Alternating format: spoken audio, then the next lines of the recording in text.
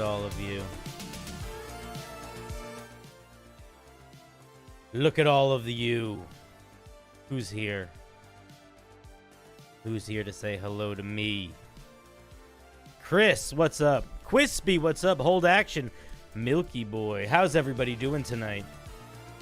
I hope you're doing well, friendos. It's been a while since we've had a member homebrew review. Derek, what's up, my guy? GW, hello. Hey, Lone Alaska, guess what? My plan is working. My plan is working, Lone Alaska, and soon,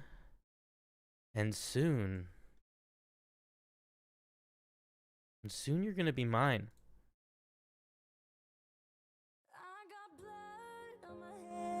You're gonna be mine, Lone Alaska. You know that? Did you? I'm not sure. You know? Then I changed my mind. Maybe we got time to make this right. Can I be the one that you need? Maybe if I change the way I love it, maybe if I try to fix this heart, then I could have stayed the night, I could have called you mine. If I change the way I love,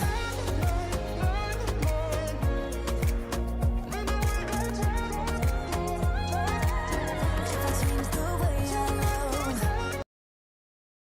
Okay, enough of that. How's everybody doing tonight? Okay, we can do a little bit more. But let's see who's here tonight, friends. Let's shout out some people in the chat. What's up? Oh, we have Kelkowin. Hello, Sponge Miles. The Neffer. What's up? Cinder's Flicker Floof is the best part of the shorts, I know. And I'm glad you know. I'm glad we're on the same page. My goodness, if we were on different pages, what a sad day that would be. It's okay, we can be on different pages. Hey! What's up, Name? What's up, Baba? Tradosio, how's it going? Welcome to stream, friends. Welcome. How's everybody's week going so far? Maxin' relaxin', not too taxin', I hope? I'll tell you the main reason why I don't do green screen on, the main reason I don't do green screen is because it's a pain in the ass to set up. Because the lighting has to be good, and I have really bad lights. But I am a mermaid at heart. So, you know. Who else is here? Name yourself. Gwenby, what's up? The local meth addict is back. Love to have him. Gladicus, how's it going? School is a nightmare? Oof, Magoof, I'm sorry. I used to go to school. It can be a mess. What it do, PA Nightmares? What it do. How are you doing?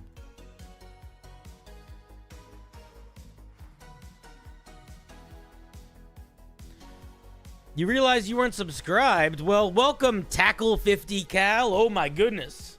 That's a big Cal. That's more than a 40 cal or a 22 or a 39. But at least you're going to tackle him. Correct enough to call you out. Hey, I appreciate you being here. Name, what's up? Folks, if you want to submit homebrew for me to review, you can do what Name just did. And it will be added to the wheel. It's going to be on the wheel for Sunday. Or for the rest of the week, rather. But welcome. How's everybody doing? You watch my homebrew shorts. Oh my goodness. Just wait till you get into my homebrew longs. You're not even going to know what to do with yourself. You're going to be a mess. What's up, Bradley Dixon? What's up, Narrator Nate? You guys want to, what's good? How's life treating y'all? I hope you're doing pretty well.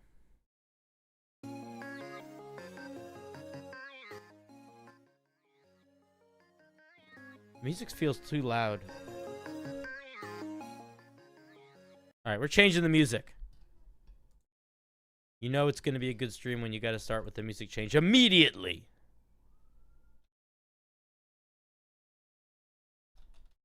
How's everybody's week? Did you do anything weird? Did you learn any new recipes? I hope so. You got to adjust the vibe just a little bit. Just a tweak. A tweak. I will you injured your knee? Oh, I'm sorry, man. Do any of you guys, when you guys are writing for D&D, when you're making your characters or you're making magic items or homebrew or working on your campaign, do you listen to music when you do it? And do you listen to the music that you imagine playing if you were being your character? Or if you're the dungeon master, do you listen to the music that you play, that you imagine you'll be playing during that part of that session that you're planning? Because I do.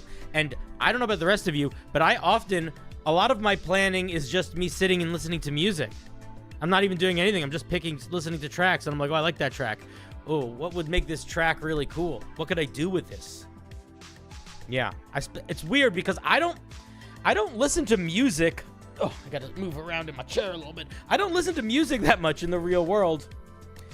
But I listen to it a lot when I'm doing D&D stuff. Like, all the time.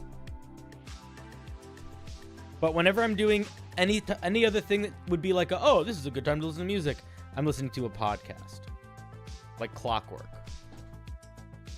Like friggin' clocks and clacks. You're a music junkie? I kind of wish I could be a music junkie. I feel like it's a skill to be able to have a strong volume of music you can pull from for inspiration. What's up, Big Derek 50? Yo, we got two 50s in here tonight. That's cray-cray.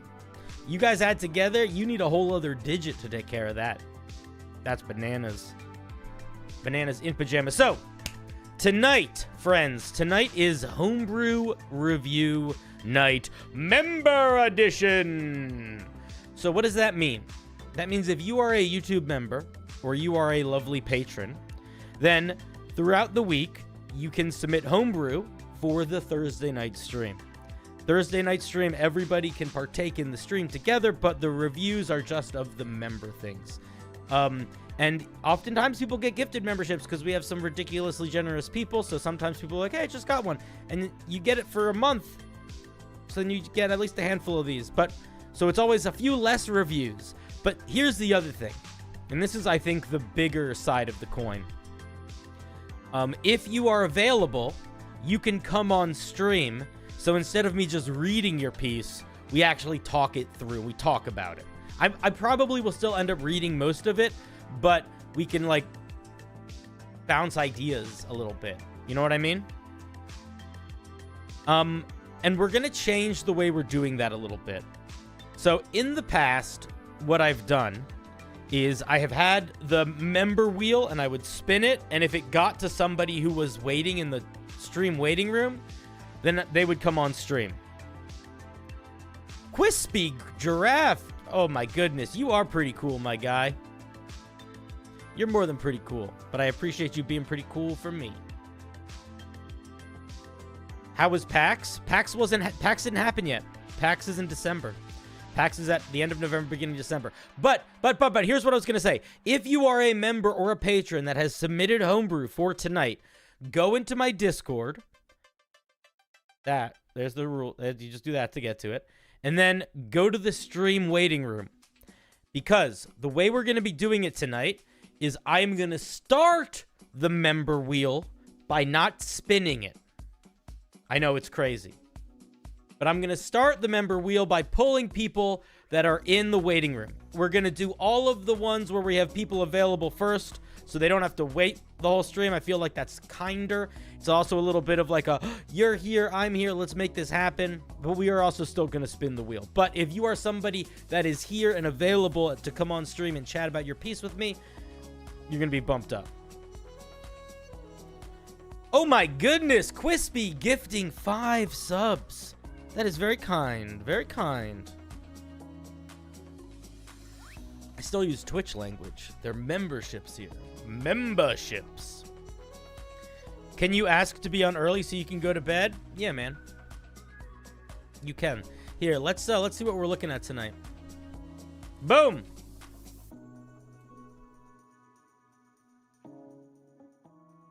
Let's see who's already in the waiting room. Is anybody already here? Oh my god, a bunch of you are.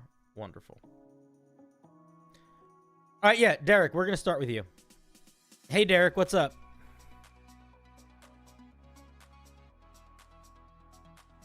Oh wait, Derek, my headphones aren't plugged in. Give me a second. I probably should have figured. I probably should have done this before stream started, right? Hey, talk for a second. You probably can't even hear me.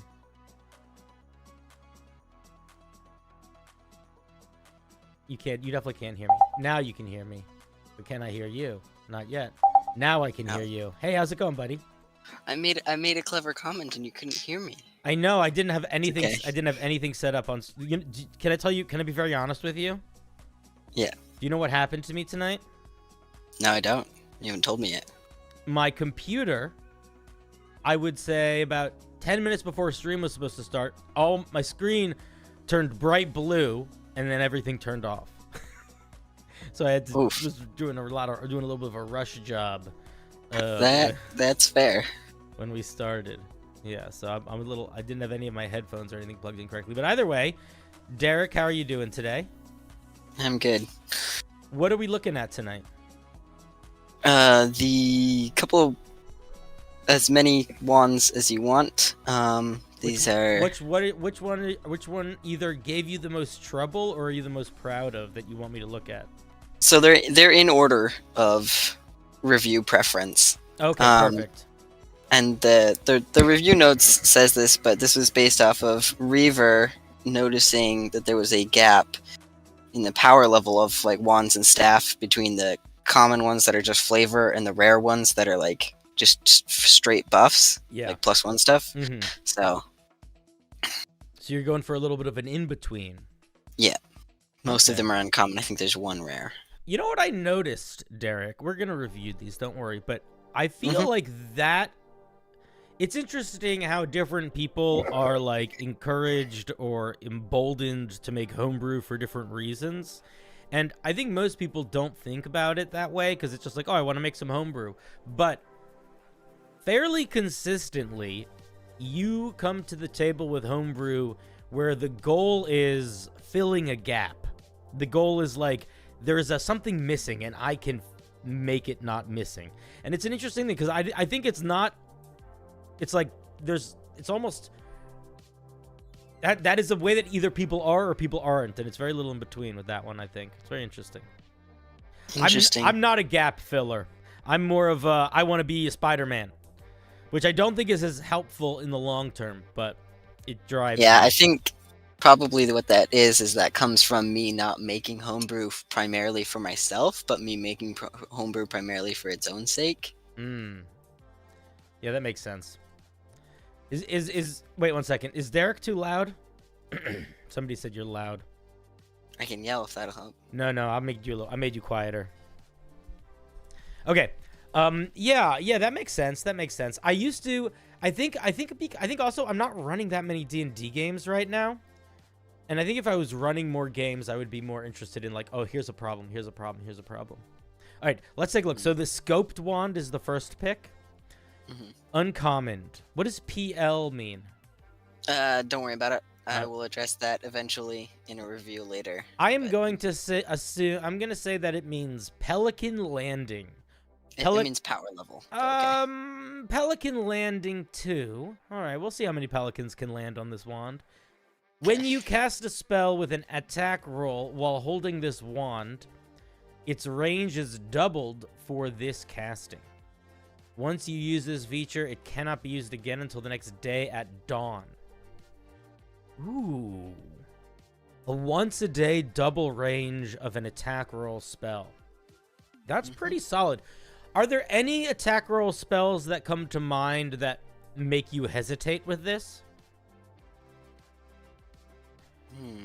Most attack roll spells are not the really fucked up ones to give super long ranges to, because usually if a spell's attack rolling, it's usually damage focused. And it's usually not that strong. Well, it's usually probably already got a larger range than the saving throw ones. Is Chain Lightning an attack spell? I also feel like if you have access to Chain Lightning, an uncommon, Chain Lightning this is a nothing wand. Saving it's fine. throw. Yeah, no. Chain Lightning is a saving throw. I like this a lot. I think it's fun. I'm wondering if it would make sense to make it charged based. Give it more uses. Well, when I think of when I think of wands, I think of like the wand of polymorph and the wand of haste, and they're all charge based, and they all give you some spells or stuff like that. And I don't think you would need to make it charge based, but I think it could be. I think this could very easily be a 4 charge wand, 1d4, and if you it could destroy, like, when you use the last charge, roll a d20 on a 1, it's destroyed. I think that could work. Would that bump up the rarity though, or would it still be uncommon? I mean, it's maximum. The thing is, if you make it just a straight d4 roll for the recharge, that means it's going to be a maximum of 4 uses a day. I feel like for an uncommon magic item, that's not crazy. I mean, you have the gauntlets of ogre's strength. Those are an uncommon item. They can make your strength 19.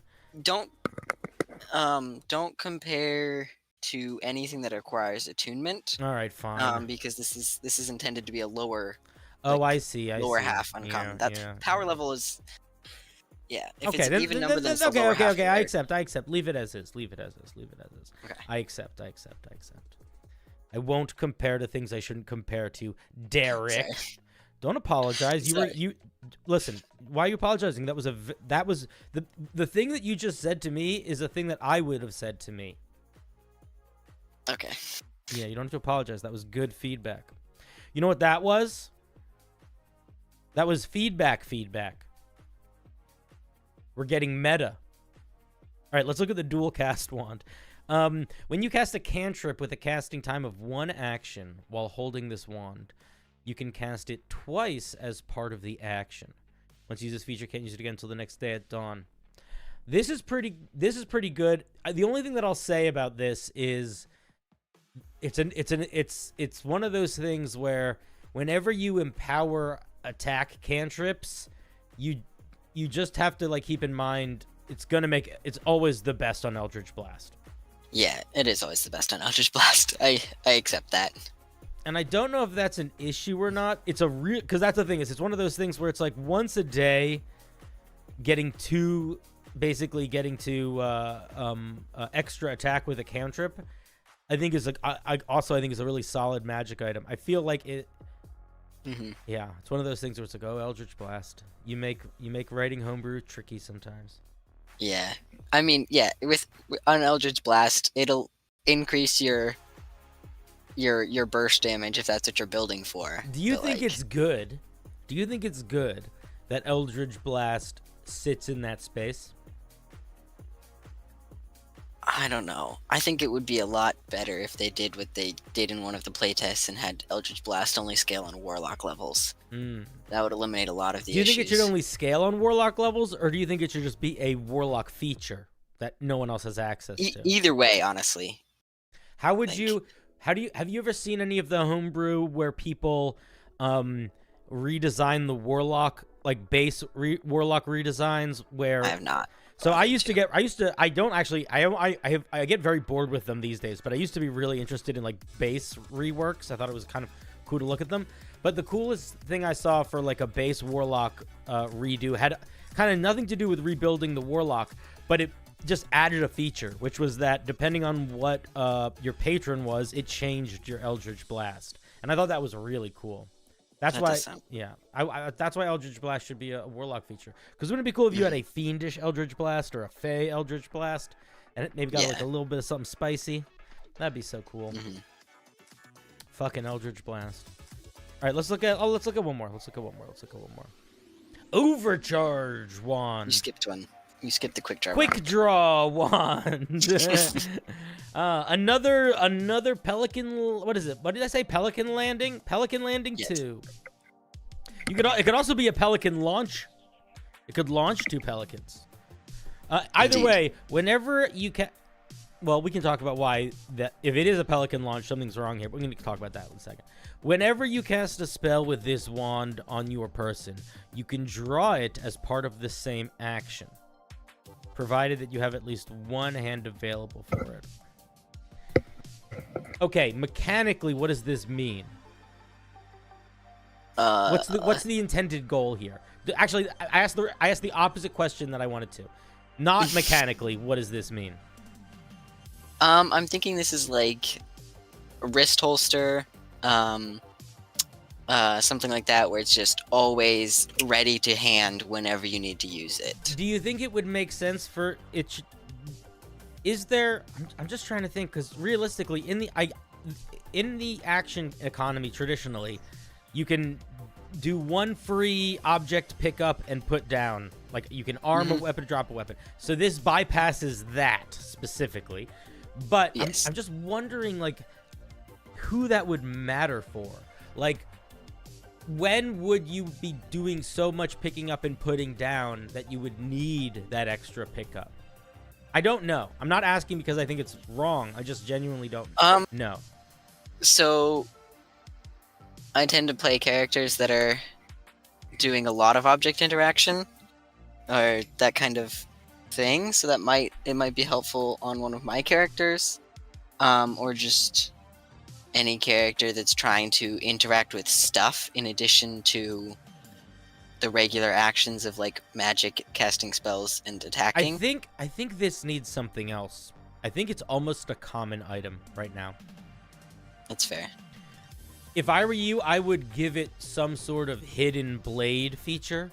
Maybe creatures had disadvantage on investigation checks to notice it if it was hidden or something like that. Something minor, but would add to the, like, either the feeling of it being stuck up your sleeve or the feeling of it popping out really fast. What if I went very specific and potentially stronger and said, using this wand, or however I phrased it, doesn't count towards seeing the spell casting for the purposes of counterspell? Oh. That's really good, but then it has to be limited use. Well, okay, so none of the other components are still ignored. It's just the using the wand, which would be the material component. Oh, okay. I see. Which is potentially the easiest one to ignore, anyways. That's true. Okay. Yeah, that could work. I would say try to word it, see how it feels. That's an interesting direction to go in, though. Mm-hmm. Yeah. Okay. Give me a second, real quick. I will give you why. Where'd you go?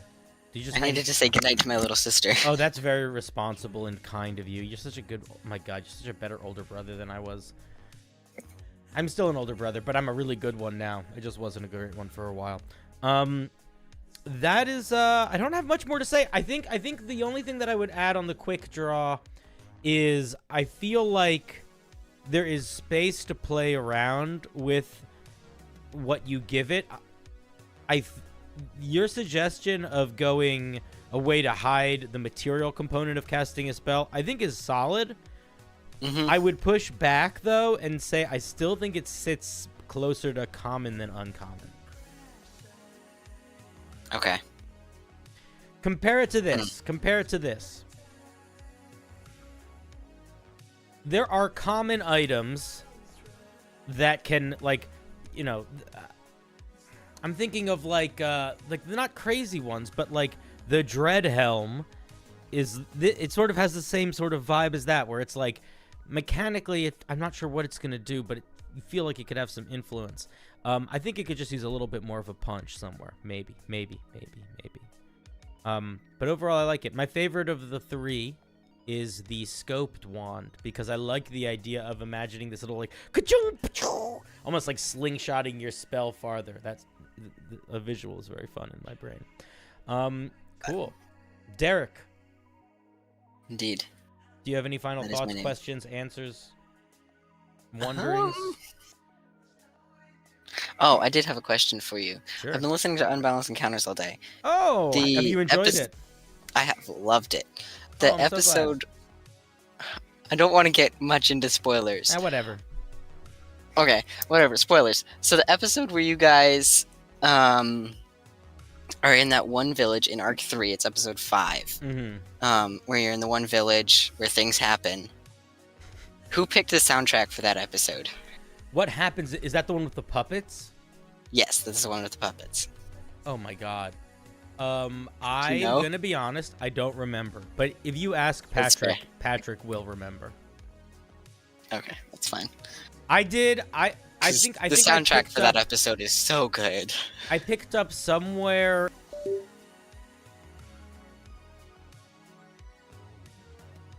I cannot hear you.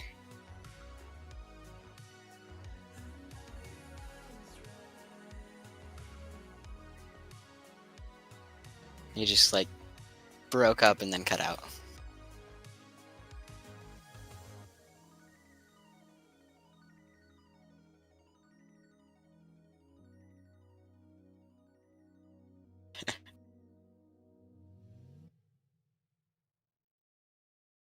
Hey chat, can you still hear me?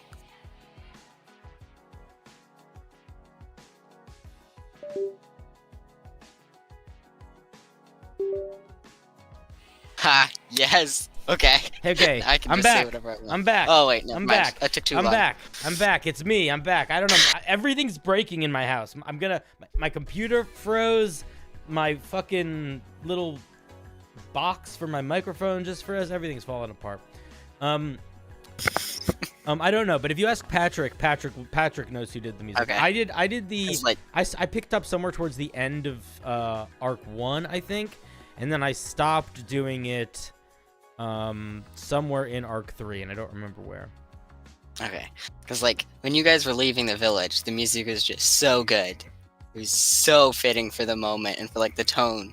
Oh, I'm glad. I'm glad you like it. Yeah, man. It's a that big game part is of why so good. we. It's a big part of like. It's very kind of listen. D&D is sometimes hard to listen to, so that's why we like do a lot of editing and music and stuff because we want it to feel cinematic. Cinematic. Who's your favorite character? That is a good Don't say question. guard. Not including me. Not including guard. Yeah, so I mean, guard wouldn't have been my favorite character anyway. So. Cold. He's a very good character. I think I gotta go June. June? Fair. Yeah. Do you know that this is her second D&D game she's ever played in? I think I heard that in one of the other live streams. Yeah. Like the question ones. Yeah, it's crazy. Yeah. Cool. All right, buddy. Thank you very much Yep. for the magic items and for hanging. See you later. Thank you for getting me first. Yep. Click. Appreciate it. Bye. All right, who's here? Oh my god, a bunch of you are here. All right.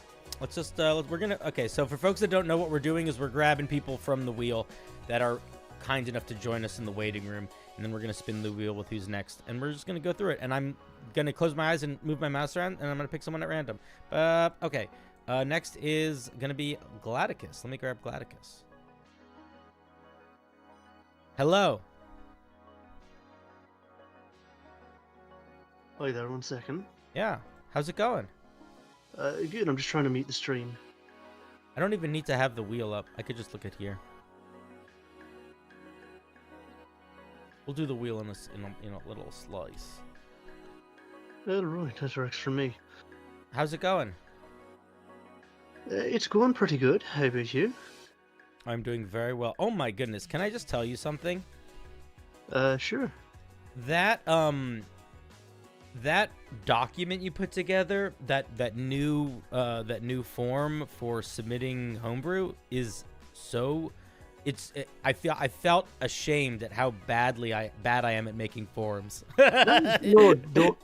Really don't be. I've gotten real good at making those kind of things. It was crazy. It was crazy. It's absolutely crazy. I think starting after Sunday, we're gonna start using it. Hell yeah, nice. Yeah. All right, so oh my God, you're coming to me with a class? You're crazy. Tell me about it. All right. So this is one of a number of classes I'm working on for a little project I've done for it's basically part of one big supplement. I'm working on reworking all the classes and trying to fit them more into 5e content, getting rid of all the maze and turning them into cams and so on.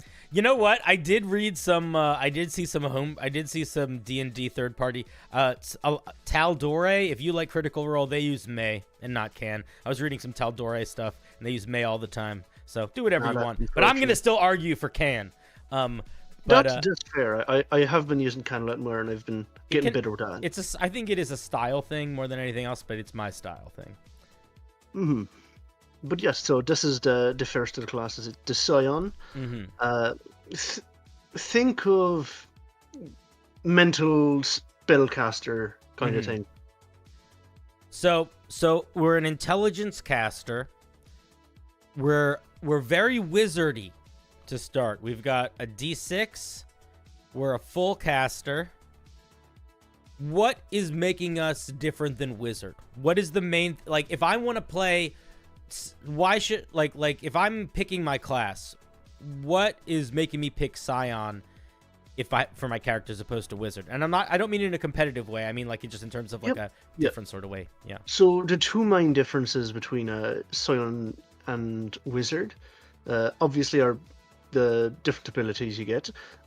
There's also the way you prepare and learn your spells. Scions, like druids and clerics, have access to their entire spell lists that they change up every day. Oh, okay. So that's one thing. The spell list is also different. Okay. Scions have a lot more in terms of like sort of force effects, compulsion. A lot of things you'd find is like divination, or maybe trying to remember the name of this school of magic. Enchantment.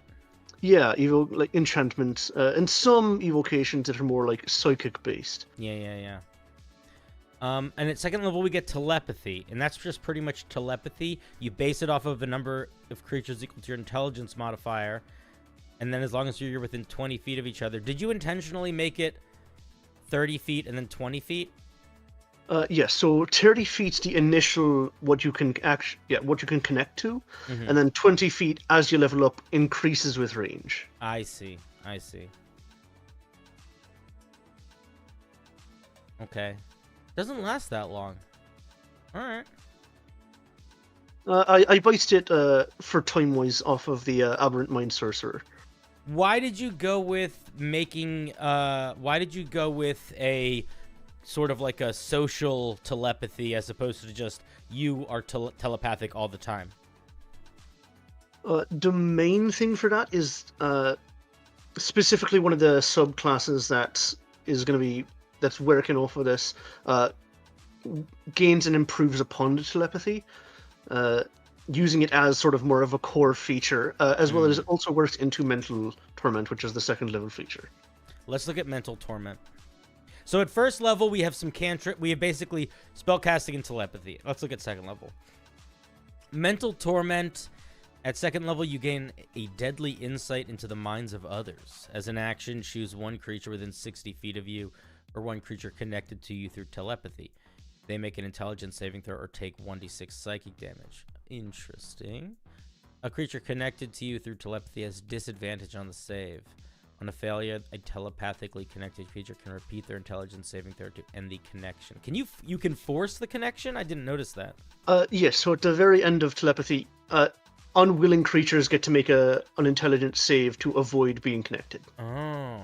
Okay, so we're bonus action psychically linking to creatures, and then we're blasting them with mind rays. That's like our base attack.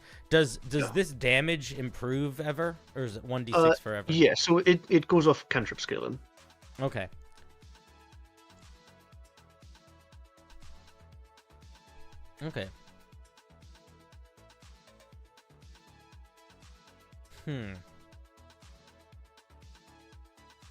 It's a strange alternative cantrip.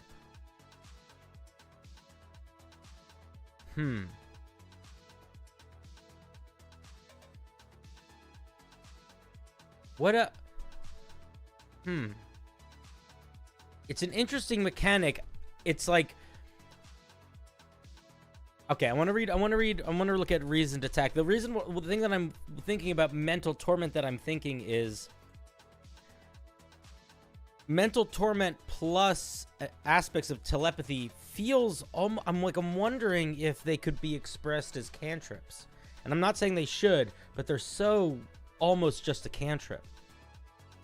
The main reason I didn't make it a cantrip is because every subclass modifies and changes how mental torment works. Got it. That makes a lot of sense. Okay, so what you're doing is what I was talking to Derek about with the Warlock and Eldritch Blast. This is their Eldritch Blast.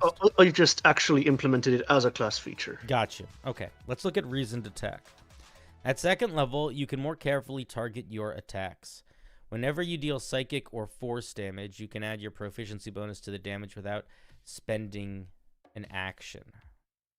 You can do this a number of times equal to your proficiency bonus per a long rest. Did you say without spending an action because you just want to make it something that you can just do? Yeah, as part of whenever you deal the damage. I think you can... I think that's how you would say that. I think you could just... I think if you just say... Whenever you deal psychic or force damage, you can add your proficiency bonus to the damage, period. I think you just say that. I don't think you need this. That's fair. It does feel redundant to write as well. Yeah, honestly, it's the kind of thing where it's like, there's nothing wrong with it, but if your goal is to be making like a compendium of classes, let's just smooth out some rough edges where we can, and that's definitely, it just feels a little, it doesn't match the writing. Yeah, I would cut those out. Okay,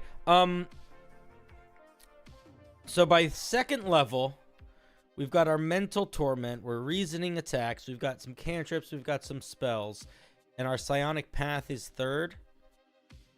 Yep. All right, I want to look at one third level. Do you have any of them worked out yet or no? So there's two that's fully complete. You can pick between psychokinetic and telepath. Psychokinetic. Telepath is boring. All right. Not your telepath. I would definitely much rather be telekinetic than telepathic. Every day out of every day. One thing I will note with the subclasses is that they do have the feature for basically the extra spell casting that most full class subclasses get. Mm-hmm. I've put that as a maybe, depending on how I feel about the subclass as a whole, because Scions are fairly subclass heavy. All right, okay, so I'm not even going to worry about it. The spells look good, but honestly, I'm not really looking for balance that much other than cohesiveness to it at this point. But I'm just, spell lists can come and go. Let's look at Forceful Torment. At third level, you can deal psychic or force damage when you use your mental torment. So you can change mental torment to do force damage, and when you do force damage, you can knock creatures 5 feet in any direction. Okay, when you deal psychic damage, the creature can't move until the start of your next turn. That's strong.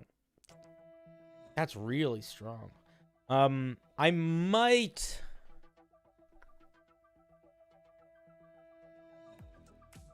And mental torment is off of a intelligence save, or just what is it? Intelligence save, yeah. I might not completely cut off a creature's movement there.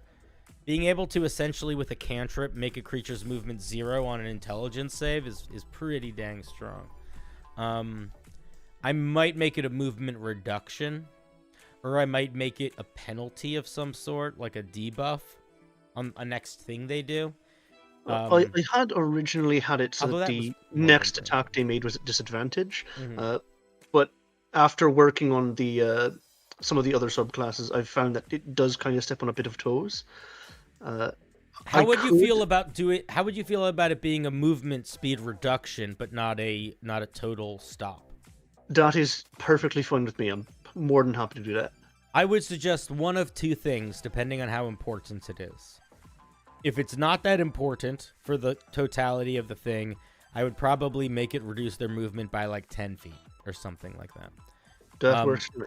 If it's more important and you want it to be something that gets stronger, maybe have it scale with their proficiency bonus. So it could be 5 times their proficiency bonus. So it starts at 10 and then it grows up to 30. But so a 30-foot movement penalty reduction would basically stop most, basic creatures. But I don't think it needs that either. Why did you go with stopping movement? I understand the pushing, but why stopping movement? So the main thing with the psychokinetic is that it's more of like a forceful, like physical control. Mm-hmm. So how I imagined it was you're either pushing them or you're locking them in place. You're locking up their body. Okay, that makes sense. All right. Deflective thoughts. I'm gonna look at one more feature, and then I'm just gonna ask you some questions. At 3rd level, you learn to build a psychic barrier of pure mental energy. You can cast Mage Armor. Oh, look at you, from a place that isn't where I am from. So that you can cast Mage Armor at will without expending a spell slot. Additionally, when you or an allied creature within 30 feet of you would be hit by an attack, you can expend your reaction and a spell slot to cast the shield spell on them. Oh, interesting. It's effectively a ranged shield. Yeah, I got you. And then it's limited for if you don't have the shield spell. For sure. It's a cool feature. I like it. I like the idea of it, and I think it does represent spellcasting psychicness pretty well. Okay, what are your concerns? Where are you at with this in terms of where you feel like it's strong? Do you feel like there's parts that you're shaky with? Like, where's your head at with this class right now? In general, I'm not entirely sure. So the original class was made for 5e. It's an absurdly powerful class that I've reworked. If you feel like it, you don't have to, and obviously I'm not going to make you. The original class is at the bottom, should you want to take a look. But basically, the main thing for Scion is it was extremely powerful, and I still want to keep as much of the flavor and original ideals of the class as possible in what I'm reworking it into. Like, obviously, things will have to change. I don't expect things to stay exactly the same as before. But the main things I want to complete are just the ideas and making it balanced. I think what you're gonna... And are you reworking all the classes? Or are you worrying about this being balanced compared to regular things, or not really? Yes, so I want this to be an actual usable supplement for anyone to use once it's done. So here's what I'm gonna suggest to you. What I'm gonna suggest to you, if you haven't done this already... Take a little bit of time, because this is a full spellcaster that has a subclass that kicks in at 3rd. I don't think there's any other... Well, bards, I guess, are the only other subclass that do that are a full caster. But they get so few subclass features. I would, if I were you, I would take a little bit of time, and I would look at bards, but I would also, more specifically, just look at full spellcasters in general at 3rd level. Look at what they're getting by 3rd level in terms of the spells they have access to, the abilities that they have, and if they feel like they are competitive with your Scion. Don't worry about anything above that just yet. And then, if you do that and you're like, okay, the Scion has too much, you can tweak it back a little bit. You could be like, if the Scion doesn't have enough, push it up a little bit. I don't think it's going to have too much. I think it's pretty strong. But you might notice, oh, there's not enough here, there's too much somewhere here, or there's space for a little bit more of like a flavory thing. And when those feel good, then start looking up at the higher ones. Like, if you have most of this written out as a skeleton, which it looks like you do, I say keep working on the subclasses, filling them out. Don't super worry about them being overpowered or underpowered. But when you are trying to balance the rest of these features out, do it 1 level at a time, or 2 or 3 levels at a time, and compare them to a couple spellcasters, and then I think you'll be in a good spot. Do these guys get healing at all? I don't believe so. I don't believe I added healing spells to them. Okay. Because the other thing that I was gonna say is, one of the things that's tricky about a full caster is, 80% of their power comes from their spell casting, and it's very determined on like the types of spell they have. So like you should be thinking very conscientiously, not just about like the schools of magic that your Scion works towards, but literally what the spells do that they work towards. Because like if you look at like the Bard, for example, they get a bunch of magic from a bunch of different schools, but there are still patterns to the types of magic that they get. Like they really get very, very few damaging spells. Or like, a druid gets access to like all sorts of school spells, but they're all very nature focused. I mean, some of it's a little bit more obvious than others, but they all have pretty big limitations on what they end up getting access to. Some of them are bigger deals than others, but you should think about that, especially if you're going to be making this guy somebody who can change their spells every day. Mm-hmm. And the way you figure out what things your character can't do is also can be very helpful in helping you like crystallize the play style, because it informs a lot about what the player is going to be doing,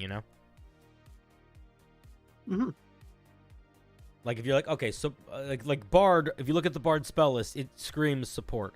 You look at a wizard, they're not a healer. That they're shooting lasers and summoning monsters.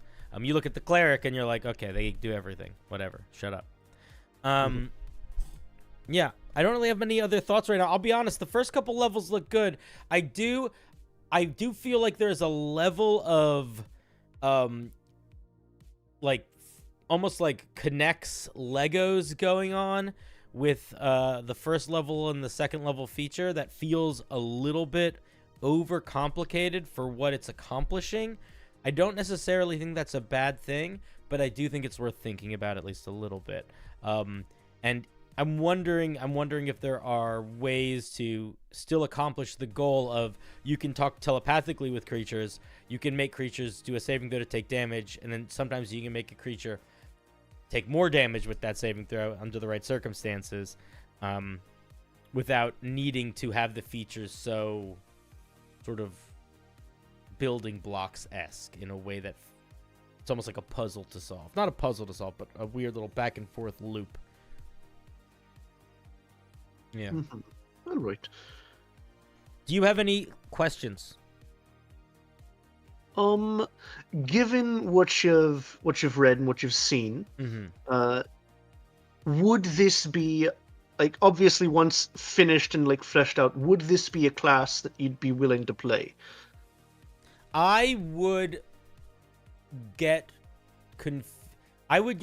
either confused or frustrated with needing to do the loop of telepathy mental torment. I would want them to just be features that I had access to, as opposed to needing to think about interconnecting them. But I'm also a guy that likes simple stuff. Like, I am a barbarian main. When I play a spellcaster, I'm not trying to do crazy combos.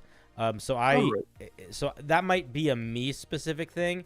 The other thing that I'm gonna say, which is not a huge deal, but I do think it's something, is I do feel like it's a little bit silly that the Scion has such a limited amount of time that they can use their telepathy. I feel like if you're, at your core, you're a psychic creature, there should be some aspect of I can always do a psychic thing that isn't represented by a cantrip.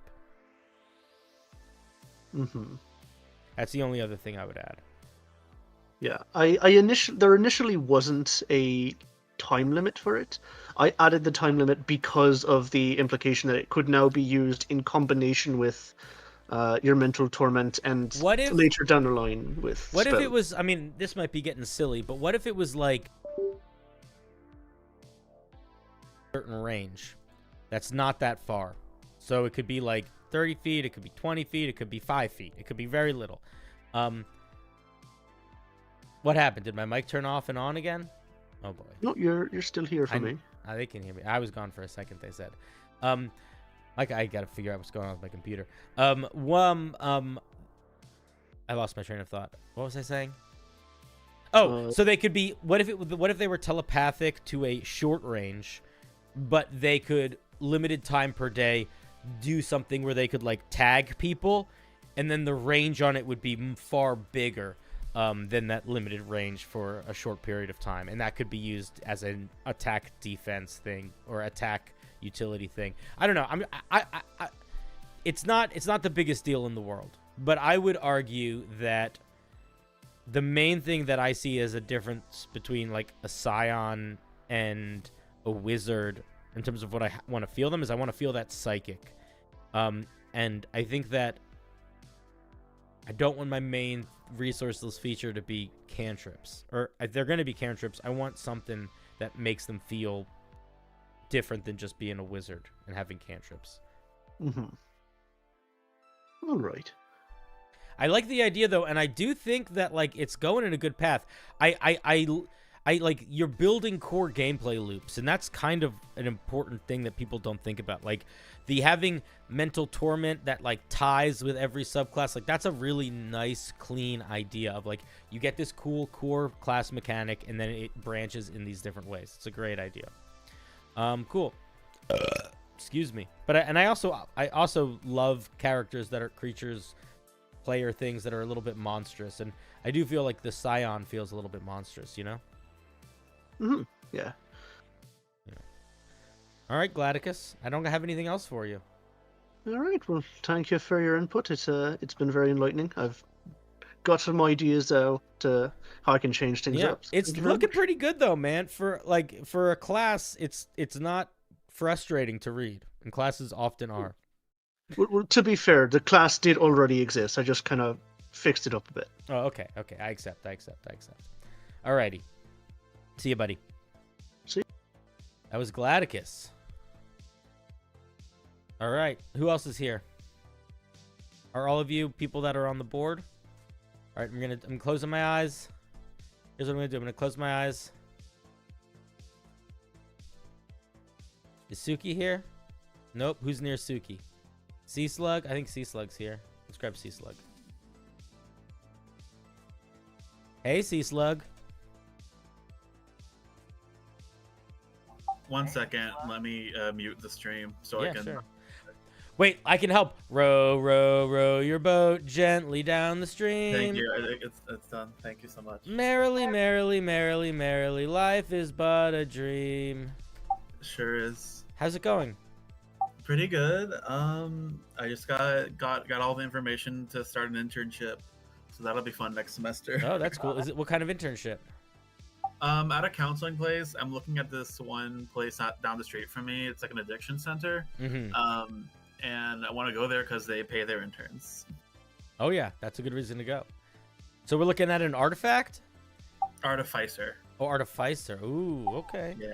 So what's the goal of this? What's the goal of this guy? So I've been reading a book lately. I wonder if you can get the book when you open the Homebrew. It's a House of Leaves. Yeah. Yeah. I've been really into it lately, and I wanted to like just do something with it. So I was like, I'll make a D&D thing. And I was like, oh, Artificer sounds fun because it's like an architectural thing. It's a house. So it's like a liminal space artificer? Yeah, I was trying to go for that vibe with the...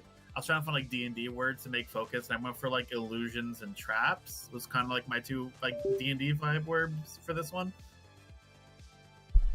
My microphone keeps fucking dying. It's trouble. I don't know what's happening. Yeah. But I'm back. Sorry I had to leave you so quickly. The mic has a break in the cord. It might. I didn't hear what you said for a second because I was paying attention to my microphone. Now I'm. All right, whatever. We're gonna fix it later. We'll deal with it later. No, you're good. I can repeat it if you want. No. Let's dive in. We're getting a little bit funky with our. Wait, what'd you say? Oh my god, my headphones are dying too. Everything's falling apart. You have a deep connection to strange architecture and houses. I can't hear you on Discord. Oh, you can't hear me on Discord. Weird. All right, give me 1 second. Testing. Why isn't it fucking working? Testing. Can you hear me now? Yes, I can. Okay, there we go. Oh boy, I hope my computer doesn't break. Everything's falling apart. You have a deep connection to strange architecture and houses with impossible corridors. Your creations and skills come from knowledge of the ethereal plane or non-Euclidean locations. All right, let's dive in. So we get Mason's tools. Okay. Silent image, hideous laughter, invisibility, rope trick, major image, tiny hut, hallucinatory terrain, dimension door, mislead, pass wall. Solid, good spell list for a liminal space, creepy house, hidden doorways, artificer. Hell yeah. Our special thing is we get is a blueprint. Okay. Yeah. Okay. When you choose this subclass at 3rd level, you gain a blue scroll with white markings resembling the layout of a house. As an action, you can choose a 10-foot cube within 30 feet of you. The blue scroll's white markings change to match that space. You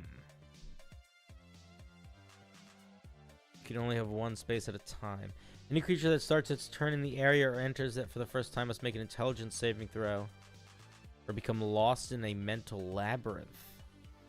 The affected creature suddenly sees walls and doors which do not exist and spend their time running through them, never leaving the 10-foot space unless they have some ability to teleport, such as Dimension Door.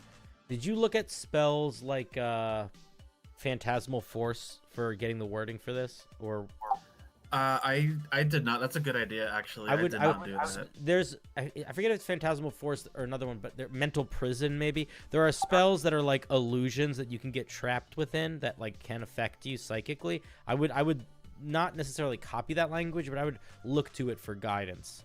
Yeah, I think I looked at Maze, but I didn't look at the wording for Maze. I did not wipe the homebrew board, but we're doing the member stream tonight, so it's a smaller one, different wheel. We go back to the main wheel on Monday, or not Monday, Sunday, excuse me.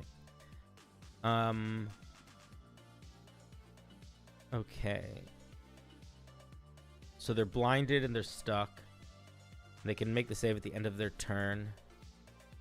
It's not visible to anyone with them, so they just sort of look like they're just standing in the middle of a regular room. Yeah, standing or running around it, yeah. The effect lasts for 1 minute or until you end it as a bonus action. Proficiency bonus times per day. So it's like a trap that you can make that's a 10-foot cube, basically. That the people can move around in that space, but they cannot see past it. But it seems like they get stuck in it. Like it's like you basically build a 10-foot square, and if somebody walks into it, then this happens, right? Yeah, kind of like a mine box. Yeah, like they can't leave the mine box. How long does it last? 1 minute. 1 minute. All right, so it's an action. You pick a spot within 30 feet of you, 10-foot cube. For that minute, whenever creatures are in there, or when they start their... Yeah, so whenever a creature walks through. So it's basically like a special spell you get. Yeah. Okay. If I were you, I would definitely look at spells that do similar things to this. Moonbeam, Entangle, that sort of thing, just to make sure you're explaining it as simply as possible. I'm worried that this, like, there feels like there's an element of control or like reality warping that I think isn't happening, but is happening in the flavor. Is that what I'm seeing here? What do you mean? Like, what does it mean that the like why are the markings changing to match the space, for example? That's just a flavor thing to like. Okay, you get blueprints of that area now. Okay, yeah, I don't know. That was throwing me for a second, but maybe I'm too worried about it. It's an interesting third level feature. I'm gonna point out that it's you are falling into the trap that I think a lot of people do, which is like it doesn't feel like an artificer feature to me. Yeah, I was kind of worried while making this, if making a non like super physical combat focused artificer. It's not even about not being combat focused. It's that the feature that it has doesn't feel like a thing that they built. It feels like a spell. Oh, I see. Yeah. Like I didn't know what else to do for like an artificer like this because a blueprint because the house. But I wasn't No, I sure. understand. But this feature, like I was just thinking about, like this feature feels like it could be like if I made a liminal bard, this would make sense on that bard. Okay. Like it's essentially pick a part within 30 feet of you, and it magically becomes a little illusion. And I'm wondering if it would make sense to spend a little bit of time and welcome Gil. I'm wondering if it would make sense to try to think about, ask yourself two questions, which is, can I express this as more of a technical thing that I am creating or crafting or building that doesn't feel quite so just like magic power? And if no, I think the next question is, should this be a artificer? Or should this be a wizard, for example? Yeah.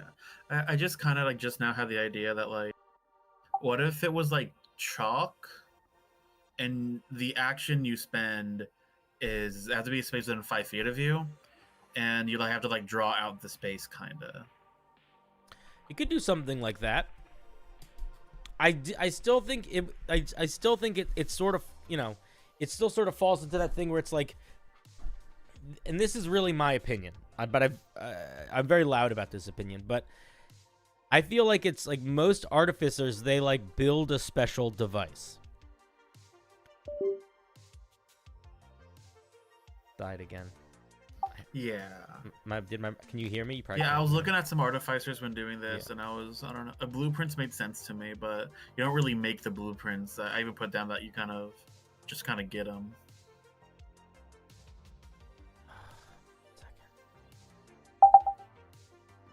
I'm back, right? Jesus, my mic keeps fucking dying. Yeah, there you are. Yeah, I don't know. That's sort of where my head goes. It's like what could you do what could you do with blueprints that feels like building or something like that? That's sort of where my head starts to go. Let's take a look at the 5th level speech feature.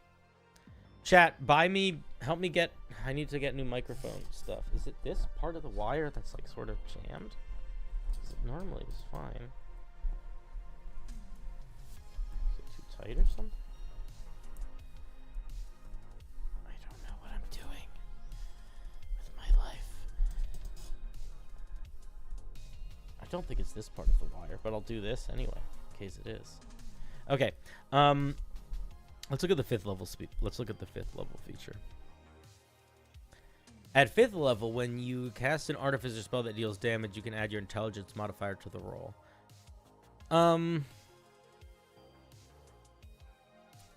What about this feature is liminal for you? Where's this idea coming from? I was gonna make it something bigger. It was gonna be like it was like you can add disadvantage on the save for the reaction or something, but looking at other artificers, I realized at 5th level they kind of got like a little baby feat when they're like doing stuff. Like alchemist gets like better healing, the rest of them get either extra attack or plus damage to cantrips. So I was like, I'll just do like what kind of cleric does, where you can add intelligence mod to spells. I would take a little bit of time and think about. I don't think enough is happening at 3rd level to justify such a straightforward 5th level. Okay. I'm also like rethinking the artificer thing because I mainly just did that because it's a house. That was like one of the main reasons I chose artificer. Yeah, I mean it makes sense, but if I was gonna do house for artificer, I would lean into them being like a builder, or like them like actually like building, making objects and spaces. You know, like you have this, like if I was gonna do a liminal space artificer, I might go in the direction of you have a door like a special door that you can like lean up against walls, and then you can open it, and it leads you places. You know what I mean? Like, I could totally do like something like that and keep it with and kind of keep the vibe of the third level feature by like the door like kind of like if if an enemy goes in the door or passes through the door space, then they end up in this up in here. yeah, something like that could work. Yeah. I think I'll do something. I'll either lean into that or make this a wizard. One of those. Yeah, I'm gonna say this is what I would suggest. I would suggest the thing that you got to think about if you're gonna whatever class you're gonna make this for by its second tier of getting its subclass features. So for the artificer, it'd be 5th level. For the wizard, it'd be 6th level, etc. It really should feel like it's subclass. Like it shouldn't need anything else to fill that void. And I think that the flavor of House Blueprints is fantastic. And I love the idea of you creating these little pocket liminal spaces that people get lost in. But I worry that there's not enough going on to really sell that vibe by 5th level here. So I think that that's going to be the main thing that I think you should think about is if you need to either give them another thing they get at 3rd level or adjust, clarify the house blueprints so that it is more so that it feels a little bit more evocative and less like it's one thing that it does. Okay, so like give it like some more use other than make a trap. Yeah, I mean, like just like as an example, the alchemist, which is the probably least popular artificer, its bag can make all sorts of stuff. The battlesmith, they get a bunch of stuff, but their dog, like they get armor proficiencies, they get intelligence with magic weapons, and then they also have like a whole minion that can do like everything a minion can do. The cannon one also basically gets a minion. So there's like it's good to make sure that you're really like, you know, look at what the other guys did. The armorer gets a whole crazy robot Iron Man costume. So we want to make sure we're getting enough, you know? Yeah, like really like sell the vibe. Yeah, well that's why thinking about things in terms of like an artificer having a device or an object that they craft is a good place to start, because that object can have multiple purposes. Like the armorer, it's just good armor, but then it also has little bonuses, and then it's also a natural weapon, or it's like a basic weapon, and you know what I mean? Like so it's one thing, but it's one thing that does a couple things. Yeah, I get you. Yeah. Any questions, comments, yearnings? Not really. I just think sort of how I'm gonna go about this now is I'm gonna look at a bunch of construction stuff or read more into House of Leaves, and find something that could be more useful. Can I make a suggestion? Yeah. You should decide to go in one of two paths. And you should decide path 1. All of the weird liminal space powers that you have are coming from a portable device that you carry with you. That's, if you can come up with an idea for that you like, then go artificer. And have all the powers spring from that object or the building of objects like that object or whatever. If you really can't and you're like, I don't want that, I just want you to be able to be a liminal space builder, I would consider going wizard for sure. And I could also see an argument for bard, and I could also see an argument for cleric also, I think, if you made it like a god of getting lost, you know, like a god of not, the opposite of the god of, you know, it's like the god of not finding your way. Yeah, the path loser. Yeah. Yeah. All right, Sea Slug. You fiend. Anything else? Did you want to look at the last few features, or since I'm reworking this? I think you got, you know, yeah. I think you got enough going on your plate. I can look through them, but I don't think I'm gonna have much to say. Yeah, it's just pretty much buffs to blueprints. Yeah. All right, buddy. Okay, bye-bye. See ya. That was Sea Slug. They are a champion. a champion of the channel. I just messed with the wires a little bit, and I like squeezed them all real hard, and I hope that just makes them all start fucking working, being good. I love this idea. Labyrinth Architect. I think it's a really, really... I heard the little boop. That meant my unplugged. I could also do this. I could plug my little headphones in.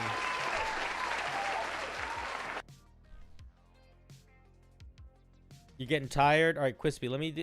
you can go next, Quispy, if you're tired. It's fine. Grab you.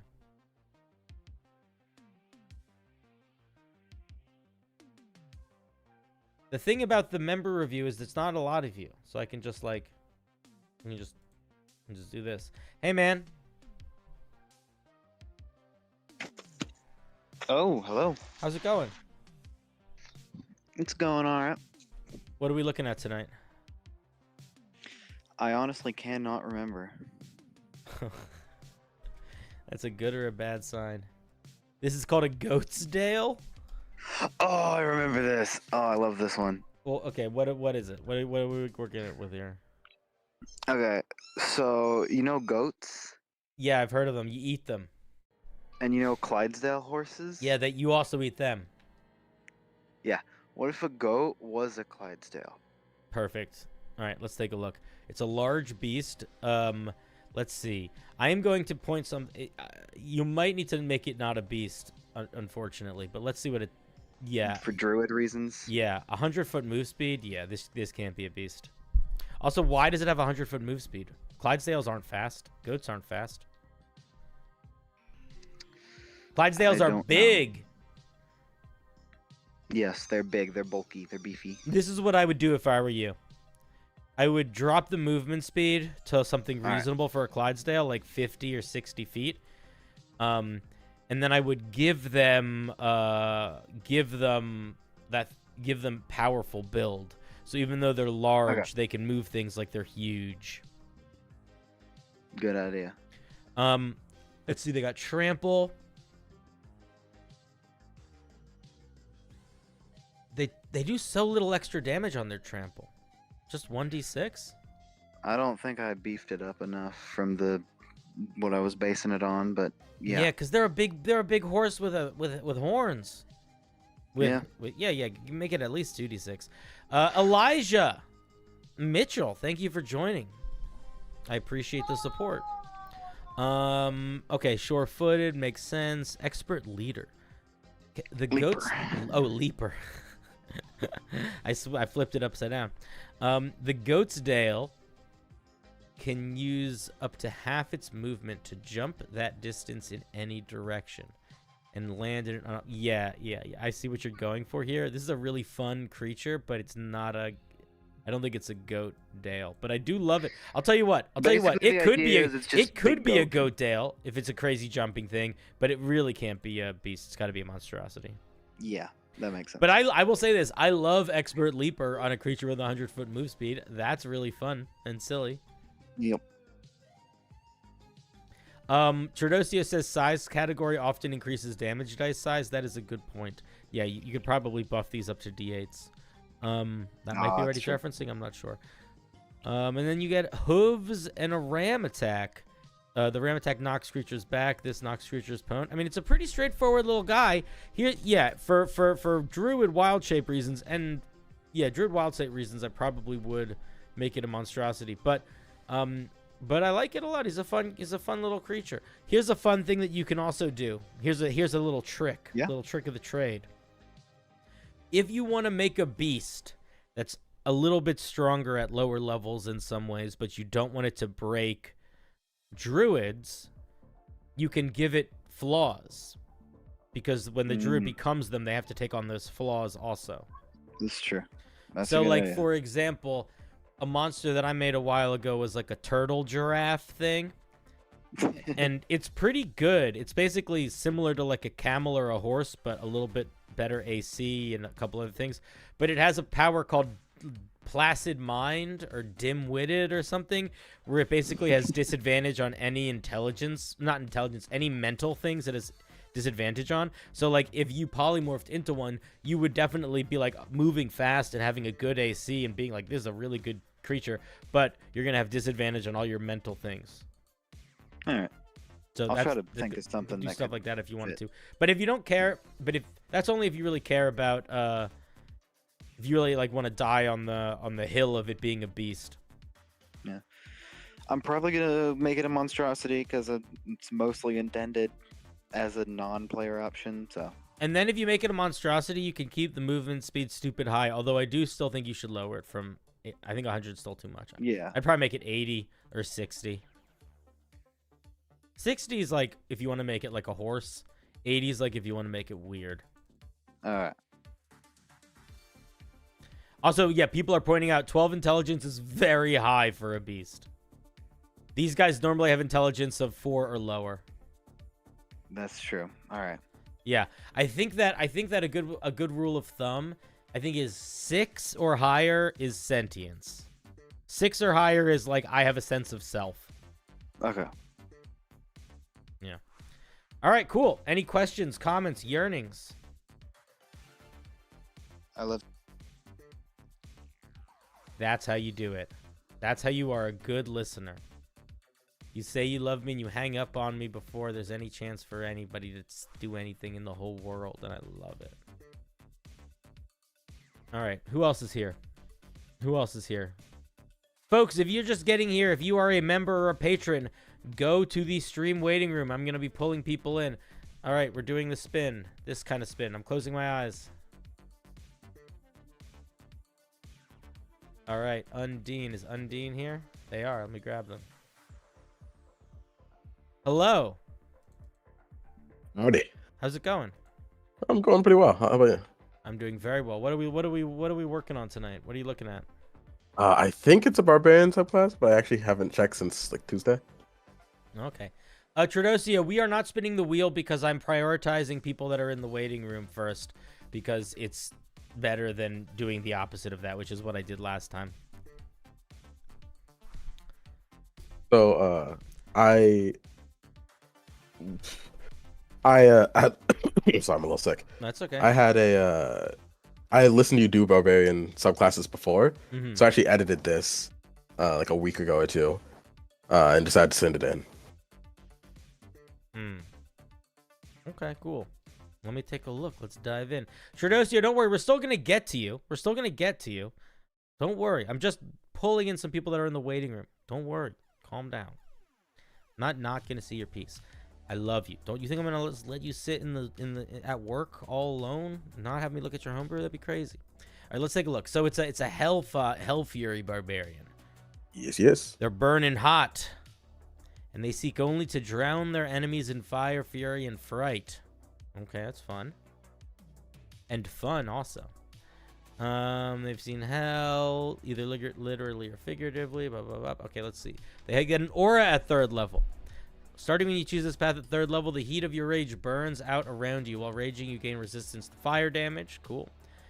And an aura of dreadful heat that spreads around you to a radius of 10 feet. When you hit a creature within your aura with a weapon attack, you deal 1d4 bonus fire damage.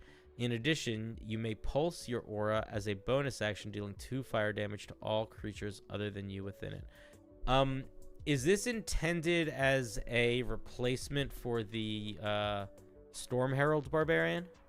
It was not. When I made it, I didn't really know Storm Herald was a thing. So Storm But Herald I am aware is that it is very very similar. in the fire aura aspect. Yeah. Although it does differentiate itself in later effects. I would probably drop the fire aura, and I would probably lean in. I think I would do one of two things. I would drop the fire aura and have the bonus fire damage you do scale. And I would probably not have it. You do this damage on every hit, but I'd have it, once per round, or have it not scale and be every hit, maybe. But I would completely drop the aura part, or you got to dramatically change it enough that people aren't going to be like, hey, that feels like the Storm Herald aura.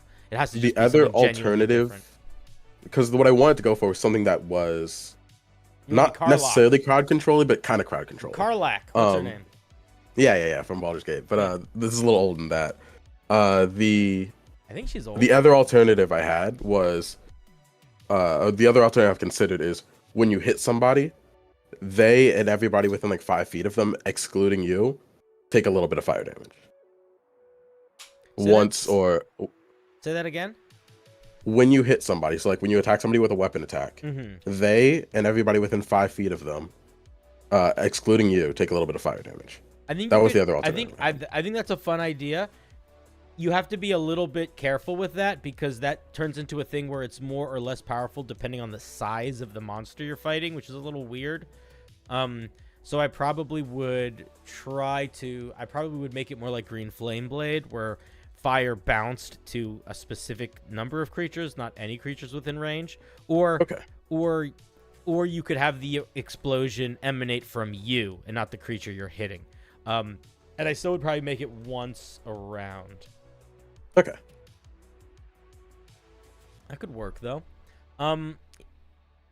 Okay, so resistance to fire damage and a little minor fire burst. I feel like we need something else at 3rd level. I don't know what, but something else that helps fill in the fire, fill in the gap that isn't just fire. Because right now we could basically just be a fire barbarian. So I think the thing to do is to think about some infernal things. Yeah, exactly, Butt Poncho. Like, what could we give this guy to make them feel like they are infernal and not just fiery? You could do things to do with, it could be as simple as you gain proficiency in, intimidation or deception. You could do something like that. There could be speaking infernal is an easy one. I don't know. That's not super evocative though, but that could definitely work. You could also do something weird where maybe like, you get access to a minor amount of like hellish magic maybe, but I would be very careful with that. Although that could also probably just feel like controlling fire. Visual changes can be good.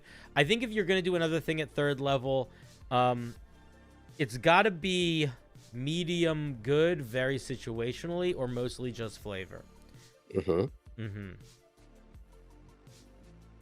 So something to think about. Let's look at 6th level. Maybe something will come. Smothering Shell. At 6th level, the heat of your aura becomes smothering, hindering your enemies and carbonizing your form.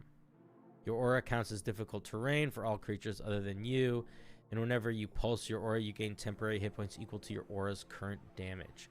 These temporary hit points appear as a shell of hard carbon around your body. That is fun flavor text.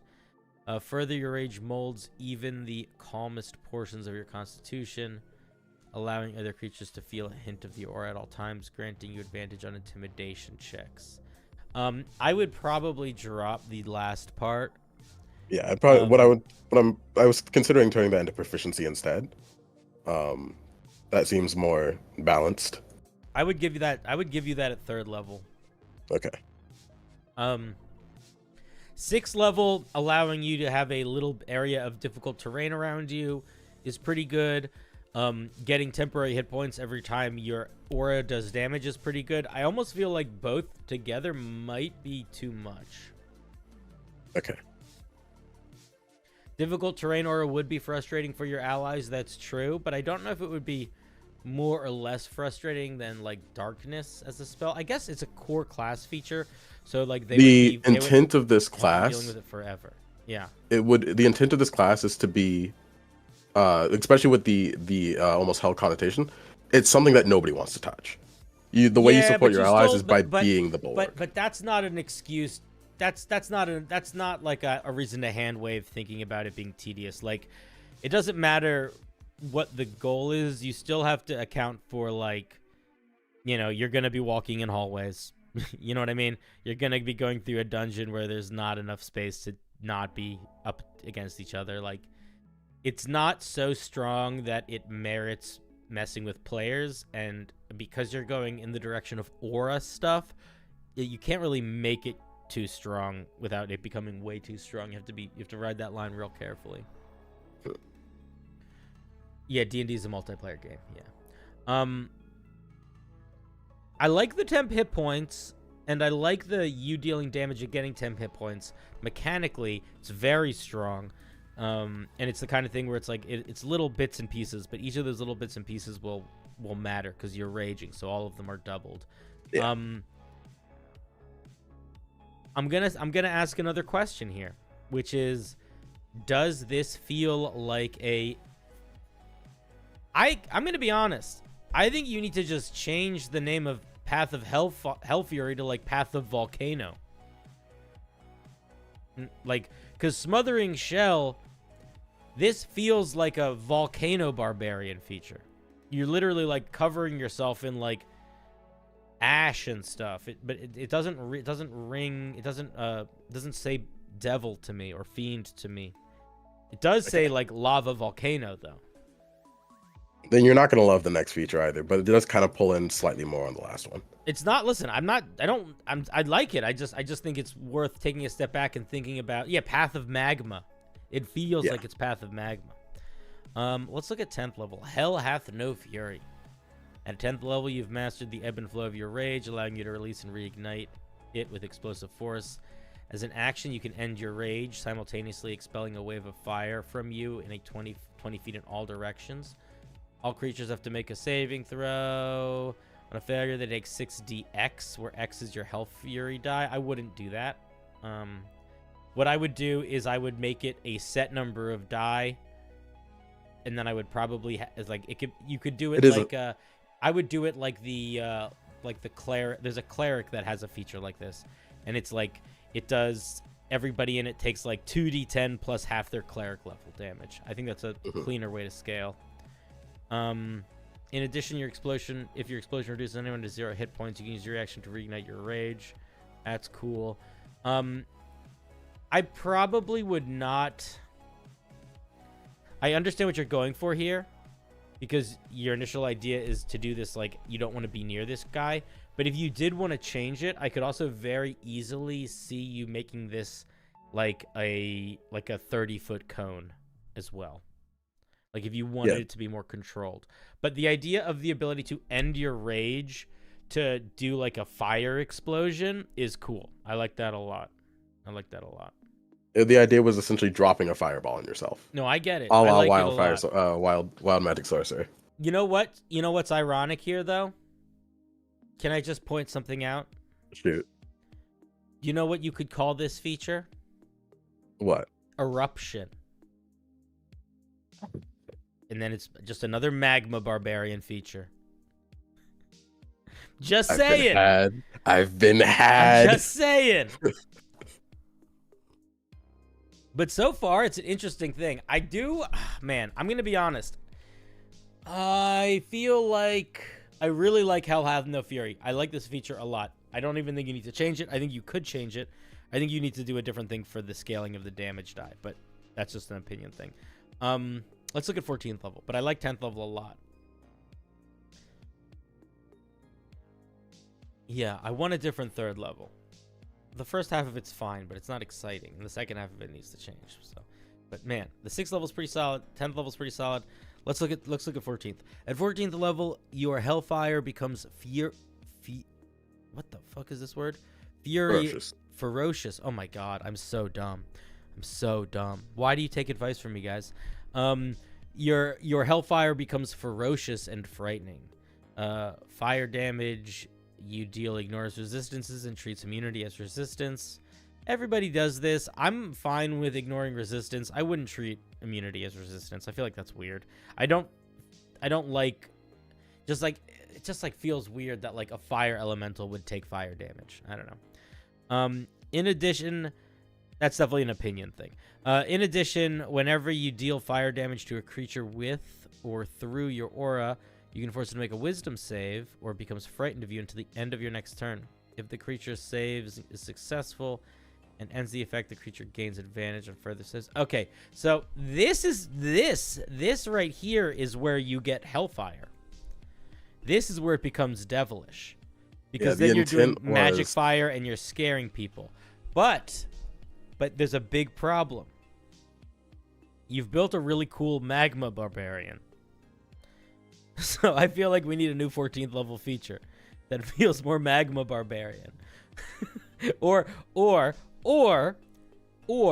we need a new 6th level feature to make it feel more like a demon devil barbarian. This is what I think. I think you accidentally made something too similar to something else in a way that I think you need to think about because others might. Okay.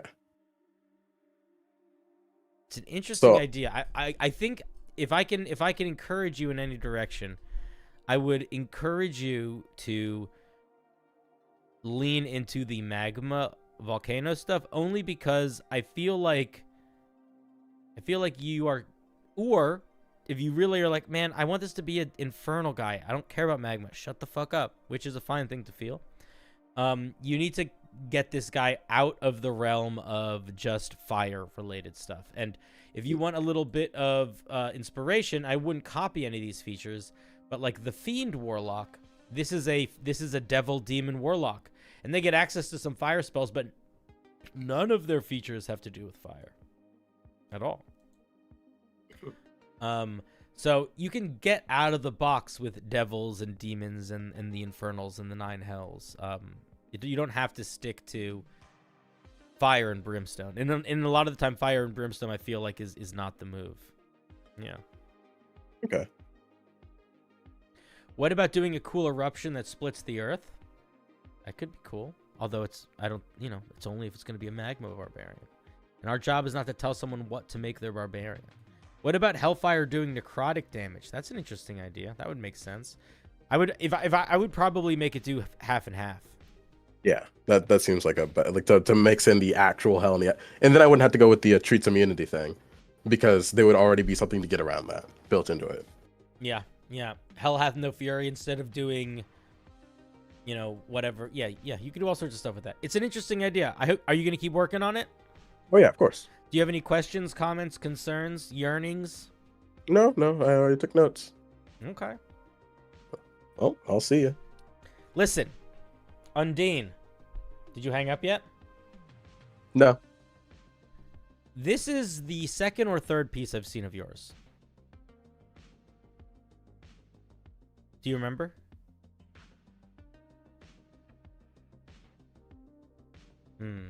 He hung up. Dang it! He tricked me! What I was going to say to you before you left, you fiend, was that you have dramatically improved as a home brewer. I was going to give you a compliment, and it was going to be a nice one. I was going to say that this is a really good, easy read. And it's evocative. It feels like it's pretty close to working. It's solid, man. It's like, I have seen improvement in your writing, and that's cool. And you should be proud of yourself. And now I can't tell you, and I never will, and you'll never know.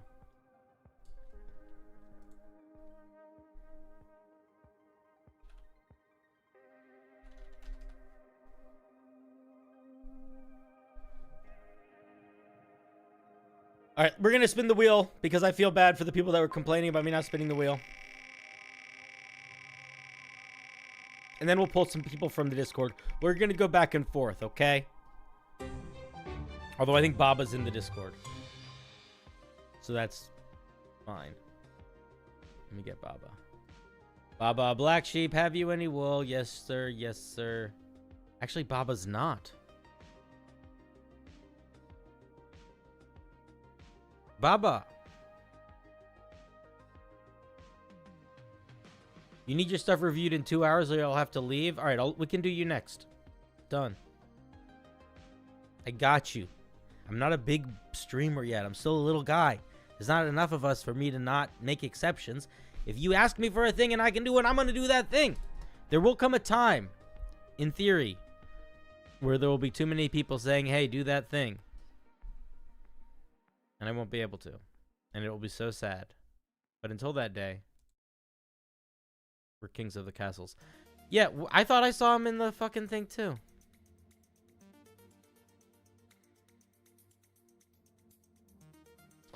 Alright, whatever.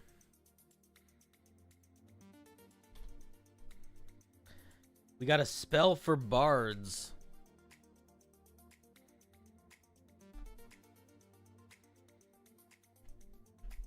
It's 440 for you.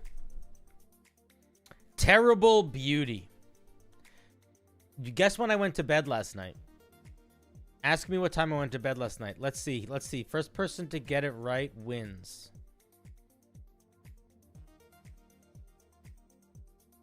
It's a 9th level spell? Holy shit. So far, everyone's wrong. No one's guessed right. You don't even need to guess super accurately. I'll say if you guess the hour, you're good. No, everyone's wrong so far. Oh my god, Crazy Moose. What are you doing? Oh my goodness. Crazy Moose! 10 subs. You're out of control. How are you? Are you still sick? Are you doing all right? I feel like I saw you post something in the Discord that made me feel like maybe you were like unwell. Hey, Milky Boy got it right. I did not go to bed last night.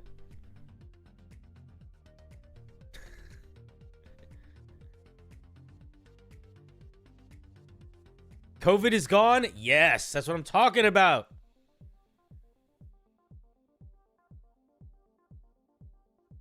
That's how we do. What's not good? Not going to bed? I know it's not good. I don't do that often. I would say I pull an all-nighter maybe like once a month. A little bit less. Sometimes I have work I just need to get done. Like I needed to finish editing this episode by this morning. And I only had like 3 days to do it because I just got back from vacation. I'm gonna go to sleep after stream. You said it first, Geo? I'm sorry, Geo. You win. Geo, you win. Geo, you're the winner. You get the prize. Let's look at this 9th level spell. It's a 9th level bard spell, so we know it's gonna be something funky fresh. You got to chat. What's up, Data? How's it going, buddy?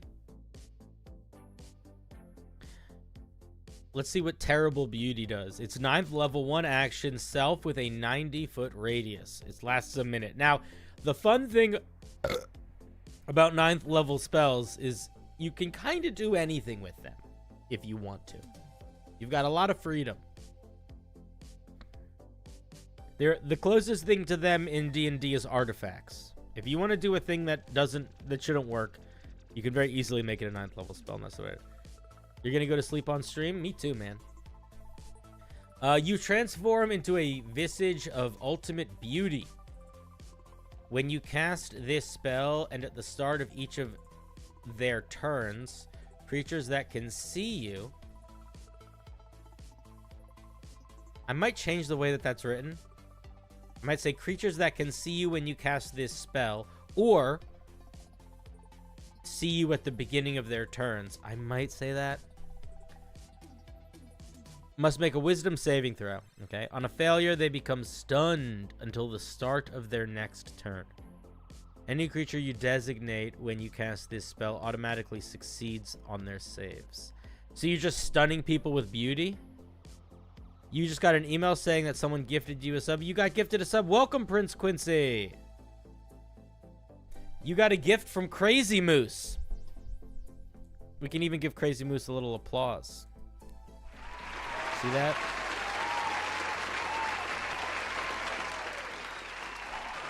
Spared no expense. Okay, so you're basically stunning everybody that can see you within 90 feet of you. What else are we doing? As an action on subsequent turns, you can focus your gaze on a creature stunned by this spell. The creature must make a wisdom saving throw. On a failure, they become charmed by you and become utterly loyal to you for the duration of the spell. Oh. They lose the stunned condition and follow any instructions you give them. Oh. No action required by you. If you do not give them instructions, they will act to protect and support you in whatever way they think best, with no regard to their own safety. So you basically create a horde of protectors. What do you guys think?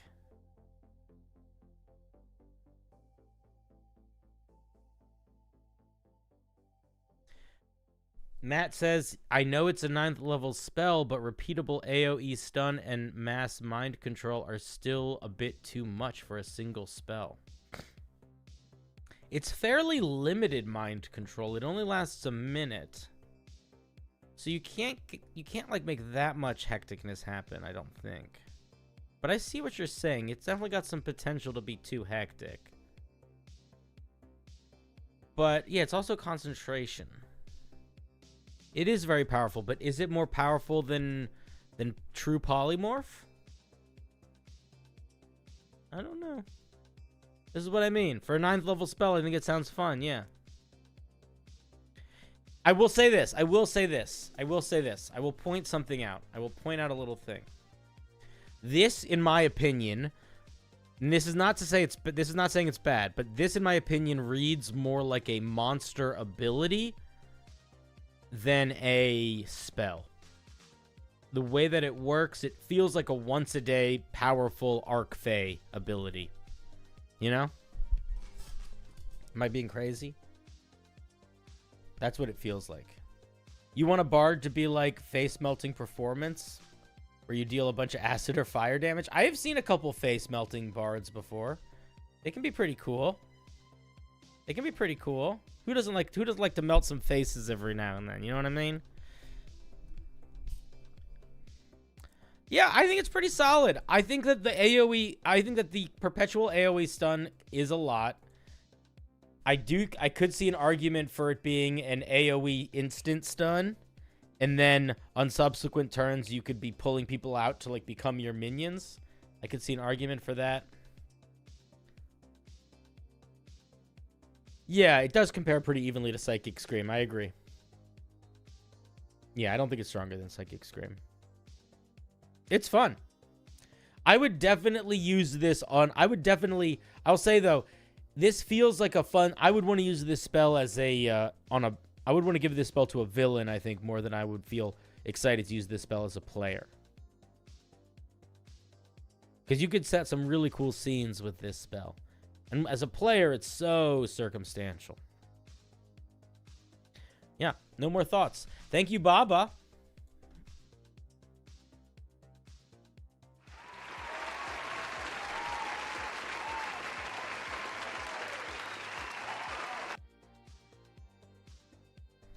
We're going to do another spin, and then we're going to grab somebody from the waiting room. Wait, Baba, you're here? Did you not want to come on stream? That's okay. We don't need to. Oh, it's Butt Poncho's next. Perfect.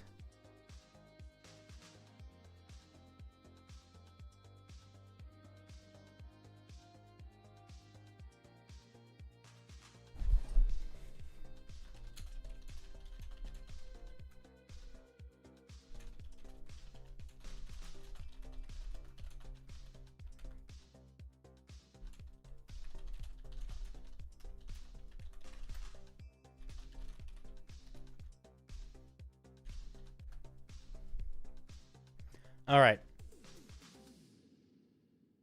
Where are you, Mr. Poncho? Let me grab you. The man with the silliest name. Hey, buddy.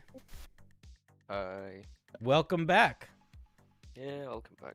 I mean, why did I say that? Never mind. Okay. You just did the thing. It's like, have a good meal. You too. Yeah, it's like saying thank you when, when you're supposed to say you're welcome. Yeah. It's great. Yep. All right, so we're looking at some spells. All right, you sent me 5 spells. Which are they connected in any way, or are they all different? Nah, man, nah. They're just random thoughts. All right, which ones do you want me to look at the most? I mean, the first one, probably Arcane Trampoline. It's got a great name. Yeah, trampoline, temporal rewind, and probably bouncing sludge are like the most interesting. Those are So, like, definitely great names. All of these have good names. Liar's Grace is also a great name. Repulsing Strike is fine, but all these other names are excellent. All right, let's look at Arcane Trampoline. 3rd level transmutation, 1 action, range 30 feet, bunch of stuff, duration 1 minute, no concentration. The ground in a 10-foot square, starting from a point you can see within range, becomes elastic and bouncy. For the duration, the jump distance of any creature that occupies the space and fits entirely within it is tripled. I love it. I like this so much. A creature jumping from the enchanted space travels the whole distance, even if it exceeds the creature's remaining speed. Perfect. I would probably say even if it exceeds the creature's remaining... oh, man. I guess you could say speed. You might need to say movement speed. That's so tedious, but it's fine. It makes sense. I understand it. yeah. If a creature that fits entirely within the space were to take fall damage by falling onto it, it takes no damage and is shunted 10 feet away from the space in a direction appropriate to their fall trajectory. Okay. This is pretty dang good. You can... wait, it can do higher level up stuff? Oh, you can make Yeah. it bigger? Yeah, and then if you cast it with a spell slot 6 level or higher, it becomes until dispelled, so you can do... Oh my Arcane Circus, god. make it- You could Yeah, just that's make the a... You could literally make a trampoline park. Yeah, that's the idea. It was really hard for me to fit in an idea where you can just, like, a reaction jump when you fall onto it, but I thought it would make up, like, a big paragraph for it to actually mechanically, like, fit in there, but I wanted to do it. I'm gonna say something. I give people a hard time about taking too long to write something. Some abilities require several things. There's spells that do. The argument that I would make against adding too many more features is you're starting to get close to it not being a 3rd level spell anymore. So you'd have to start to think about, do you want it to do a lot of different things, or do you want to keep it a 3rd level spell? Yeah, I think the reaction jump could push it to make me be like, if you're not going to make it require concentration, it probably should have.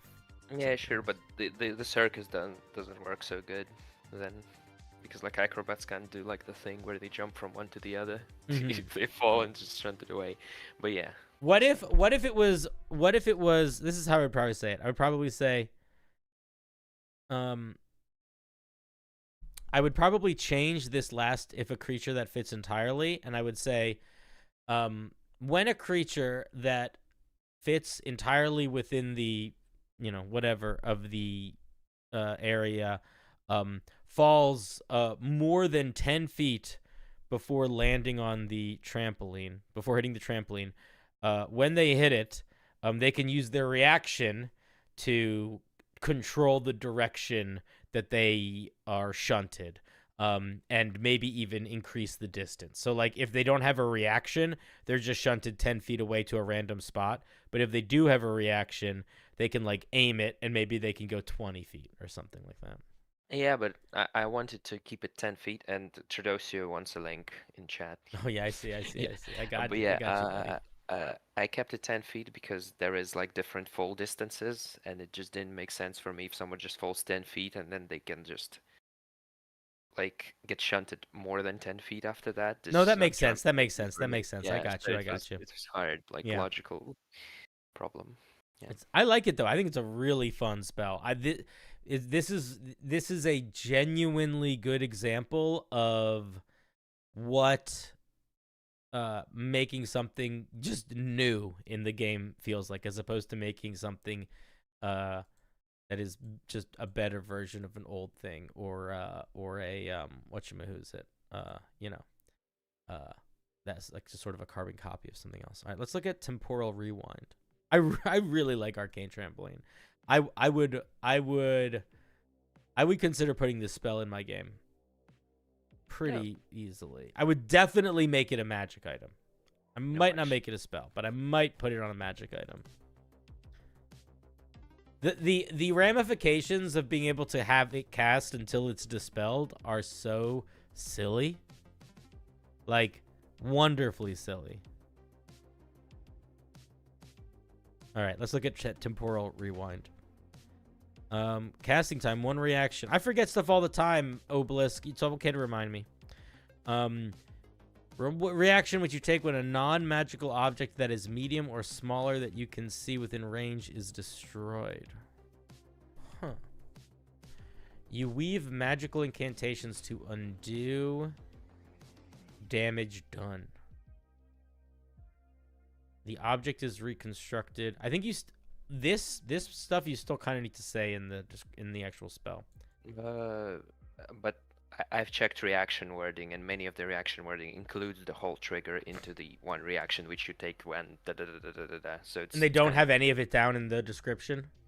Yeah, it's kind of weird with them because like some of them have it this way, the others have it the other way, but usually it's the effect is in the spell and the trigger is in the reaction thing. Okay, okay. I accept.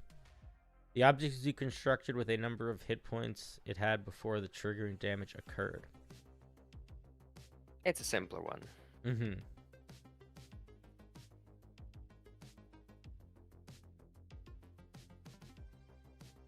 It's more of a sort of thing. What I imagined about it is it mostly works with upcasting, to be honest. But when you're like running across a small bridge, like and it gets murdered by something, and you can just do the reaction thing when it reconstructs under your feet, and then you move on. So the way that it's written right now, that's not how it works. Just so you know. The way that it's worded right now is the totality of the object has to fit within a 5-foot cube. Yeah, but when you upcast it, it's a bigger thing. That's why I said about upcasting. 1 second. You can't hear me. My fucking computer is being stupid. So I can't hear you. No, I know you couldn't hear me. My computer's being stupid. Okay. I'm back. Don't worry. All right. What I would suggest doing to mitigate that issue is instead of making it an object that is medium or smaller, I would say make it more like mending, where the thing that breaks has to fit into a 5-foot square. So if the like you could mend a wagon, you could use this on a wagon if like the wagon door is smashed, for example, or if like one of the wheels breaks or something. Or you could do this on part of a bridge. That would be the way that I would change it if you were going to try to make it area as opposed to object size. I think it would make it a little stronger potentially, which I don't know if you want to do or not. Need a bit more wording for that, because like sections of certain object, I guess. But yeah, mending is a pretty good job. Mending does that wording well.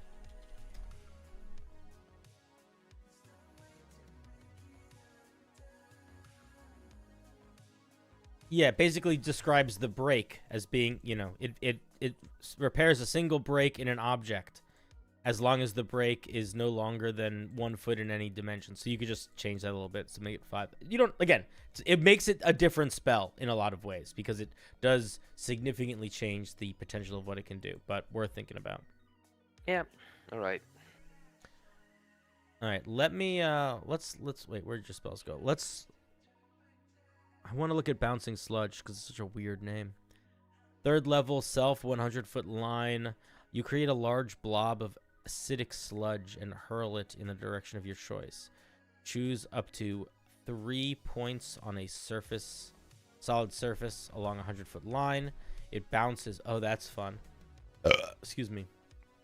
It bounces forward, creating explosions of acid in 3 5-foot radius spheres, center on each point. Each creature in the area of the explosion must succeed on a dex save. Ooh, I would probably lower the damage.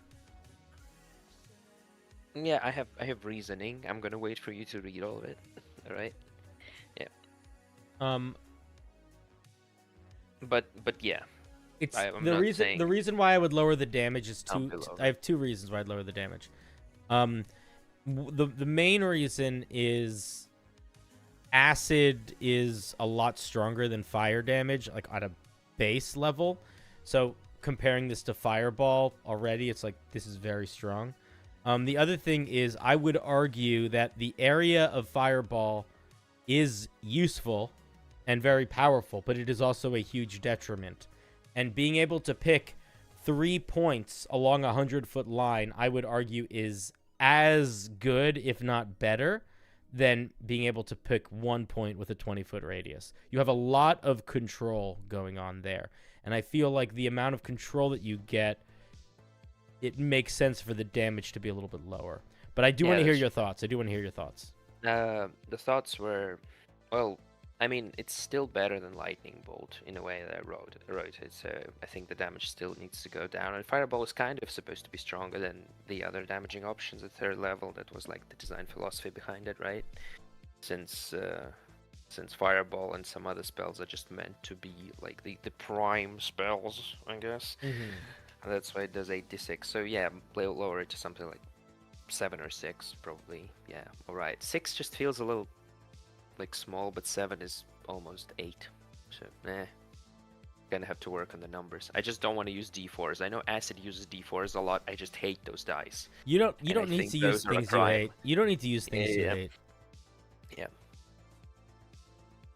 It's 3 5-foot explosions in a 100-foot line. I would be happier if it was 3 10-foot explosions in a 50-foot line.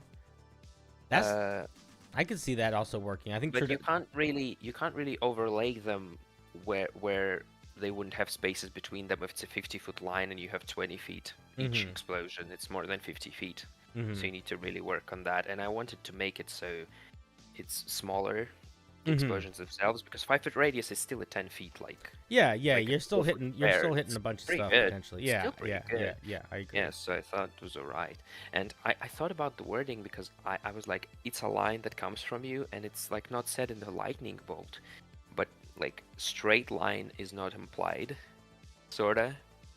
Oh, it is if you look at the the rules of spellcasting. Yeah, like the PHP. yeah, but then you have like Wall of Fire, I guess, but then it's written in sections and shit. But yeah, okay, it's a straight line. It's supposed to be a straight line, yeah. But that's you could also, I mean, you could change it so that it wasn't a straight line. I think that would be reasonable. I did include language that prevents stacking the areas, by the way, Matt. It's in the end of the spell description. It's down here. I didn't read it out loud, but it's this part. Yeah. I skimmed. If you did want it to bounce, what I probably would do is I would this is a little bit weird, but I would pick 3 points within a certain cone. So it's like you have like a big diagonal that you could go boing boing boing. I don't know. But no, that's actually really cool. Yeah, but I think I think this works like this. I also think the imagery of it bouncing straight is solid. I think it's good. Yeah. I just wanted to make an acid spell that was a 3rd level acid spell, because they have like 2nd and a 4th level. Yeah. 3rd level you just have to transmute a fireball, I guess, but if you can't, then tough luck. Yeah. Yeah, acid and cold got the short end of the stick a lot of the time. Okay, cool. Yeah, these are really fun. Man, I like Arcane Trampoline so much. I want to go to Arcane Trampoline. This would be a great spell to have in the real world. Could you imagine how much chaos you could cause? Oh, it'd be so beautiful. A lot of broken hip. No, I mean, listen, if I could cast it at a 6th level, I'd be golden. I would just, every day, I would just extend the reality of the world being a trampoline until I filled my whole city with trampolines. The George R. Martin simulator, instead of writing the book. Yeah. He just jumps on the trampoline. Exactly. Yeah, it's great. Exactly. Yep. Cool. All right, buddy. Yeah. Go get some sleep. You crazy? Yeah, but maybe. All right. Okay. Bye-bye, buddy. That was a butt Poncho, our friend from across the world. What a gent. All right, let's do another spin. Oh shit, did I say I was going to pull somebody out of the chat room this time? Well, we'll do one, and then I'll pull someone from the chat room. You guys can hold me to it. I'm sorry. Sean, what's up, man? I'm newish to Homebrew.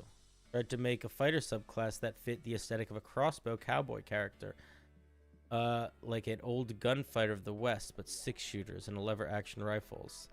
You'd love any advice you can give, but specifically wanted to ask how you can add more flavor outside of combat.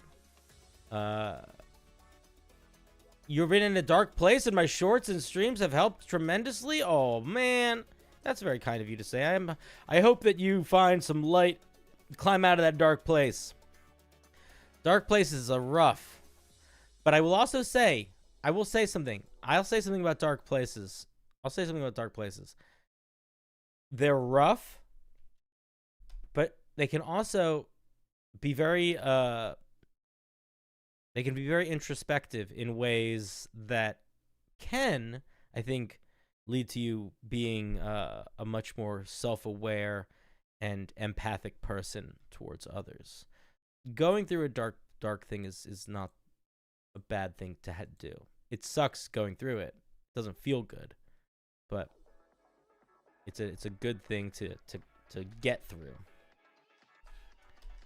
All right, let's take a look.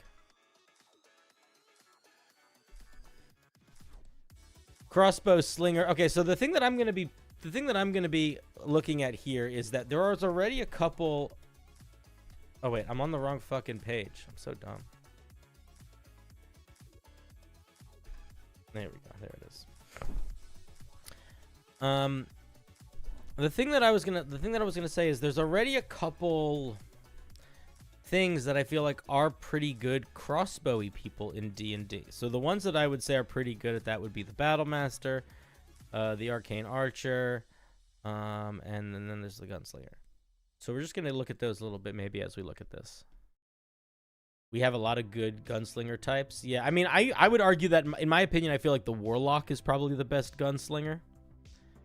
I really like reflavoring Eldritch Blast as like a gun, as like a good old like a magic ghost rifle. It makes Eldritch Blast feel so much cooler. Oh, Arcane Archers can't use crossbows or guns. All right, good to know. Well, let's take them off this little fucking thing here. Okay, let's see. When you choose this archetype at 3rd level, we get Sharp Eye, Steady Hands, and Deft Firing. Sharp Eye. Ranged attacks at long range do not impose disadvantage. Steady Hands. You have learned how to steady aim. As a bonus action, you can double your proficiency bonus for an attack made with any crossbow you're wielding. Once you use this feature, you can't do so again until you finish a long or short rest. Interesting. You ignore the reload property on all crossbows. Okay, this is interesting. I like Steady Hand. Limited times per day, you can get a real good shot. I'm okay with that. I think that that's solid. Here's an issue, though.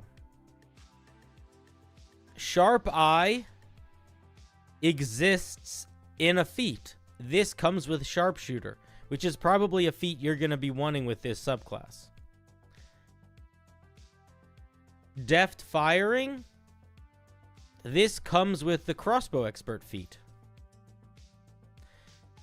So, while I don't think there's anything wrong explicitly with giving you subclass features that come in another form, I don't think there's anything wrong with that.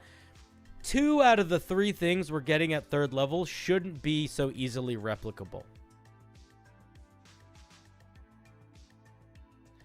Hey, trying to learn DMing. Any tips for a new DM who's also playing with new players? Start small. Don't worry about building the cosmos. Just build a fun town with a couple goofy NPCs and a problem that needs solving. And build the world as you go. Also, the goal is fun. The goal is not winning. So you do not need to beat your players. The thing about being a dungeon master is learning to have fun, losing 99% of the battles. Because you're not in it to win it. You're in it to tell a good story. And a good story doesn't need to be a big story. It just needs to have a good drive. You reflavored Battlesmith as a Buddy as a big marionette. Oh, that's great. That's awesome. I don't love losing, but I do love orchestrating victory. There are also feats that you would take with any character like this, so they're wasted on the subclass. They're made for a strictly better on any other subclass. Yeah, man, no problem, jamming. Thanks for the question. I would also say, don't have fun. You don't need to know all the rules. I started being a dungeon when I started being a dungeon master, I had played D&D 4 times, and 3 of them were in 4th edition, and I didn't even really know the rules at all. Okay. So yeah, we want to have some more unique subclass features. So we don't want to be pulling too much of things from feats, or if we're going to be, we want to be making sure that we're not just doing that. So we're going to need a little bit more at 3rd level. A rapid trigger. At 7th level, you gain the ability to fire a crossbow rapidly as a bonus action. Whenever you take the attack action with a crossbow you're currently wielding, you can make 2 additional attacks at disadvantage. Once you use this feature, you can't use it again until you finish a short or long rest. This is very similar to the 2 things. One, this doesn't really fit a 7th level fighter. Well, I guess that's not true. 7th level is stronger or weaker depending on how strong the 3rd level is a lot of the time. Some of them are pretty strong, but a lot of them aren't crazy strong. But the thing that I was going to point out is this is weirdly similar to the samurai. Samurai gets this rapid strike where you can take extra attacks to make attacks at disadvantage, but you get less extra attacks. You only get 1 extra attack, and you also don't get this until 15th level. So I think that your feature, where is it? Where is yours? So this is a little too strong, I'd argue. Also, again, it's a little samey feeling. We don't want to be doing too many things that other things are doing. Databank says, I like it, but it's a 15th level feature. It could definitely be the 15th level feature. There's nothing wrong with it being similar to another subclass, but we just want to make sure that we're not making everything similar to other subclasses. Hey guys, when he says he'll choose someone from the chat, does he mean still only one of the channel members? Yeah, Miles, I'm not pulling people that aren't in this document. I'm only pulling people from this document. Tonight, the only people I review on Thursday nights are members or patrons. And if you aren't a member or a patron, do not worry, do not fret. You are loved, you are seen, and I spend every other day of the week devoted to you.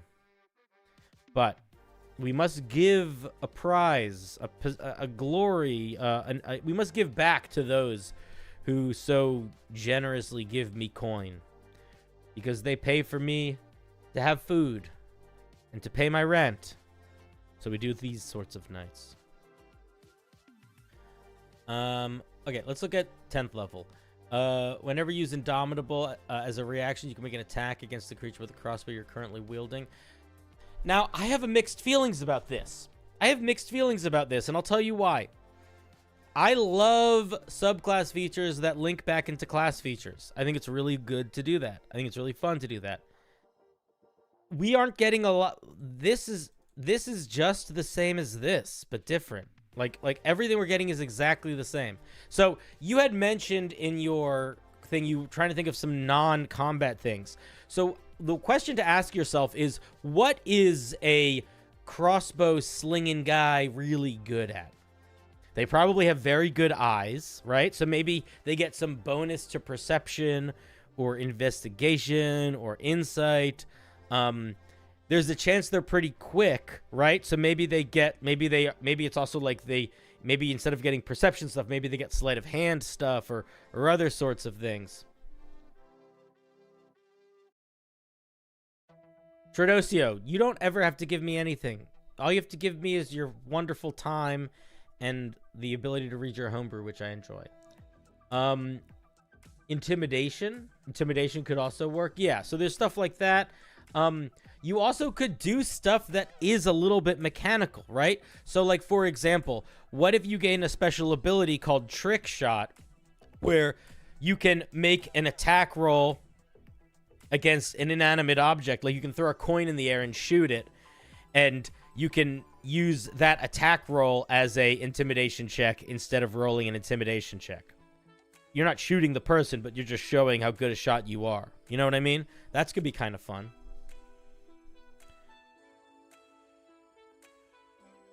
Proficiency bonus to your initiative. I wouldn't do that. I mean, if you want to pick a skill to add, I think you could. I wouldn't add proficiency bonus. Additionally, you gain the benefits of your steady hands on the first time I don't remember what that does. Oh, it's just that. I probably would make it so you can't get surprised instead of adding to your initiative. You know, here's another fun idea. Here's how you can make a quick shot. How about this? Guys, is this a bad I think this would work totally well, and I don't think it would be broken. How about this? Quick shot, quick of the mark. Whenever you roll initiative, you can use your reaction to make a weapon attack. As soon as initiative is rolled, you can immediately use your reaction to make one weapon attack. Boom. Done. Initiative. Quick shot. You only get it once per combat because you're only rolling initiative once per combat. It eats your reaction. That's really familiar. Is that a feature that exists somewhere? I might not have made it up. That might be a thing. Cinderella? Who's Cinderella? Like the princess? What's she doing here?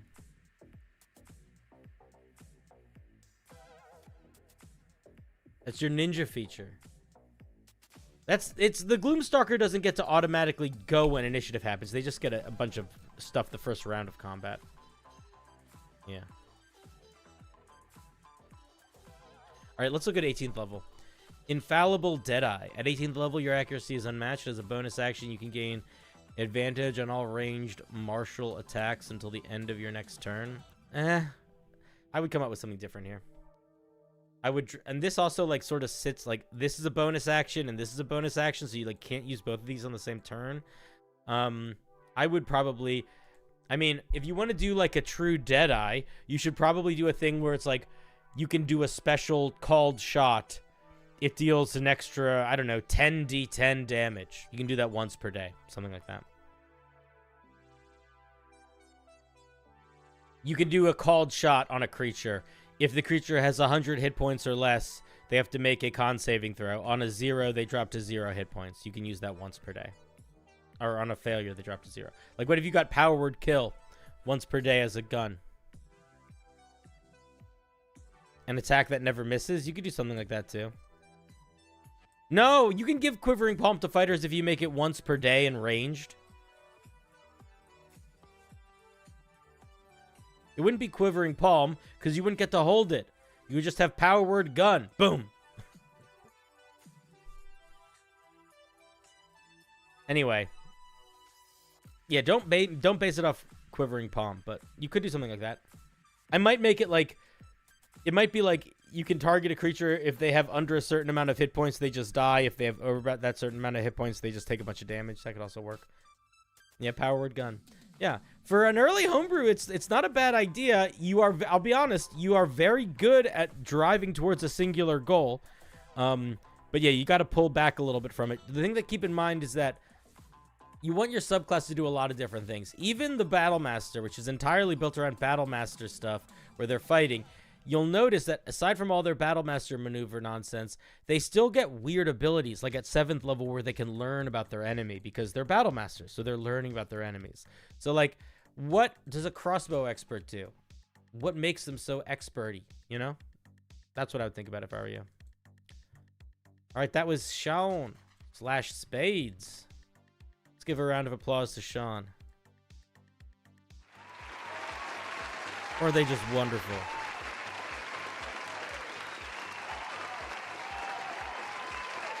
All right, let's pull someone from chat. We did 2 or 3 spins. We're gonna do 1 or 2 pulls. Let's pull. No, I have to do it fair.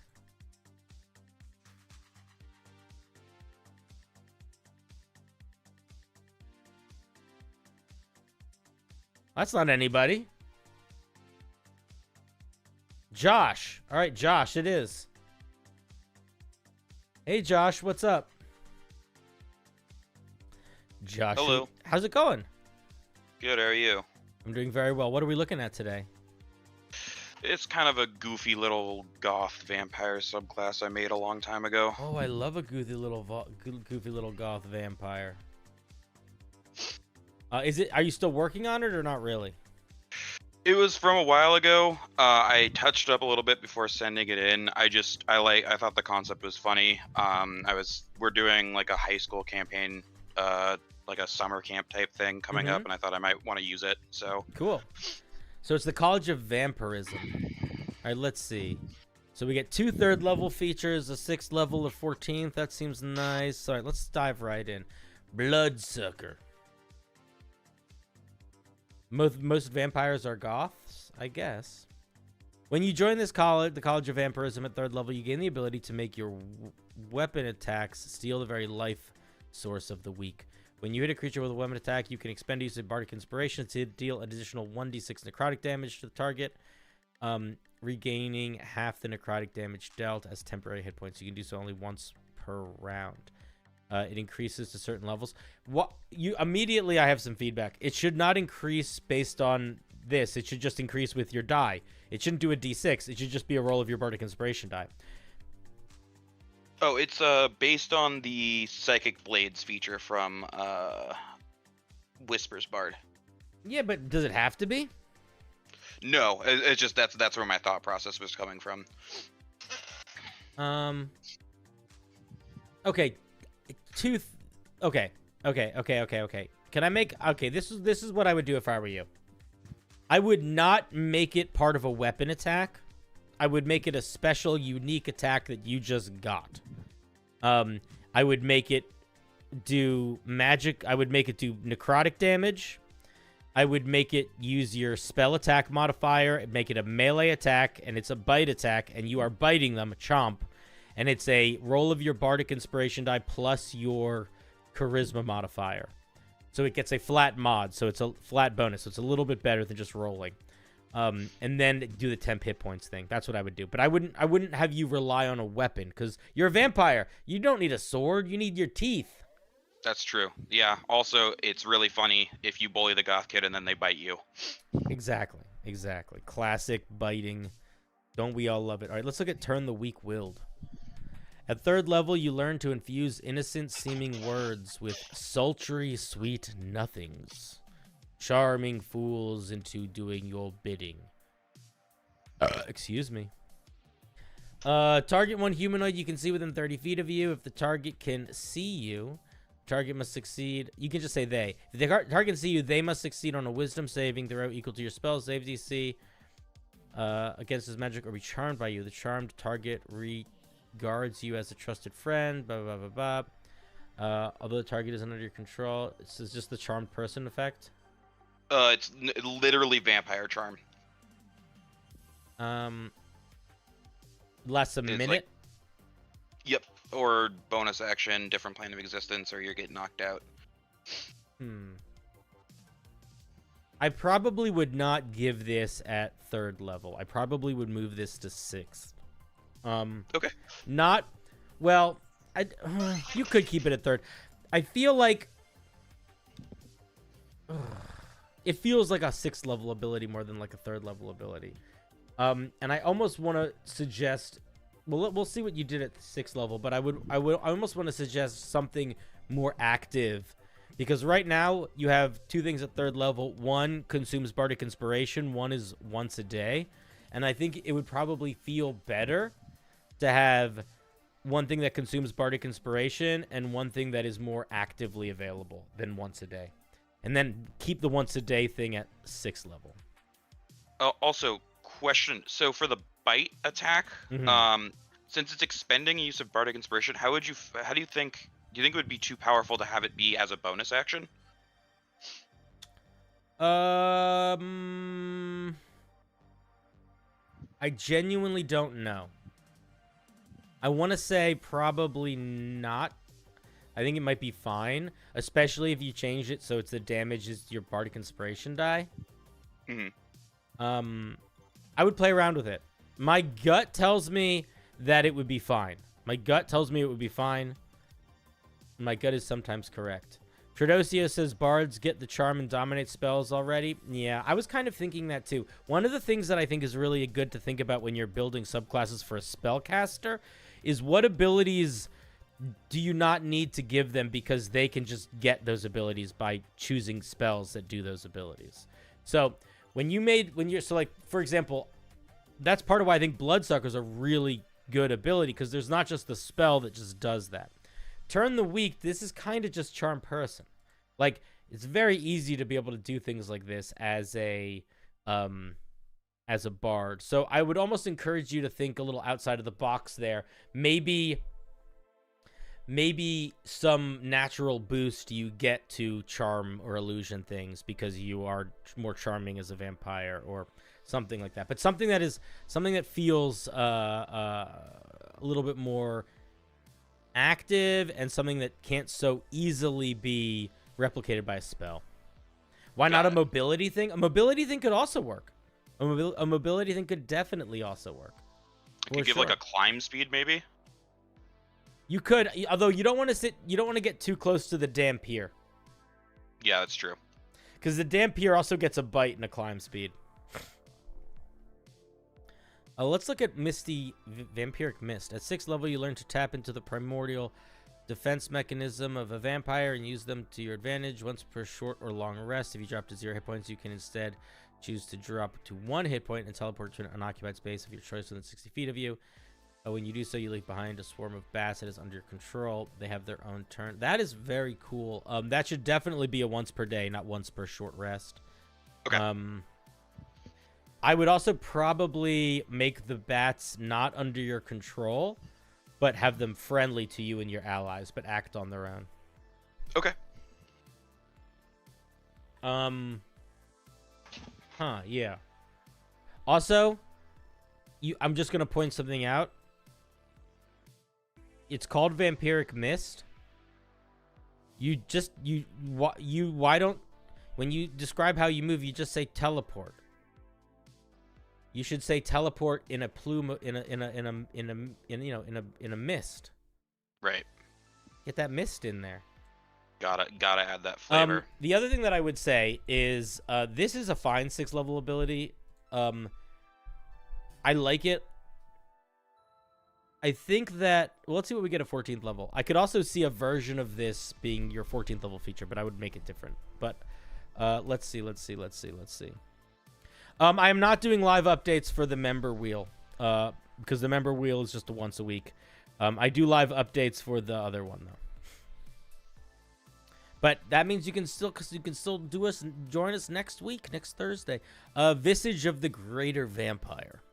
At 14th level, you gain the ability to dig deep into the ways of the undead and can channel the powers of a greater vampire for a short while. Once per long rest as an action, you can enter a vampiric trance for 1 minute. While in this form, you regain 5 hit points at the start of each of your turn. You have at least 1 hit point in art in direct sunlight and running. I'm going to be honest. I'm not even going to read the rest of this. I think you need a new 14th level feature. Okay. This is just a paladin feature trying to hide itself as a bard feature. I feel like... Okay, I have a couple ideas. One, turn the weak-willed. You could make the 14th level feature if you made it a lot stronger. Interesting. That's one thing. Another thing is there's a couple things that we aren't getting here, but we could get, and there are spells that we could... Like, what if at 14th level, you learn the spell Gaseous Form and can cast it once a day for free, and when you cast the Gaseous Form, use it in that way, you gain you get a fast movement speed instead of a slow move. Like, you can I think normally Gaseous Form you're really slow, but it's like maybe you gain a bonus to your movement speed equal to your normal movement speed or something like that. Interesting. Okay. Or even the ability to, like, there could be other things there too. I'm not exactly sure, but I would think about that. I would play around with, like, instead of just being like at 14th level, you are now super vampire. You get a bunch of features that are all good, but none of them particularly vampire. I would lean into the vampire vibes. You know what I mean? Right. I might maybe do the thing. Hold action. Thank you for the 10, buddy. That is very kind of you. Very kind. Very, very kind. To feed the magnificent flames. Yes, indeed. Okay, what were you going to say? Sorry. I think I like the idea of just the sort of idea of the class is you're like gaining more and more vampiric abilities. I'm trying to think of another. So here's like, here's the main vampire things that I think about. I think about flying. I think about turning into animals. I think about controlling animals. I think about turning into mist. I think about controlling people. And I think about not dying. So maybe the 14th level ability, the end of it right there is you get just like 1 dice buff to all your melee attacks, which was what the original, which would have helped out the original Bloodsucker. But now it could be like you get 2 of your Bardic Inspiration dice to the damage. I don't think you need that. I mean, I think you should just give a new feature. I think we get something new. This Bloodsucker already grows. It grows in multiple ways. It grows because as you get more Bardic Inspiration, you can use it more, and it does more damage as it grows. It has the growth built in. Unless you really think the Bloodsucker is like your favorite part of it, I feel like there's other ways to become the Vampire Lord. I feel like you want to go more big and new. Like, bards don't get a lot of features, you know? Like, the only reason I would go back to the Bloodsucker for the 14th level is if you changed Bloodsucker in such a way that it really was like a core feature, sort of like how the swashbuckling bard, what's it called? The sword bard. That's their deal. So, like, if you look at the College of Swords bard, their whole thing at 3rd level is like they get the maneuvers. So then at 14th level, they can just use their maneuvers for free if they use a lower die. So you could do something like that if you wanted to, like if you're like, I really want you to be able to just bite all the time. But I feel like, again, I feel like there's bigger, grander Vampire Lord things. Turning into stuff, turning people into your thralls, having a spooky castle. I like maybe as like a minor part of the 14th being able to turn into a bat at will. I think that would be kind of cool. Also maybe not a fly speed, because then the bat you can already do that as a bat, but I like your gaseous form idea. There's also like that monster, the vampiric mist, that I could steal from. I guess some of those abilities. Yeah. You got some stuff to think about. Yeah. If I were you, this is what I would do. If I were you, I would either go in the direction of. I probably would go in the direction of control/summon animals, turn into mist as like the more magic-y stuff. I probably wouldn't do the turn into animals, or I would do the turn into animals and not the other. Like, I feel like you don't need to be mist and animal. Like, it just seems like a lot of turning into stuff. You know what I mean? Right. But yeah, I think there's a lot of directions you go with it. For an older piece, man, it's pretty solid. I like the idea a lot. Thank you. I appreciate it. Sure thing. Any final questions before I hang up on you? No. I think that was great feedback. Thank you so much. All right, Josh. See you, buddy. See ya. Blick. That was our dear Josh with a vampire college bard.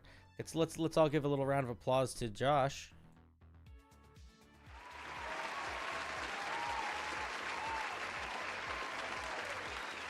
Lovely, lovely, lovely.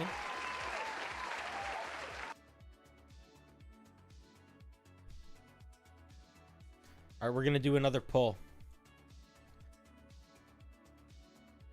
I need to not scroll so low. I fucked it up last time. I scrolled too low again. I can't do that. Steph Bowen. Steph Bowen, do you want to come on stream? Are you here? Are you in my Discord right now? I don't see you, so I'm going to just pull someone random. All right, I choose Launchpad. No, I choose Sponge. Sponge was who I was looking at. Sponge, hello. Sponge, hello. If you're not here, if you don't unmute soon, I'm going to not talk to you. 3, 2, 1. Hey, how's it going? Pretty good. Welcome to the How are stream. you? Thanks for having me again. Oh, wait 1 second. I got to say thank you to a couple people. I just got tossed some coin. Rex, thank you for the 10 party time. The hag encounter in Baldur's Gate 3 made you rethink how vicious you should be. Dude, the hag quest in Baldur's Gate 3 is amazing. Some of the best. That was when Baldur's Gate 3 clicked to me, and it was like, oh, I'm playing D&D as a video game. It felt so good.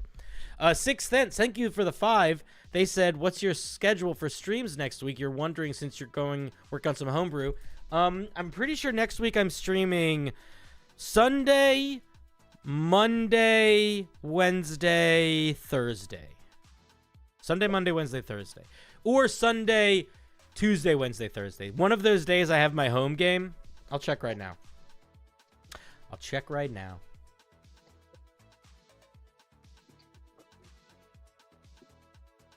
It's not on my calendar. So I guess it's the 19th. Okay, so I'm streaming probably Sunday, Monday, Wednesday, Thursday. That's my guess. All right. The Way of the Night. This is a monk? Yeah, partaking in the national pastime. What's the deal? So it's sort of like, I was sort of thinking that it's like a bit of like navigation and a bit of movement, but I didn't want to focus too much on movement because that's already kind of just monks. But like sort of navigation and sort of, I got a little bit inspired by the Lunar Sorcerer too, sort of trying to put a bit of magic in there. Okay. Monks of the night sky strive to guide like the North Star. They follow an illuminated path seeking celestial truths with a grace matched only by the procession of moons and stars. Okay, let's see. Let's see if this feels like it has a vibe. We'll see. Sponge is a little loud. I can make him quieter. All right. Lunar navigation. Starting at 3rd level, if you spend at least 1 hour underneath the night sky, you can determine which direction is north. All right, this is a flavory thing. Can't get lost except by magical means. Have advantage on survival checks. That's cool. These benefits last until you spend 10 minutes indoors or underground. Okay. Oh, this music's turning to a song I don't like. I don't like this song. Next one. All right. Lunar navigation's pretty cool. I like that one. Eclipse Strider. Additionally, at 3rd level, when you take the dash action, you can spend a key point. If you do, you can pass through the spaces of hostile creatures. You pass through a hostile creature space and must make a con saving throw or take radiant damage equal to a roll of your martial arts die, and be blinded until the start of your next turn. The creature can only be affected by this feature once per turn. This is interesting, but should not be your 3rd level feature if you want it to work as it's written. Is your goal that you can run through like as a lot of creatures? Kinda, yeah. Yeah, but so I guess it is. So you got to make this. It is a lot of movement. You got to keep in mind if you're dashing as a rogue, you're basically running into every creature on the board if you want to. So I think it's a neat idea. You might need to push it back to a higher level. Come up with something else at the 3rd level thing here, because it's really strong for 1 key point. Yeah, it makes sense. Yeah. Tredosio says, I would make this your action without a dash. Yeah, that might be a good idea. I was kind of thinking in the sort of the vein of trying to have it potentially pair with Step of the Wind, but... Yeah, I mean, you could make it pair with Step of the Wind, then it just can't work on every creature that you run through, and it probably can't blind them all also. Yeah. But it's a neat idea. All right, let's look at 6th level. When you reach 6th level, you can use your key to duplicate the effects of certain spells. As an action, you can spend a number of key points equal to the spell's level to cast Bless, Augury, Fairy Fire, or See Invisible. I probably would drop Fairy Fire. This is what I would do if I were you.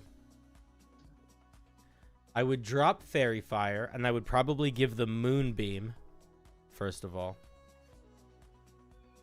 Because it's moon. Yeah. Yeah. Trying to think what we could do at 3rd level. I don't really know. Because the thing is, what we're missing here is like a core gameplay loop. Because it seems like you intend this to be the core gameplay loop, but this is too strong in its current position, so it can't really function that way. So there needs to be something, though, that is tied to, like, something that you can do pretty casually, either as a part of, like you said, tying it to Step of the Wind, Flurry of Blows, that sort of thing, or something that just affects you in general when you use those sorts of features, or there's got to be something else. Both Fairy Fire and Sea Invisibility seem a bit redundant. Yeah, that's what I'm saying. Get rid of Fairy Fire. Out of here. Makes sense. I think you could do something more flavorful than just spell casting. I'm going to be honest. I agree that you can often get around spell casting and it's not a huge deal. I think doing selective spells in a subclass, especially for a martial character, can work well. I think it can work pretty well. You need to clarify what the saving throw of the spell is based off of also. Oh, right. That needs to, like, say that it uses your monk DC or something like that, right? Exactly. Yeah. What's up, Cat? Spellcasting on monks doesn't feel right. I mean, shadow monks can cast spells. So I think it's fine. A bunch of monks can cast spells. I think I'll tell you what I think. I think it doesn't feel right because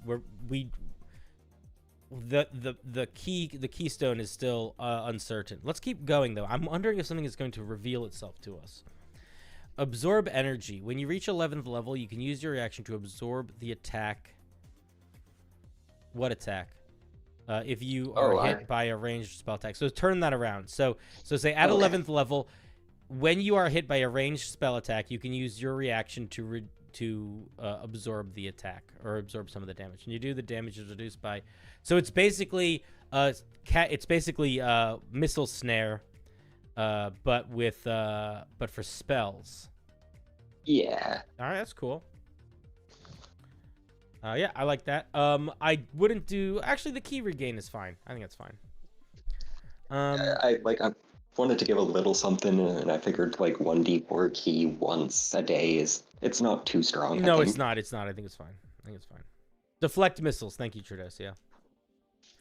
And then at 17th level, as an action, we can spend 3 key points to become the Moon Man.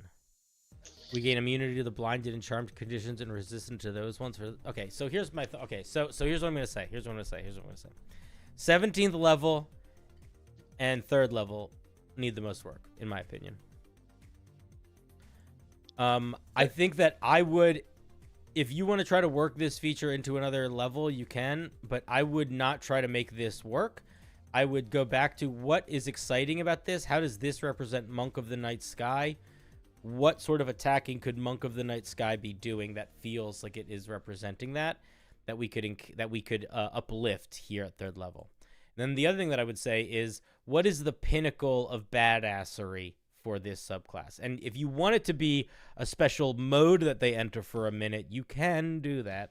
But I think another way to think about it is, like, what would be them doing, like, one big fucking awesome move? What would that look like? Or, like, what would change in them? Like, what when you're imagining them, when you're imagining, like, the movie poster of them, what do they need to accomplish the ultimate version of that? And that's a good way to sort of think about what to put at 17th level sometimes. The moon. Yeah, it could be some sort of, like, drop the moon on the enemy kind of thing. Yeah. It could be like you summon a minor moon and rain it down. That could be very cool. That could be crazy. If you were going to do something with that, I probably would actually not make it like a meteor that crashes. I probably would make it like a gravity manipulation thing. Oh, yeah. Yeah. That's cool. Yeah. I mean, it could literally be the ability to cast reverse gravity with like some weird special caveat, or with key points. But yeah, man, I don't know what to do with this 3rd level feature. I think this is going to take a little bit of thought. If I were you, I would definitely share this in my Discord if you haven't shared the Discord yet, because I'm sure other people have some ideas. But chat, do you have any ideas of what we could do here with this 3rd level feature? What if your 3rd level feature was 1 key point to replace an attack with a 10-foot line where you dash forward, dealing radiant damage on a con save? That's actually really cool. That could work. You could replace an attack with a little light blast forward. That's a neat idea. That's a really neat idea. I like that. Yeah. Yeah, something like that could work for sure. Yeah, either way, the most important thing when you're trying to figure out how to make this third level feature is it needs to be something that is not going to just be gimmicky cool, but it's going to be consistently fun because they're going to use this feature more than they use any other feature. But also, we don't want, like, we need to think about how it scales and its power potential. So, like, this is a really cool feature, but it's just, unfortunately, its power potential is just too high for third level. Right. So if you did it the way that Tradosio is suggesting with like these little flash bursts, that could work. And them sitting into the action economy of your attacks. Yeah, that could work. Yeah. It's a neat idea. All right, cool. Any questions, guy? I'm going to be honest. I did not expect this to feel like such a cohesive idea. I was going in ready for it to feel like a bunch of nonsense thrown at the wall. But it's a pretty cohesive idea. Oh, thank you. Moon Man. You should call it the way of the, I guess way of the night sky is fine. Do you know the moon? Do you know the We Love the Moon? Do you know that song? No. You don't? I don't. All right, well, when I hang up on you, I'll make stream watch it. Do you have any final thoughts, Okay. questions, or anything? I guess my final thoughts are basically just thank you for having me again. Yeah, no problem. See you later, Spongy. Okay. Chat, do you guys know what I'm saying when I say, we love the moon? Actually, do you know what I'm saying? Dylan, cause it is good to us. We love the moon. All right, I'm gonna teach you. We're gonna go on a little life lesson. We're gonna go on a little life lesson here.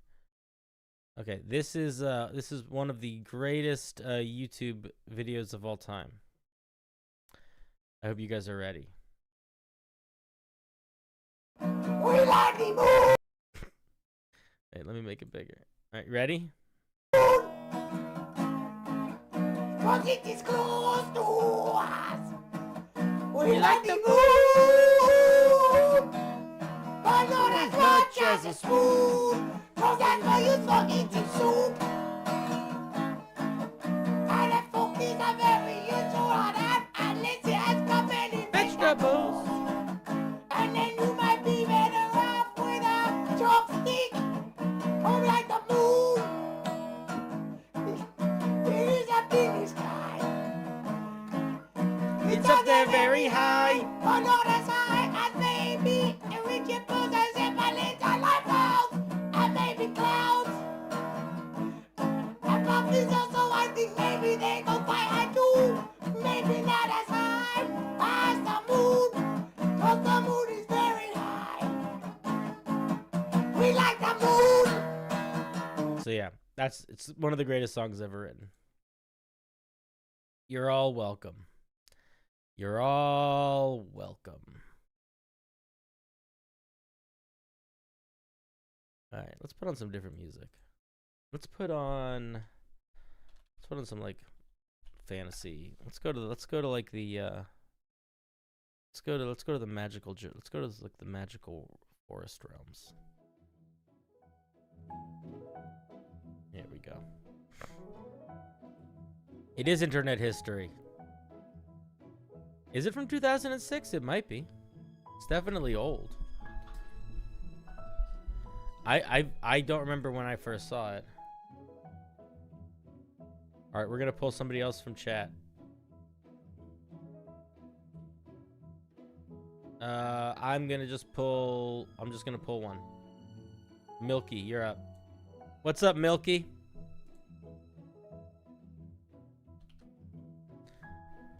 Milk Boy. Oh, Dylan Peterson with the 5. Thank you, my guy. How's it going, Milky? Can you hear me? I can. Can you hear me? You can hear me. Can you hear me? I can hear you. Yes, I can hear you. Welcome. So we have a monk that's not based around moving really fast and making lots of attacks? Yeah. What's it based That's around? a surprise. Oh, defense. Okay. Let's take a look. Did I say thank you to Dylan? Dylan, thank you for the 5. I think I said thank you, but here. Thank you again. Very generous. You're crazy. All right. So what are we? We're trying to be a tough boy monk? Yeah.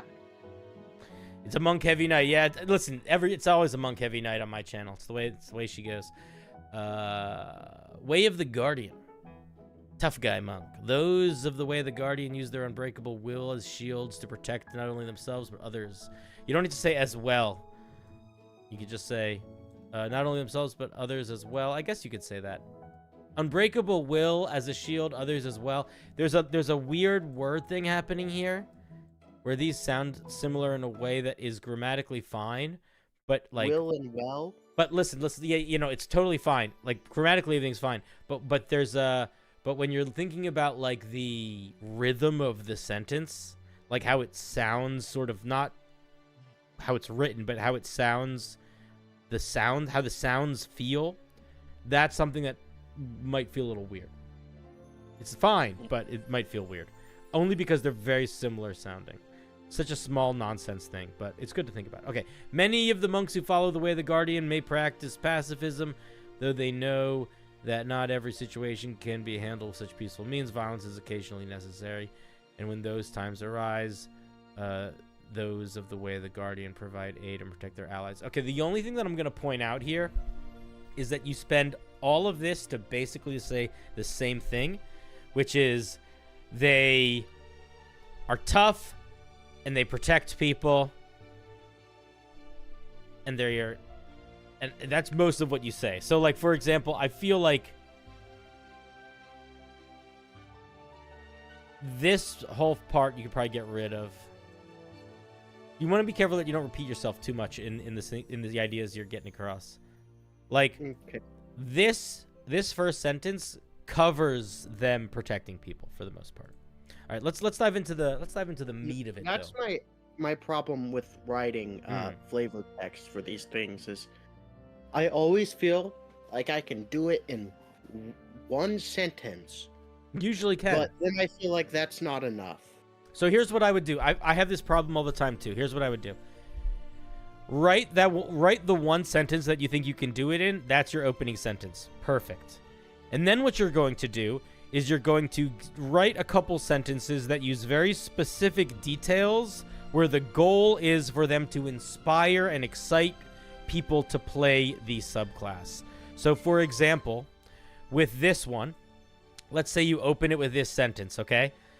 Next sentence you say, they can be found on the battlefield taking blows for, like, they can be found searching the battlefield for civilians in need, or climbing the highest mountains to do the biggest, you know what I mean? Like, just give a couple examples of like them in the world to sort of spark the idea in the player's head about what they could do with them.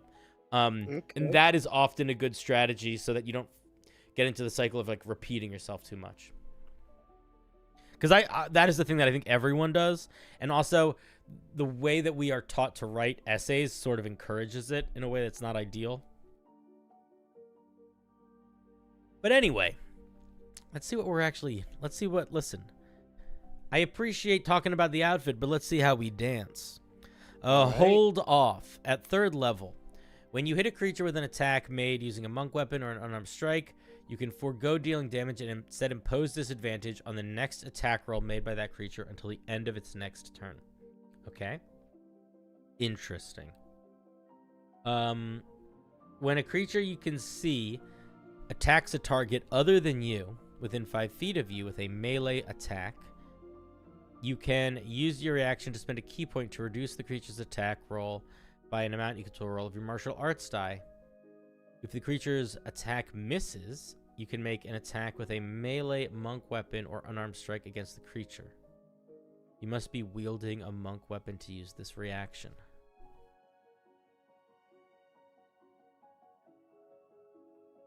So, yeah. I'm going to say something right now. Yeah. This is pretty good. It is? Yeah. It's an interesting mechanic. It scales well. It's not overly powerful. How often can you... It's a reaction once per round. Hold off is kind of almost more flavor. Like, it's good, but it's not that good. but it feels more like flavor. The reason Guardian's for parry I like a lot. I feel like, Chad, am I missing something, or does this just work? What were you gonna say? Oh, the reason, because all the other features in the class utilize key, but I wanted a feature that didn't, so that if you're at a key, you didn't just not have a subclass. So No, that's I why, agree. It's smart, man. Hold It's on. really smart.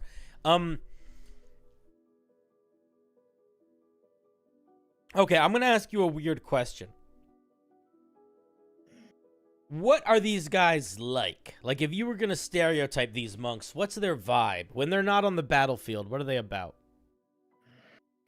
Like, if they're just like walking through a town, what's interesting them? What are they doing? Probably not the most talkative type. Probably more keep to themselves. So and... not okay. Let me rephrase that. Not socially. What drives them? What interests them? What are their passions? Protecting people. When we're not talking about the battlefield. Not talking about the battlefield. Maybe helping people to do other things. Maybe, like odd jobs, or not like odd jobs, like not that. Okay. This is a tough question. I know. And the reason why I'm asking is because I almost want to suggest giving this one a third feature and having it be a proficiency bonus and a skill, and I'm not sure what skill it should be. Or maybe proficiency with a certain type of tool. Or something. I'm wondering if there's like a tool proficiency that could match that well. Maybe like carpentry tools. Insight would fit, maybe. Navigator's tools. I don't know. Think about it. I would say, because this is really nice. Also, Tradosio said, what if you changed the hold off feature so you didn't automatically get the hit. Oh, down here. You didn't automatically get the hit. But you didn't automatically use a reaction. What did you say, Tradosio? You said something that I thought was interesting. I think he suggested changing this feature so... excuse me. So that you could always do the reaction block thing. No, for Guardian's Parry, you can always reduce the attack, but making the reaction attack is a key point. Oh, that's an interesting idea. That could also be an interesting idea for sure. I think maybe if you do that, I wouldn't give them an extra saving throw or extra proficiency bonus. Maybe, but I think that this is a weird piece of advice because I don't actually think it matters that much for this piece, but I think it's going to help you grow as a writer. Think about if there was a specific skill, ability, tool, something kind of mundane, like something day-to-day life that these guys would be more drawn to, would be a part of their training, a part of their culture. What would that be? I think that's a good way, because, think about it. Maybe give them a tool proficiency. Okay. I don't really have much more feedback about the first two features. I think they're just solid. Let's look at Warding Shield. Oh, did I not link it? I'm sorry, guys. Forgot the link. I know. I fucked up. Listen, calm down. Warding Shield. Your key acts as a shield that can protect yourself from others. As an action, you can touch a creature and spend up to 3 points, causing the shield of key to form around a creature. For each key point you spend, the creature gains a number of temporary hit points equal to a roll of your martial arts die. Okay, wait, so...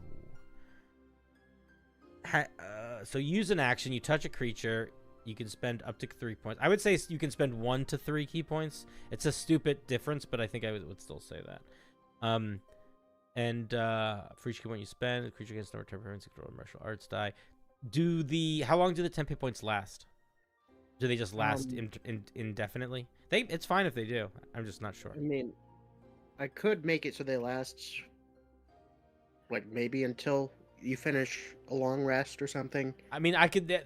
If I were you, I would either make them I would probably make them last an hour. An hour? Yeah. Okay. I feel an hour is a long time. It could even last less than that. You can imagine a dwarven monk. I love the idea of an Amish monk walking around with a 12 foot 12 by 12 as a quarterstaff. That's silly. Yeah, it's a pretty solid 6th level feature. I don't have a lot to say about it other than the fact that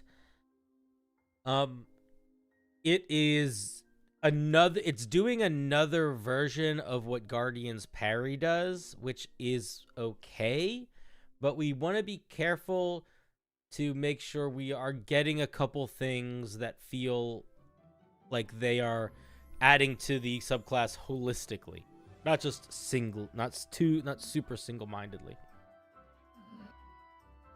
Okay.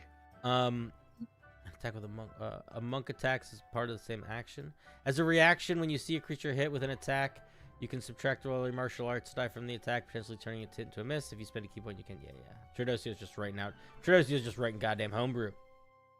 It feels like a lot of these features are doing the same thing in different ways. That's kind of what I was getting at, and I'm wondering. That's what the 11th level feature is there to spice that up. All right, let's take a look at the 11th level. But I do feel like we want to make sure that we're getting a little bit of that before 11th level. We want something that feels like a little different. You can channel your ki to manifest a protective barrier. As an action, you can spend 4 key points to cast Wall of Force. Oh my god. I'm going to be honest. I probably would... I would make this limited. Wall of Force is such a strong spell. And to be able to cast it for 4 key points, that's so cheap.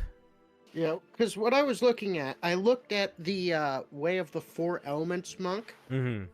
And the wall spells that monk gets are... Wall of Fire is 5 key points, and Wall of Stone is 6. Mm-hmm. So, I was wondering if this is too cheap. I would say that this is significantly stronger than both Wall of Fire and Wall of Stone. I would say Wall of Force is the strongest wall spell in the game. Prismatic Wall? That doesn't count. It's a 9th level spell. Or 8th level or whatever. It's 9th level. Yeah, you're not going to be getting that as a monk anyway, so it don't matter. But yes, I suppose that one's more powerful. You would just remove the key points and make it once per short rest.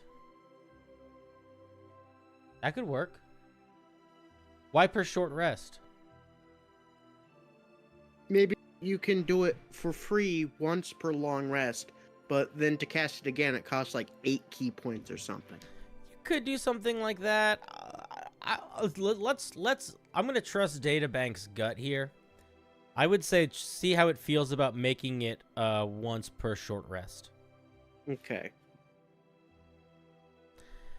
I do like it quite a bit. I think it fits. I'll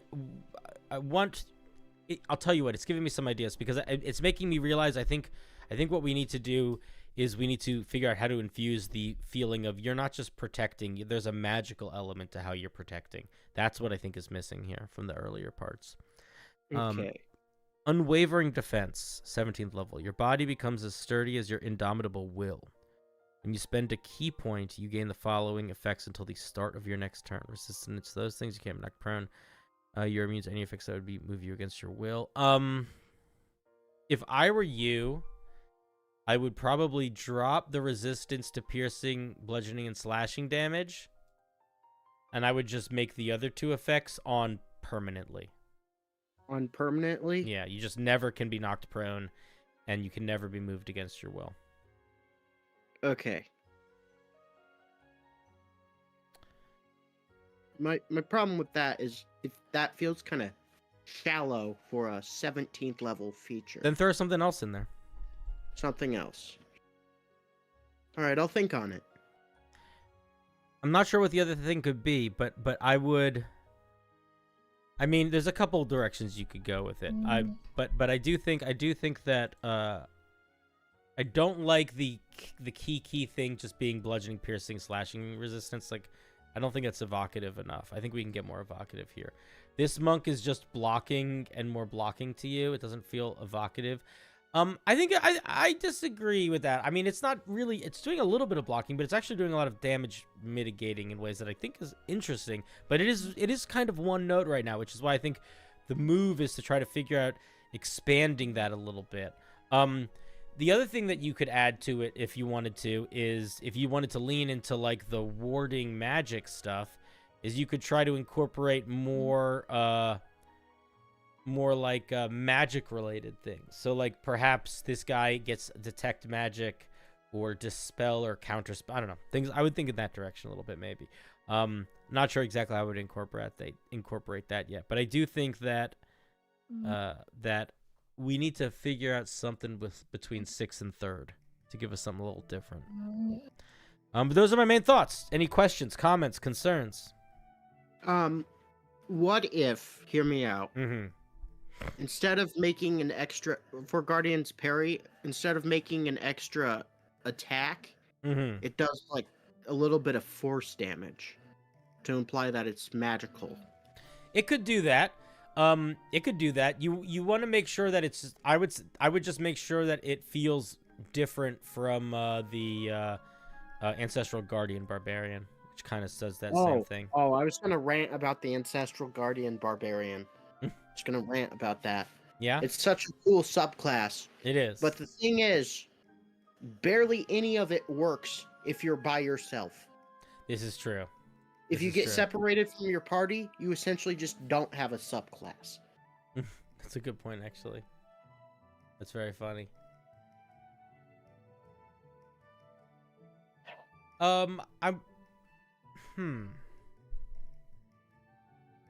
Well, Nope, never mind. You're right. I misread something. Yeah, that's very interesting. I was gonna say I thought something could work facing you, but it doesn't. Yeah, that's really interesting. Huh. All right, buddy. Well, thank you very much for sharing the piece. Any final thoughts before I kick you out? Nah. All right, man. Have a good one. You too. It's a pretty solid little guardian there. I like how it does a bunch of different things at different angles. They all sort of go in the same direction. I think it works well. I think we just need to branch it out a little bit more. And if we're going to be doing something like Wall of Force, maybe we incorporate other weird forms of building barriers or invisible walls. That's what I think about. I need to pee soon. Do I need to pee now? I need to pee now. I'm gonna go pee, but then I'll be back. What kind of music do you guys want? You don't get to pick. I pick for you. No, you're gonna listen to the cool music. I'll play the cool stream music. Don't worry. I'll play my favorite stream music. All right, I'll be right back though. Give me 1 second. Let me just get some music for you guys. All right, bye. I'll be back in a minute.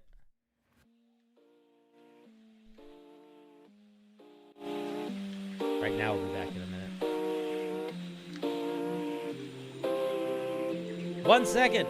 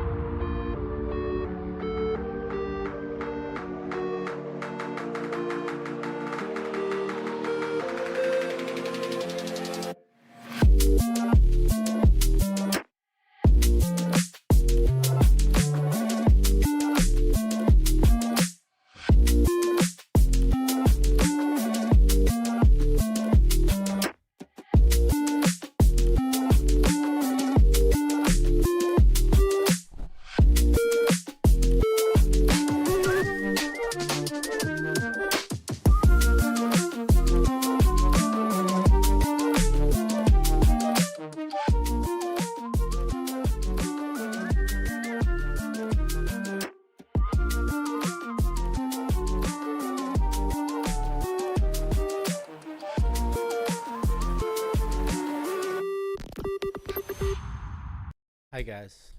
Did you miss me? Did you miss me? Could you learn to miss me? So can you guys do this? Can you make all these wrinkles in the middle of your head? Look at all these wrinkles I can make in the middle of my head. You jealous? You jealous of my wrinkles that I can make? They're pretty good. You know? I'm so beautiful. You know? Tredosio, 10 gifted subs, my guy. That is very generous. You're crazy. Thank you. Thank you very much. Very, very kind of you, good sir. Jeez Louise. Jeez Louise. Such kindness. Speaking of kindness, let's spin the wheel of kindness. There's a burp. It's coming. After this spin, we'll do more people from the chat. Oh shit! Speak of the devil. That was magic, dude. You influenced the wheel. I didn't know that was possible. It's so crazy. I wish I was smart enough with technology that I could actually have made that happen. Is this another monk? That's crazy. We're about to do 3 monks in a row. Way of Whimsy. It's when you start driving. All right, well, I'll try to talk slow.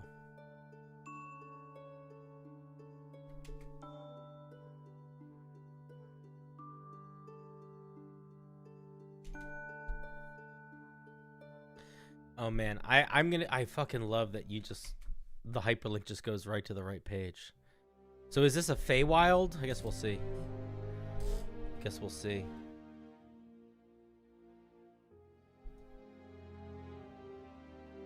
It'll be a bit. You live 20 minutes from your job? I used to live about 40 minutes from where I worked on the public transit. I think it would have been faster to drive, but I don't do that. I don't drive those sorts of vehicles. I drive other sorts of vehicles. Other sorts of vehicles. But yeah, it wasn't so bad, but I think it was because I was on public transit, so I could just like listen to podcasts, but it's a lot when you're tired. Okay, let's read the Monk Way of Whimsy. You have crafted a martial art by studying the whimsical and terrifying nature of the Fae. Ooh, okay. By training your body and mind to be as flexible as Sylvan law, you've become a trickster with techniques that reshape your appearance, manipulate your opponents, and ascend to Fatum. I'm going to be honest. I think you need to trim this a little bit. It's very good, but there's one part that I think you can trim. And I think it's this. You've become a trickster with techniques that reshape your... I would just say, by training your body and mind to be as flexible as Sylvan in law, you've learned to reshape your appearance, manipulate your opponents, and even ascend to Fatum. I'd probably keep it like that.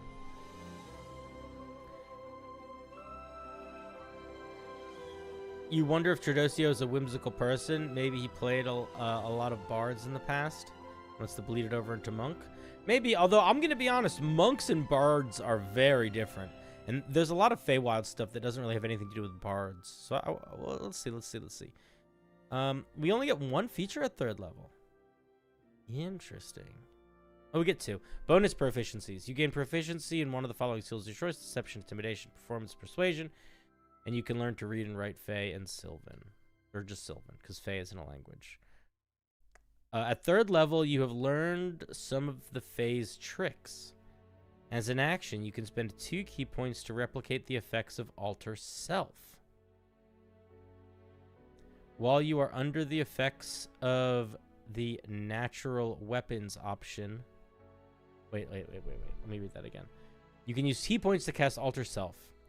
While you're under the effects of the natural weapons option of the spell, use your martial arts die for the damage for your unarmed strikes instead of d6s. Your concentration on this Can't be broken. Huh. How do we feel about that, chat? Alter Celled. So what can we actually do with Alter Self? Now, this can't... It's concentrationless, right? So it does maintain concentration, but we can't lose it from damage. So we can either be an underwater person, we can look like other people, or we get a natural, or we get a weapon, or we can make our attacks do +1 to attack and damage rolls, which is not bad. The natural weapons are the only combat application of it. I mean, the other aspect is the +1. Not a strong feature, but it allows shape changing.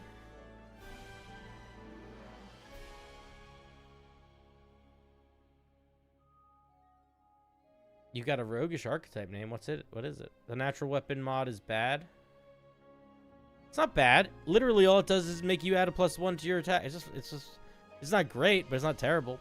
2 key points to get +1 to attack and damage rolls for an hour. That seems pretty reasonable. That doesn't seem broken. I mean, that doesn't seem weak. You see no reason to restrict the damage die. You sort of skip over being a 3rd level monk for a while if it lasts an hour. But I guess I sort of see your point. Changing the dices is not good. Maybe.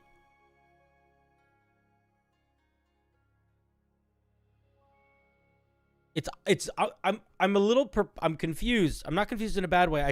It's genuinely not what I expected as the first iteration of our whimsical monk was the spell Alter Self.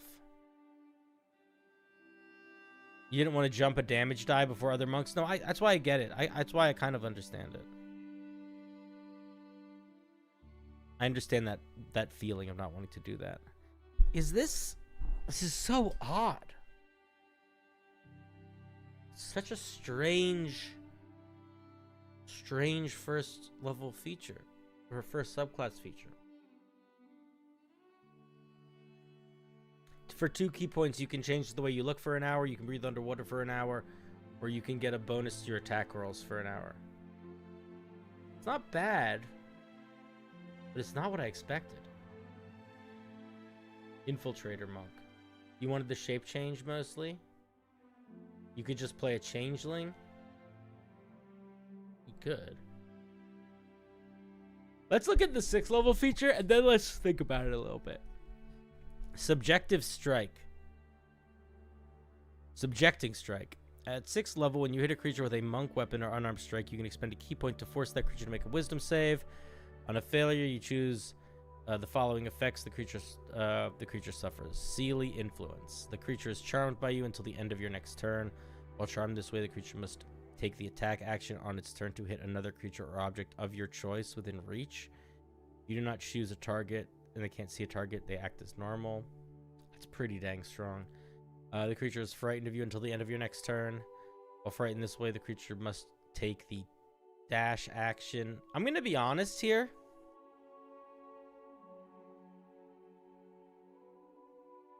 I feel like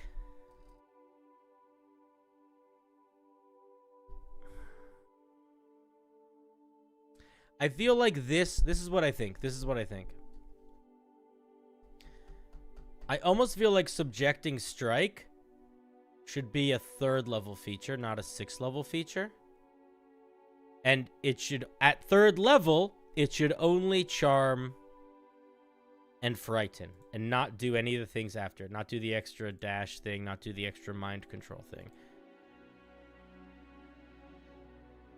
And then I would maybe move Fey Techniques to 6th level.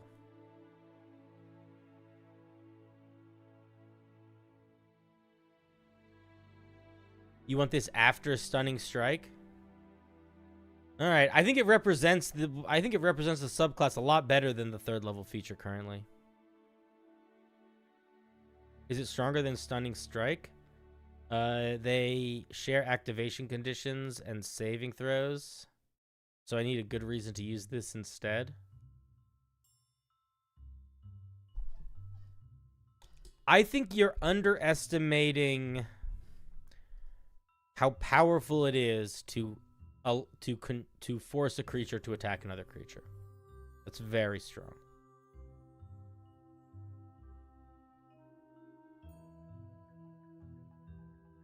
I'm not saying it's too strong, but it's very strong. That's why I would pull this feature out if we were going to get them at first level.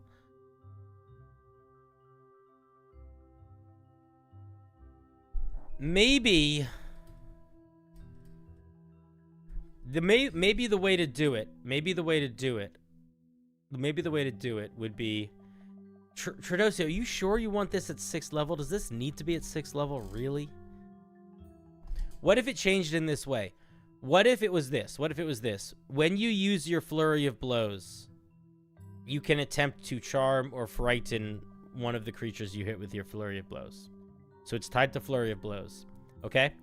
And then that's what it does. So use the key point and use flurry of blows.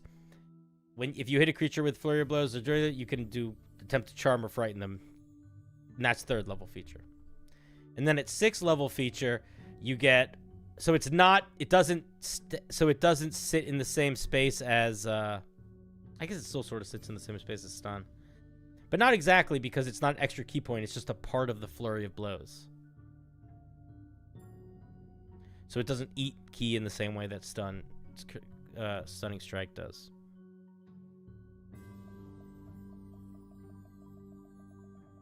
Think about it. Let's look at 11th level. This is very interesting so far. I feel pretty strongly, though, that Subjecting Strike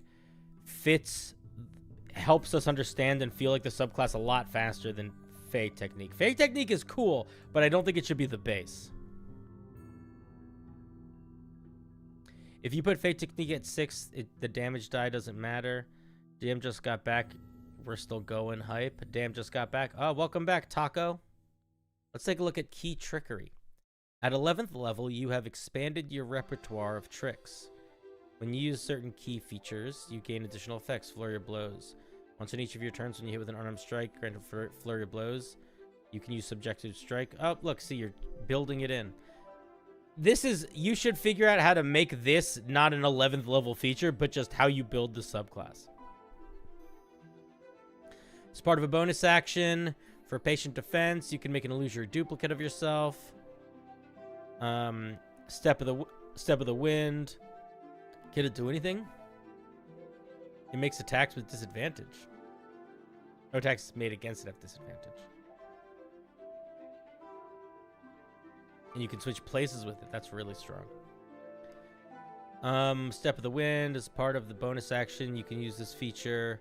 You can teleport to an arc space you can see within range. Equal to your movement speed instead of taking the dash or disengage action. Okay, here's the problem. All of these are amazing. They are all probably too strong to get them all at the same time. But this is what the subclass should be. You should build the subclass around this. That's what I would do if I were you. I would figure out how to turn this into the whole subclass. Sylvan Soul. At 17th level, your seamless mimicry of the Fae has transformed your body and ki, granting you the following benefits. You become Fae. Once in your turn, when a creature fails a save made by your thing, you can spend key points to cause the creature to take some psychic damage for each key point spent. That's cool.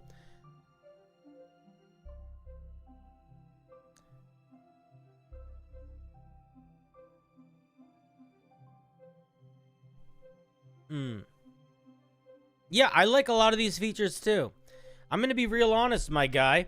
I feel like you have a whole subclass in here, and then you have a couple other things, and then you mush some stuff together. Melt it down into this. And then maybe get rid of some of this. And then I think you're golden.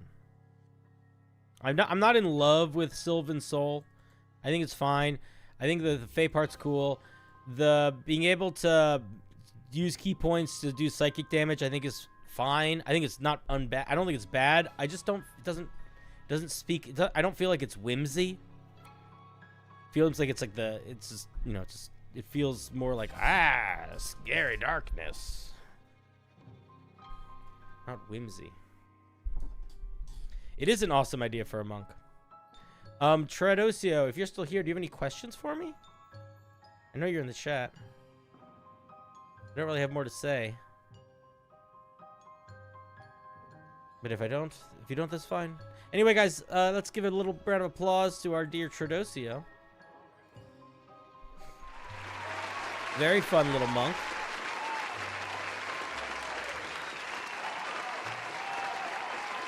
Very, very, very neat idea for a little monk. Oh, he's definitely driving.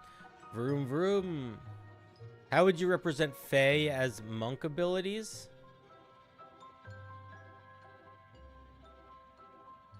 I think you do it really well with tying Flurry of Blows to Subjecting Strike, turning Patient Defense into an illusion, and turning Step of the Wind into a teleport. I think that is great. I feel like that's a great way to do Fae as monk abilities, like really well. That's why I was kind of like, man, this should just be the subclass. I think this is great. I feel like a Fae monk should focus nearly entirely on roleplay and social abilities and not mainly combat. I mean, you could say that, but I mean, the argument that I would make against that is like the Fae Wanderer Ranger, right? Like, here's a whole Fae subclass, and it's great. It's friggin' awesome. All right, thank you, Tredosio. Oh, the music got so scary all of a sudden.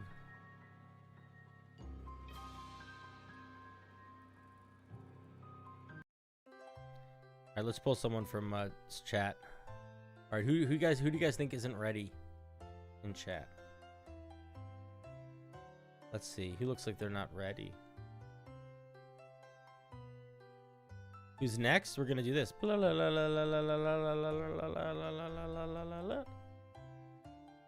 I click one? But Poncho, you aren't already. Aton or Sean won already too. Geo, is Geo in chat? They are. Let me grab them. Hey, Geo. Geo Stellar. They're so stellar. They're so Geo. And I'll hang up on them if I have to. But I'd rather not have to hang up. 'Cause I'd rather just me talk to you. He's Geostellar. They're Geostellar. They are a Geostellar. Hello? I can't hear you. Is your microphone set up? Is my microphone set up? Mine's set up. You might need to leave chat and come back. Leave and come back. Leave and come back, and I'll see if it works. Let me see what you're looking at. All right, Gio, when you come back into the Discord, I'll pull you back in, and hopefully it'll work.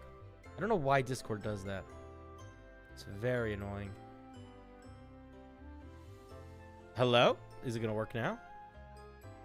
Talk for a second, hombre.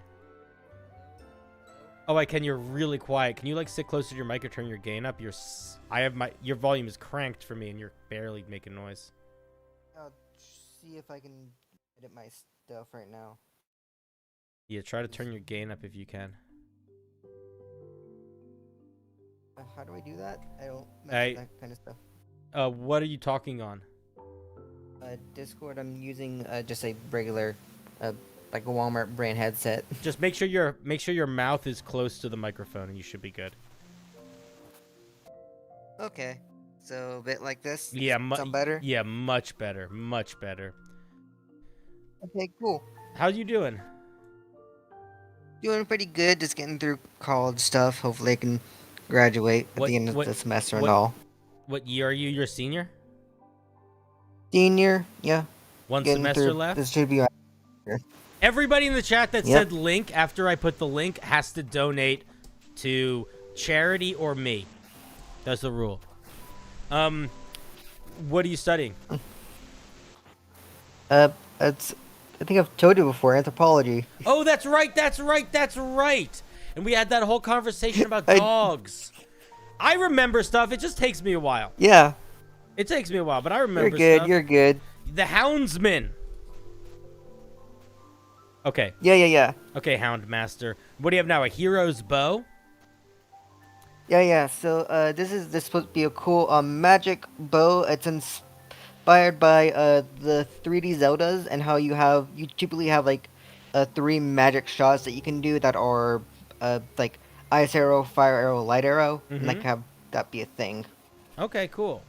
Inspired by Zelda. I will say, one of the best places to take inspiration is from video games or movies or stuff, especially for magic items.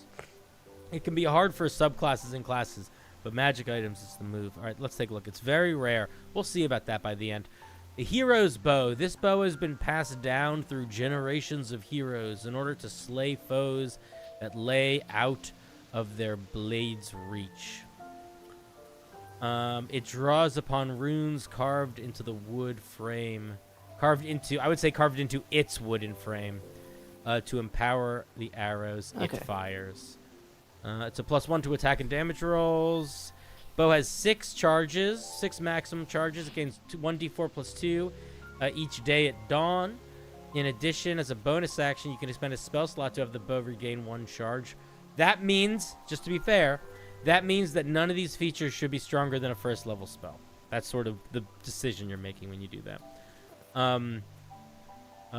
Per spell slot expanded. Okay. Flaming shot. When you make an attack, the only part of this thing that I might question is, so far, is I might drop the extra spell slot dropping thing. Maybe. You don't need to listen to me if I make that suggestion, but that's what I'm thinking.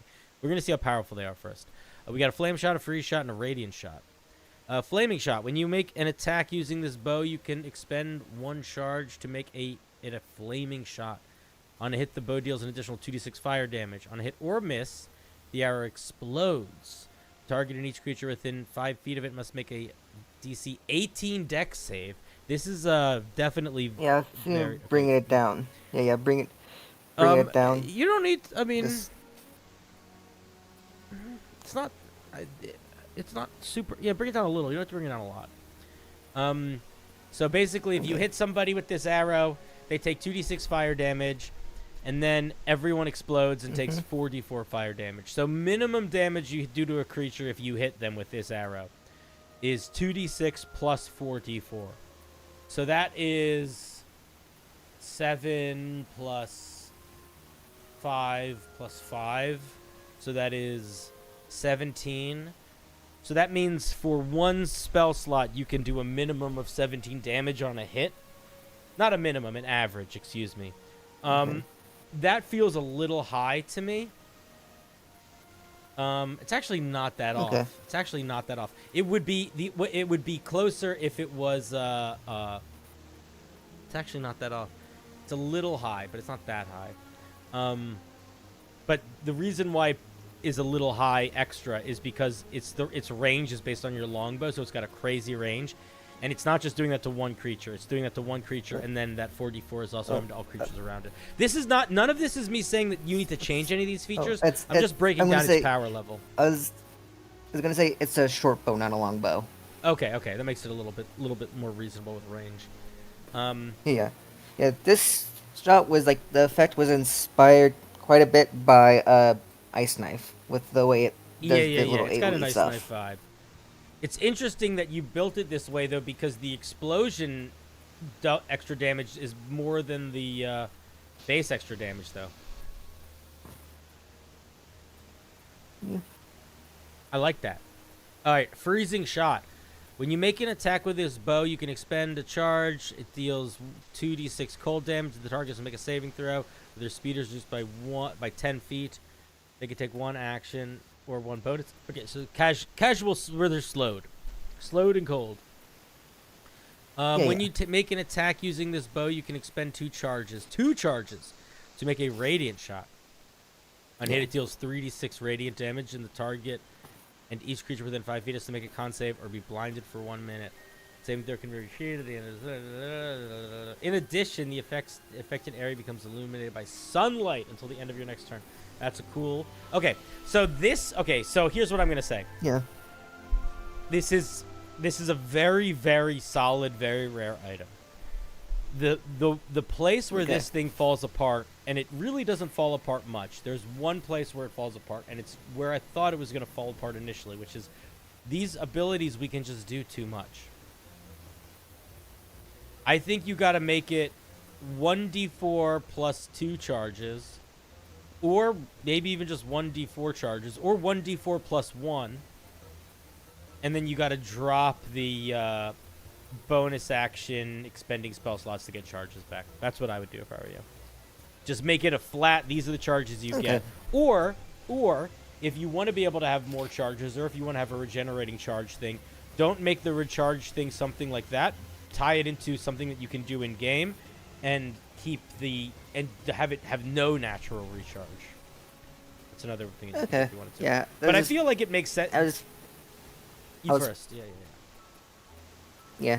I feel like I was just like playing around with that idea of like using spell slots to recharge a magic item, and also just for things like the ranger, especially because this does have like class restrictions that you would, because the ranger, they notoriously like have like they have a lot of concentration spells, but a lot of the concentration you use on like a singular thing at a time, a way for them to use their spell slots when they're concentrating.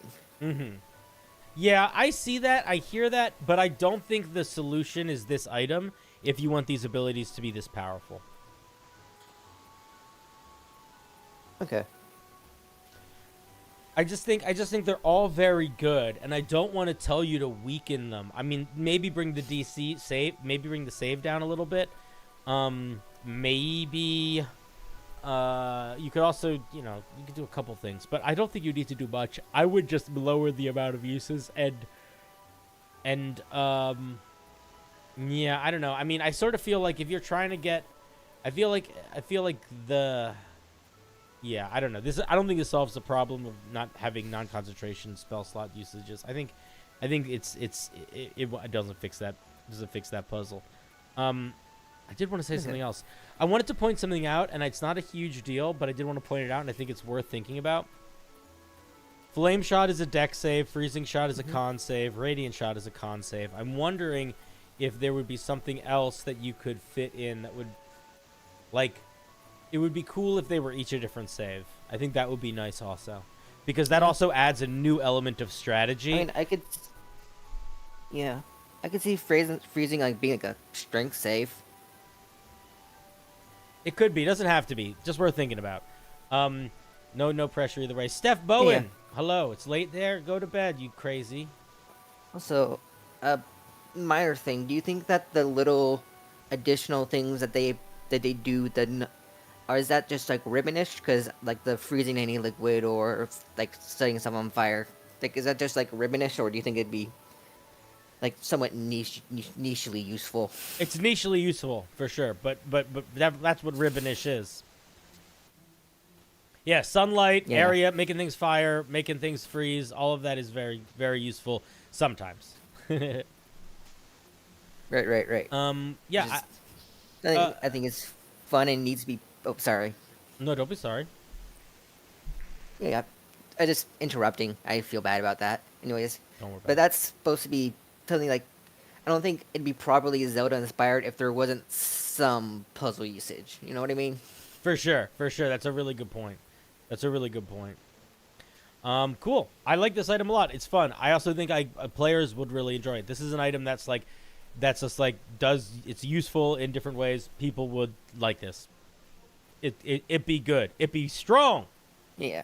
It'd be good. All right, buddy. Cool. Any final thoughts before I hang up on you? You want to do a shout out to your teacher? Yeah, What's up, GeoStellar's teachers? Stop giving this guy homework. They're almost done school. Let them be free. I mean, I like fuck the dean the homework when it's like an interesting thing. Fuck the dean. When it's an interesting essay, I like writing it. Down with. One last question. What do you think about the class restrictions? Do you think it's unneeded, or do you think it makes sense to have them? I think it makes sense if you want to continue to do stuff that is spell slot related. I don't think you need it if you don't care about that. Mm-hmm. Okay.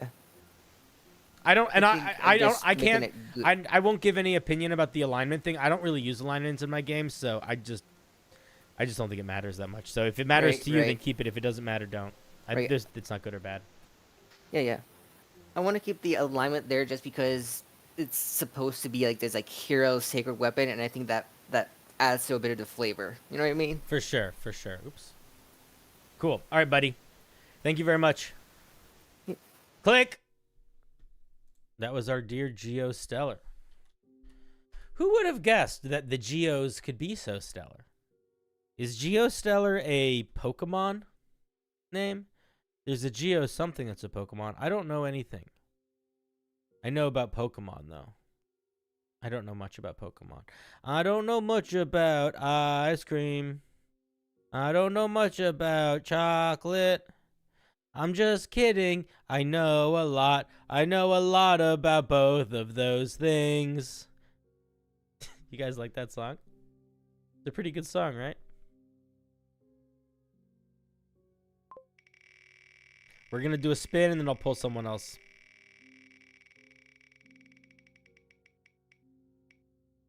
Geo, I think we just looked at you. Unless there's another Geo seller on the board. There's not. That was you.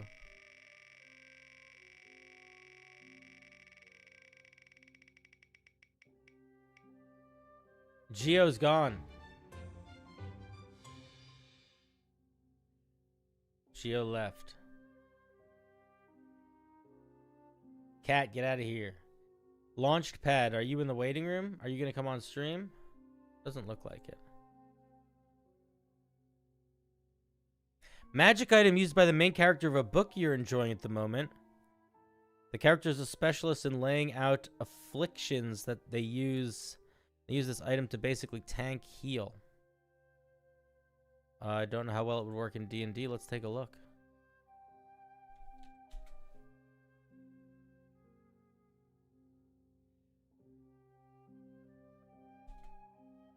Amulet of the Dark Guardian. While attuned to and wearing the amulet, you gain the following features. Whenever you cause a damage over time effect or apply a debuff to a creature, it gains 1 charge. This is a bit ish. This is a hard. Whenever you cause a damage over time effect is understandable. You can chart that. A debuff is tricky because there are certain things that it's hard to determine whether or not they're a debuff because they're situationally a debuff. Levitate is situationally a debuff. Enlarge Reduce is situationally a debuff. Polymorph is situationally a debuff. So I don't think you could chart things by if they're a debuff. Say when you apply a condition to a hostile enemy. I think you could say something like when you could treat it like the Charm Person spell, right? Where it's like when you deal damage or attempt to harm a creature. I think you could use the word harm. Whenever you have 0 temporary hit points, a charge is consumed to grant 6 temporary hit points. Whenever your temporary hit points drop to 0, you heal 1d6 at the start of your turn. What does that mean? So the item has a charge. It's an action. You can touch a creature and expend all charges to grant temporary hit points equal to 6 times the number of charges. The amulet has a maximum of 5 charges and losing 8 charges every day at high moon. I think you mean high noon. Time when the moon is high. Oh no, you meant moon. High moon. So, how does this work? So whenever you hurt somebody, you get a charge. You can expand a charge to get temporary hit points. And whenever you have 0 temporary hit points, you can use a charge to get 6. And whenever your temporary hit points drops to 0, you heal 1d6 at the start of your next turn. You heal 1d6 temporary hit points? This seems like a very weird mini game inside an item. Trodosio, when says when you cast a harmful spell with a duration on a hostile creature, that could be work. But what is it supposed to do? Like, what is the mini game? Because it seems like it's... You get a lot of charges, but whenever you don't have temporary hit points, you automatically use the charge to get 6 temporary hit points. And whenever you drop to 0 temporary hit points, you get 1d6 temporary hit points at the start of your next turn. So you're basically, if you have 0 hit points, you immediately get, if you have 0 temporary hit points, you immediately get 6. And then at the start of your next turn, you get another d6 of temporary hit points.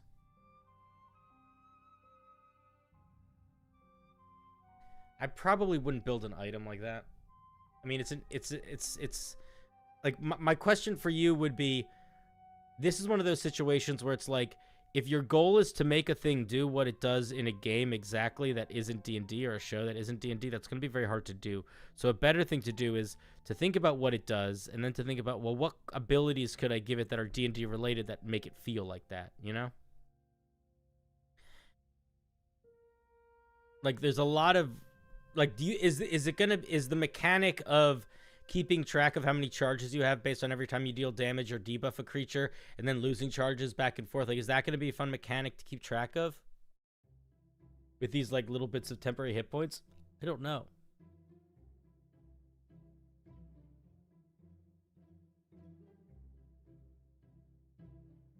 You think it seems fun? Maybe. I don't understand what it does. Is there a range of the touch creatures?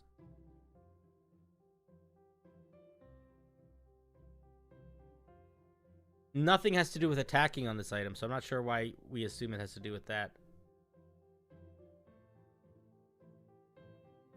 Yeah, it just seems like a mini game. Like, if the point of it is that you're constantly gaining a little bit of temporary hit points, I would just make you constantly gain a little bit of temporary hit points. Might be tedious, and also to what end? That's sort of what I'm saying. It's just basically, yeah, it's like false life. Even if it never recharged, this would be 30 temporary hit points and 5d6 healing applied automatically when you need it. Yeah, I mean, it's very strong, but how is it 5d6 healing applied when you need it?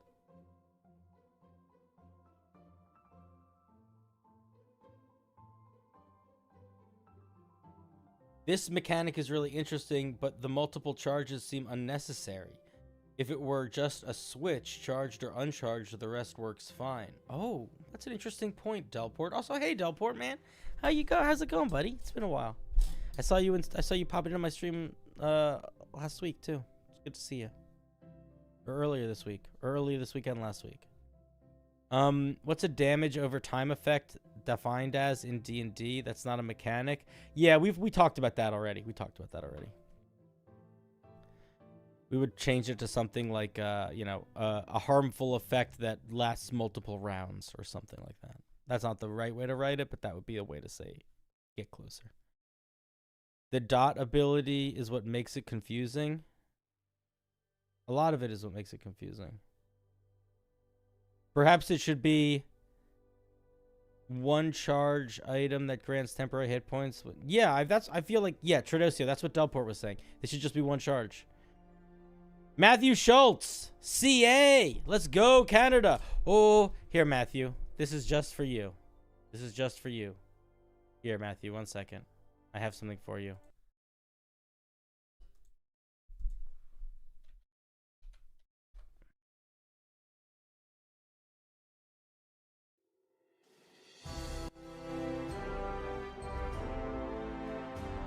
Our home and native land, through patriot love and all our hearts command, through glory dies we set the flights of land of to flay. Oh, Canada, we stand on guard for you. Oh, Canada, we love you so much 'cause you bring us all the waffles, maple syrup, chocolate pudding, Nova Scotia. Trailer Park Boys. Trailer Park Boys. Trailer Park Boys. There you go. That was for you. Did I sing all the... Are you impressed that I knew all the words to the Canadian National Anthem? Did you guys know that I knew that? I bet you guys were like, that guy doesn't know all the words to the Canadian national anthem. Let alone just have it that he can just pull up. You live the Canadian national anthem? Of course you do. You're a champion. All right, Launchpad. It was an interesting idea. I like the idea of an item that sort of helps you maintain gaining temporary hit points slowly, but the mechanic was a little bit too convoluted. I encourage following the advice of chat, which was see how you would make it work within an on-off function and one charge and play around with it there. Poutine, I did forget Poutine. I forgot a lot of things. Trailer Park Boys is one of the best TV shows ever made. It did fall off. It did get worse, but it was good. You bet I looked it up? Fuck you. I did not look it up. Do you want me to sing it again without the music? Do you need me to prove it? Look. Do you believe that I can't see right now, chat? If I do this, does it look like I can't see? Oh, Canada, our home and native land, through patriot love and all our hearts command, through glory starts flew flurry flarts and ice cream sandwiches. Oh, Canada, we stand on guard for thee. Whatever, I missed parts, but I know the words. Use my palms. Oh, Canada, we stand on guard for thee. It's fine, right? I know every word to every song. And you should never question me about that. Ever. There's maybe 3 or 4 songs I don't know the words to.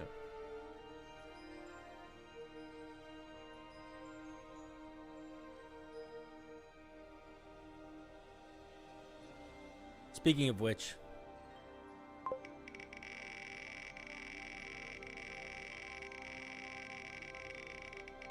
can you prove it? Sure. It's pretty easy to prove. Hey, Gangamel, you're up. What's up, Gangamel? Gangamel. Hey, Cinder, got a monk? Oh my god.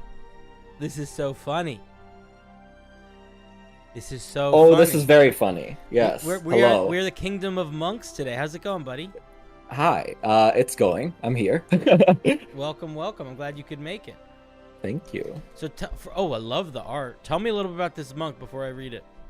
So this is a monk that can, they're kind of about defending without directly tanking or healing, which is what I've seen a lot of takes on, like a defender or healer monk. We saw one today. We did. Yes, I saw that. But yeah, monks they're not really built for directly tanking, so I try to kind of get around that and you know. So yes, they're divine themed. And they have a frog. They do have a frog. I just love this art. I saw it. This is from a different TTRPG called Icon. It's amazing art. It's very good art. Okay. Let's take a... Wait, I'm going to burp. It's terrible. It was gross. Okay. Monks who belong to the... Do you ever burp and it's like, it tastes like what you had for dinner, but not in a good way? Oh, yeah. But like not in a good way and like, what's going on inside? Somebody... It's never in a good way for me. Somebody call somebody. Yo, definitely. Yeah. Needs to mute stream. Is there an echo? Mute stream if it's up.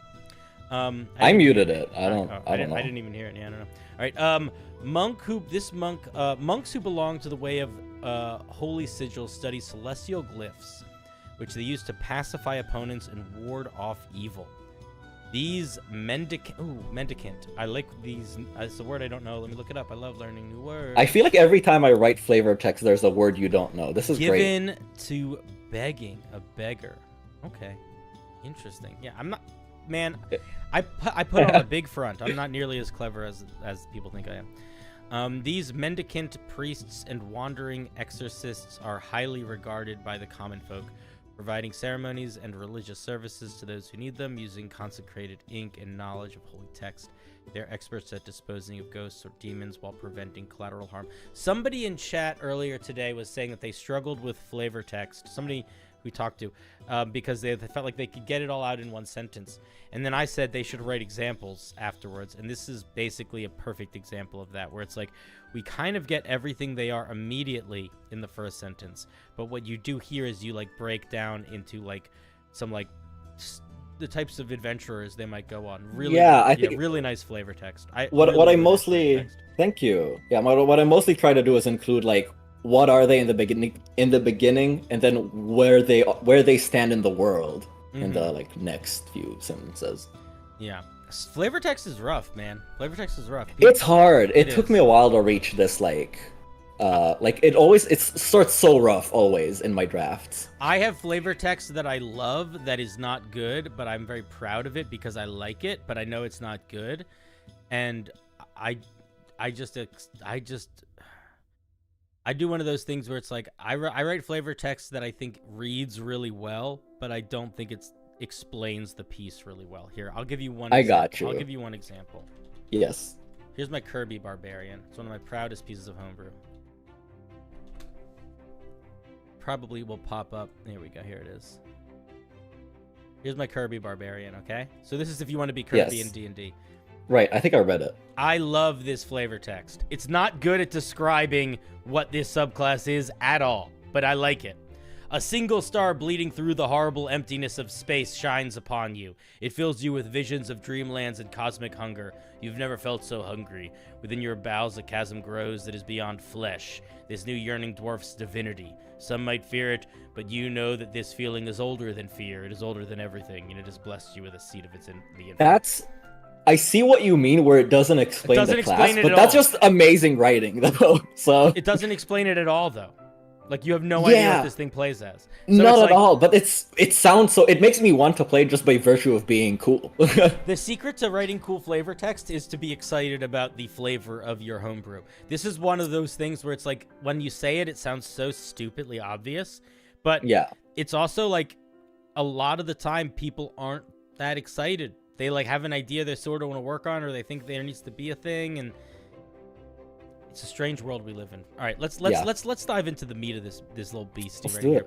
We've got 2 third-level features. We have Hallowed Lore and Divine Inkwell. Hallowed Lore. You gain proficiency in the Religion skill and Calligrapher's supplies. You learn to speak, read, and write Celestial. Nice. When you make a Religion check, you can gain a bonus to the check equal to your Wisdom modifier. That is cool. I like that. That is a very nice little touch. Divine Inkwell. You gain access to a font of consecrated ink, which you can use to form celestial glyphs. Oh, we're getting weird. Okay. Your Divine Inkwell has a number of uses equal to your Wisdom modifier, replenishes when you finish a long rest. You can use your Divine Inkwell in the following ways. We have 2 options at 3rd level.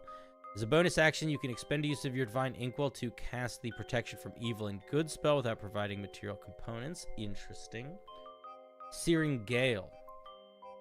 When you hit a creature, stealing glyph. I literally read. I read something else. I crossed out. I think here's the problem. I'm not always so locked into the 3rd dimension, and I think I was reading something that I'm gonna read tomorrow. Okay, sealing glyph. Excuse me. When you hit a creature with a melee attack, you can inscribe it with a celestial sigil. This expends a use of your Divine Inkwell, unless the attack was granted by a flurry of blows. Okay, wait a minute. So you get this for free if you use it with flurry of blows. Am I reading that right? Yes. Okay. Otherwise, you expend a use of the Inkwell. When a creature can only carry a number of sealing glyphs up to your proficiency bonus, then they disappear when you replenish your Divine Inkwell. When a creature rolls damage for an attack, spell, or other effect, you can use your reaction to consume 1 or more of the glyphs to reduce the damage by an amount equal to a roll of your martial arts die per each glyph consumed. Oh, interesting. So let me just recap a little bit. So we can do this Wisdom modifier times per day. Yep. But it is free on flurries. But it's free on flurries, but that's still key point tied. Yes. Is there a limit to how many glyphs we can have out at a time? Did I miss that? You can have on each creature. You can have proficiency bonus glyphs But at there's a time. but it's not limited. But that's the only way that it's limited. Yeah. So you could. It's also limited by because you do it when you attack. So it's limited by the number of attacks you make on a How turn long as do the well. glyphs remain on a creature? They just kind of stay there until you like take a long rest, pretty much until you replenish the inkwell. It says. So if you want, like, if the creature ran away, you can technically keep it on them by not replenishing your inkwell, but it's not really meant to. It's just meant to like be there for the combat, pretty much. I would maybe put a timer on it just to simplify that. That's fair. Yeah. I like it a lot. The only thing that I would think about, and I don't even know if you need to think about it, is you might want to put a limit on how many you can have out at a time. You might want to. It doesn't even need to be it doesn't need to be a small amount. Like it could be double your proficiency bonus, for example. But you might want to put a limiter on it. Might. That's fair. That's fair. I think the limit of the number of attacks you make kind of limits by itself how many you're gonna be able to put out there. Only though, but sort of, but there's no timer on them. So That's true. That is true. They just stay. True. The reason why I'll tell you what I was thinking. This is such a specific example. But if you have a reoccurring villain, that means you could slowly build up stacks of these against them every time you fight them. Do you know what I mean? True, but they do disappear when you. Oh, that's true. They do. Rest. Yes. They do. Okay. I like it. It's very interesting. Cool. I'm wondering.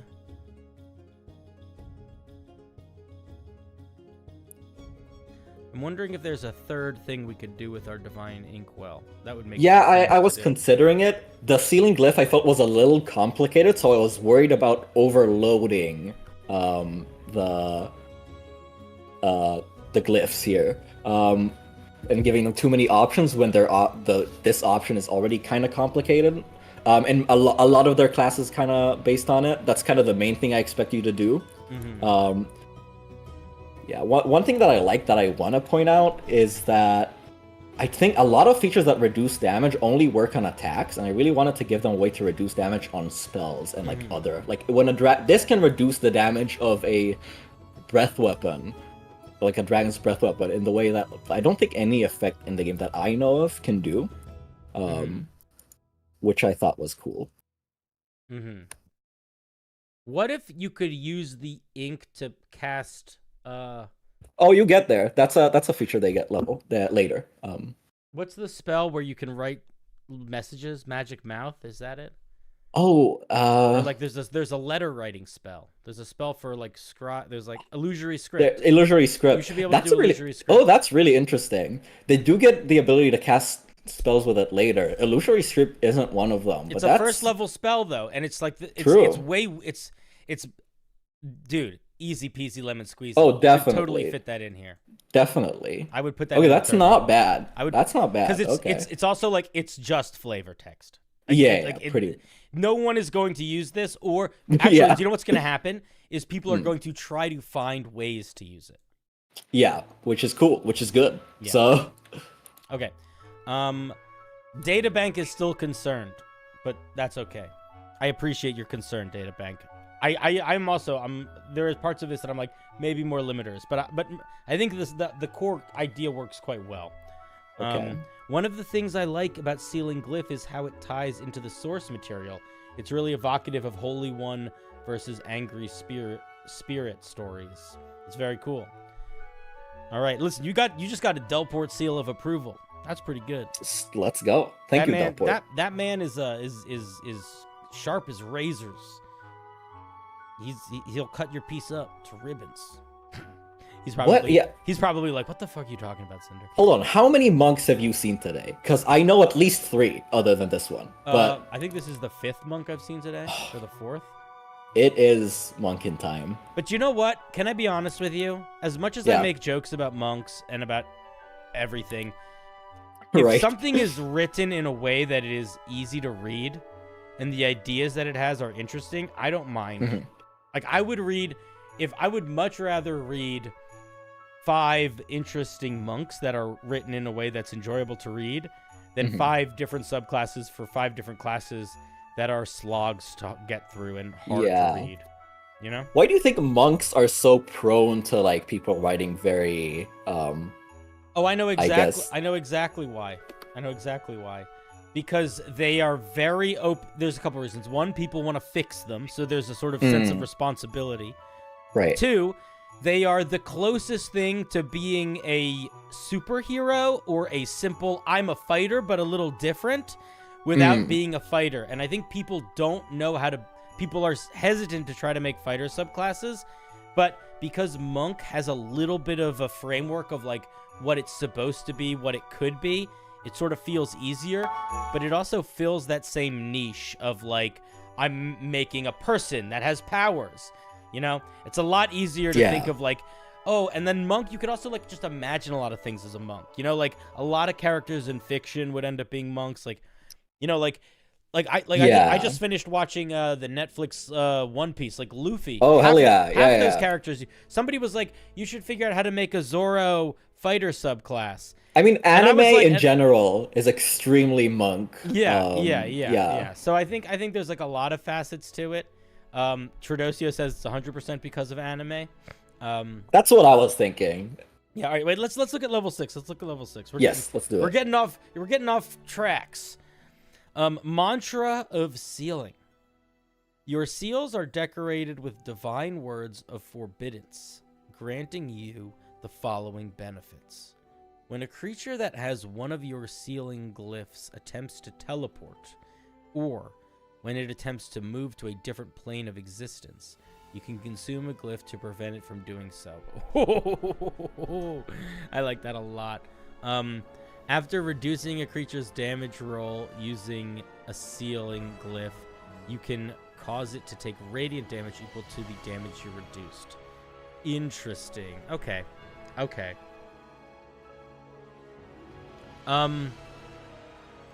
Does the consuming of the glyph for the teleport require a reaction, or does it just happen? Not for the teleport. For the damage, yeah, but not for the teleport. Is that intentional? Yeah. There wasn't any specific thought behind it. But yeah. Okay.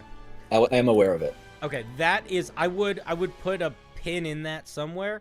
If/when you start trying to use this subclass, it might be a little finagly to make that. It might underline might not. All right, let's look at Miracle Worker. Other than that, I think 6th level solid. So, for folks that are watching at home, when I was yelling earlier, and I usually yell often about how we want to feel like our subclass by 2 levels in, that's this. Most people that play this subclass are never gonna be a Miracle Worker or an Exorcism. So the question is does it feel like itself by level 6? That's like a really important question. Ideally, you want to feel like yourself by level 3, but that's harder to do. But certainly by the next level up. And I think this accomplishes that goal. I feel like if I didn't read the rest of it, and this was the only thing I ever was playing, I would feel like I could be a Way of Holy Sigils, which is cool. All right, let's take a look at 11th level. Miracle Worker. You can cast any cleric spell of 3rd level or lower. Oof! That has a ritual tag. Okay. You must calm your horses. I just went on a roller coaster. You must cast the spell as a ritual unless you expend a use of your divine ink while to cast it normally. You can ignore material components if they have no cost. Interesting. So, I want to what spells are those? Yeah, there are 4 1st level ones, 3 2nd level ones, and 3 3rd level ones. And they're all pretty cool, I think. So, specifically as a flavor thing, I'll call out Ceremony, which I mean, that's kind of like a big flavor part of this subclass is the Wandering Priest. But there are some really cool ones at 2nd and 3rd level. Delport had a pretty big piece of feedback for you. Do you see it in the chat? He said you didn't sign your piece.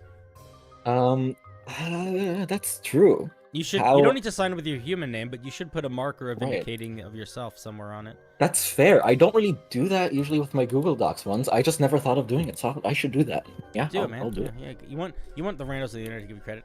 Okay, yeah. The main reason why I wanted to look at it was I was like, is there any spell that would feel like bad to like spam? Not really. I think they all work. They all just work. Sweet. You can be Jesus. You can water walk. Let's 17th level exorcism, the big Kahuna burger. Let's see what we're working with here. Look, so you see how you have like master monk traditions at the bottom here?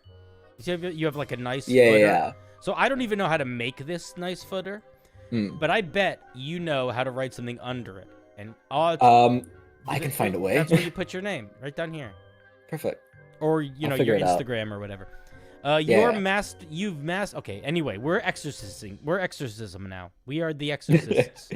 Yes. You master the sacred art of sigil craft and learn a holy glyph of banishment. After hitting a creature with an unarmed strike, you can use a bonus action to expend a use of your divine inkwell to cast banishment on the target. If the creature is a fiend or undead, it has disadvantage on the saving throw. Moreover, if you fail a concentration check to maintain concentration on the spell, you can spend 2 key points to succeed instead. Oof, that's cool. That's really cool. You must finish the long rest before you can use the same glyph on the same creature. Oh man, that's a pretty good 17th level feature. I'll tell you what. This is the part that makes it crazy, is the key point thing. Yeah, that's what makes it a 17th level feature. Oh, definitely, because that lets you just like, banish them forever, potentially, if you spam this enough. So.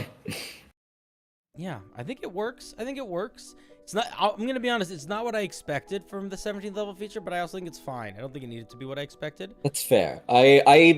It was the 17th level one. I do feel like it might lack some oomph, but I just really like. I think it works.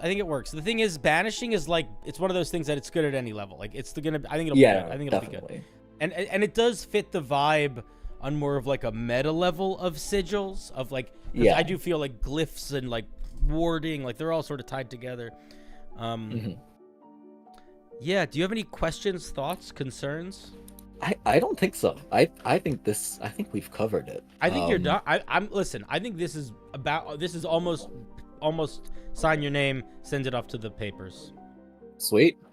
That's good. I completely wasn't sure where this stood in terms of like balance. So that's good to hear. It's pretty close. You're at the part. Have you ever you know how like when you move, like the first 90% takes like a couple days, and then the last 10% takes twice as long. You're in that last 10% where you're now you got to fiddle about with like how many times per day can I do this, like that kind of bullshit. But all the everything else feels really solid, and even that doesn't feel not solid. I just think that's the stuff that you need to think about. Yeah. Also, to answer Peter's question, this has not been play tested yet. So I know people that would want to play this though, like straight up. Oh, awesome. If anyone does end up playing this, please tell me in the Discord. My name is Gangamo. In general, if you are in my Discord, that is a good rule of thumb. If you are playing someone's homebrew, it is doing a kindness to them to reach out to them and tell them that you're playing it and to tell them about your experience. Yes, it's so valuable, and it's really hard for me to usually get playtest feedback on my homebrew, just because I don't get many chances to see it in play, and especially from people who aren't me, because of course I would want to play it, but I also need to get other people on it. So it's something that's really valuable, but it's really hard to get. Yeah, man. All right, Gangamel, this was great. Any questions before I kick you out? No, kick me to the curb. All right, bye, buddy. Click. That was Gangamel. Interesting piece. I'm going to be honest. I didn't say this to Gangamel. I have seen pieces that have attempted to do things like this before, where you mark targets and those markings can stack. This is one of the first times I've seen a subclass that does that, where it doesn't confuse me to the point of frustration. Impressive. All right, let's give a little round of applause to Gangamel.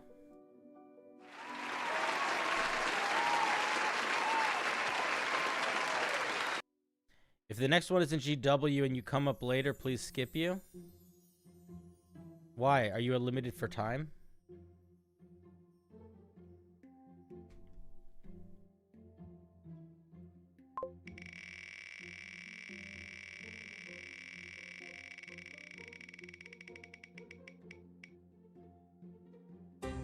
Arcade. I think Arcade is in the chat. They are. Let me grab them. Hey, Arcade, what's up? I don't know if you can hear me. Shit, hold on, sorry. Or if you're even there. Do you want me to just... I can just sing Disney songs till you're ready. If you're even there. Is that a Disney song? I didn't even I don't know if you would listen. Yeah, Hunchback of Notre Dame. One of the best, some of the best Disney music out there. That's the one I haven't seen. It's also one that would never get made again. It's about the evil. It's about the evils of the Catholic Church. Oh, yeah, I mean, I know of it, but yeah, I've never actually seen that one.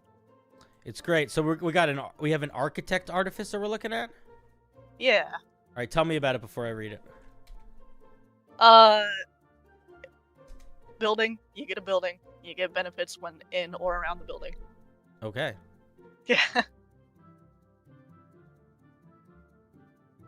The architect. This is our second architect. This is our second building-based artificer we looked at today. Isn't that crazy? Yeah.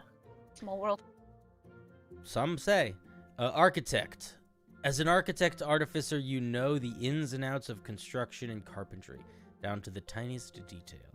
Whether constructing a safe haven for your allies or demolishing the hostile fortresses of your foes, architects are the personification of unyielding structural integrity and demolishing might. Very tight flavor text. Thanks. Very nice. I'm pretty proud of it. Yeah, very nice. Tools of the trade, what do we get? We get artisan's tools, and we get mending. And when you cast it, you can choose to increase its casting time by 10 minutes to mend a break or tear as wide as 10 feet. Okay, that's a very... Folks that are watching at home, not a combat feature at all, but very strong. Not in a bad way, but that 10-foot mending that's strong. It's cool. Okay, catapult, grease, find traps, heat metal, Galder's tower, glyph of warding, fabricate, private sanctum, pass wall, teleportation circle. I think those are pretty good. What level is like wall of stone?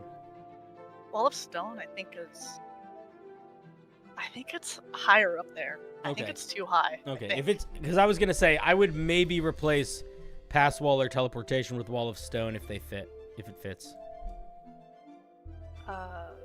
Maybe. I want to say it's like 6th level. Oh no, it is 5th level. Teleport says it's 5th. You definitely don't have to listen to me there, but that's where my first thought was. Philip Mead. Oh, Baba with the 10. Thank you. Why is there never anything in the vases in Baldur's Gate 3? Why do you keep checking anyway? Man, that's the life we lead. You know what is in the vases? Potential. I've gotten some money from the vases sometimes. Okay, you heard it here, folks. You heard it here first, folks. From Arcade's mouth to your ears. Instant Fortress at 3rd level. Okay, now I'm gonna point something out here, guys. This is a long fucking ability. Yeah, I'm sorry. No, don't apologize. Don't apologize. It might earn it. We were talking about this earlier. Some abilities take a while. To say. We'll see, though. I feel like there's a lot to lay out for this kind of thing, so I try to be like as specific as possible with all of it. Yeah. All right, no worries. Let's dive in. But let's hope it's not too shallow that we bump our heads. At 3rd level, ooh, that was such a good metaphor. I wasn't even doing that on purpose. No, oh I my like god, I'm so smart. At 3rd level, you can instantaneously erect a structure that offers several benefits for you and your allies. Using carpentry tools, you can use your action to create a fortification at a point you can see within 60 feet of you. Once you create a fortification, you can't do so again until you finish a long rest or expend a spell slot to create one. You can only have one at a time. When you create a fortification, there must be enough space to accommodate it. Additionally, when erecting a fortification, it emerges from the ground. Any creature in the range must make a dex saving throw against your spell save being used or fall off as it is being raised. Creatures that succeed are harmlessly raised with the structure, and creatures who fail fall to the ground. Okay, cool. Lego Builder Artificer. Let's see what it does. The fortification is a magical structure that has an AC of 18, a number of hit points equal to 5 times your artificer level, and is immune to poison damage and psychic damage. If it is forced to make an ability check or a saving throw, treat that as a 10. The mending spells cast on it regains 2d6 hit points. Fortification is an empty interior. but provides a warm, dry place for the duration. It disappears if it is reduced to 0 hit points or after 1 hour. Its duration increases 2 hours at 5th, 3 hours at 9th, 4 hours at 15th. You can dismiss it as a bonus action. Any creatures and objects still inside the fortification when it vanishes are harmlessly shunted outside. Do we have is the size written somewhere? Did I miss that? It depends. There's 2 different kinds. Oh, I and see. it depends on Just the- want to make sure I didn't miss that. Finally, when creating a fortification, you determine the appearance, blah, blah, blah, blah, choosing what to use. You get a watchtower or a rampart. From the ramparts, watchtower. Okay, you construct a 40-foot tall tower, 40 feet tall, 20 feet wide. You and creatures of your choice within 30 feet of the watchtower, you construct to gain temporary hit points equal to your artificer level. While within 30 feet of the tower, you and creatures of your choice gain a bonus to their initiative equal to your intelligence modifier.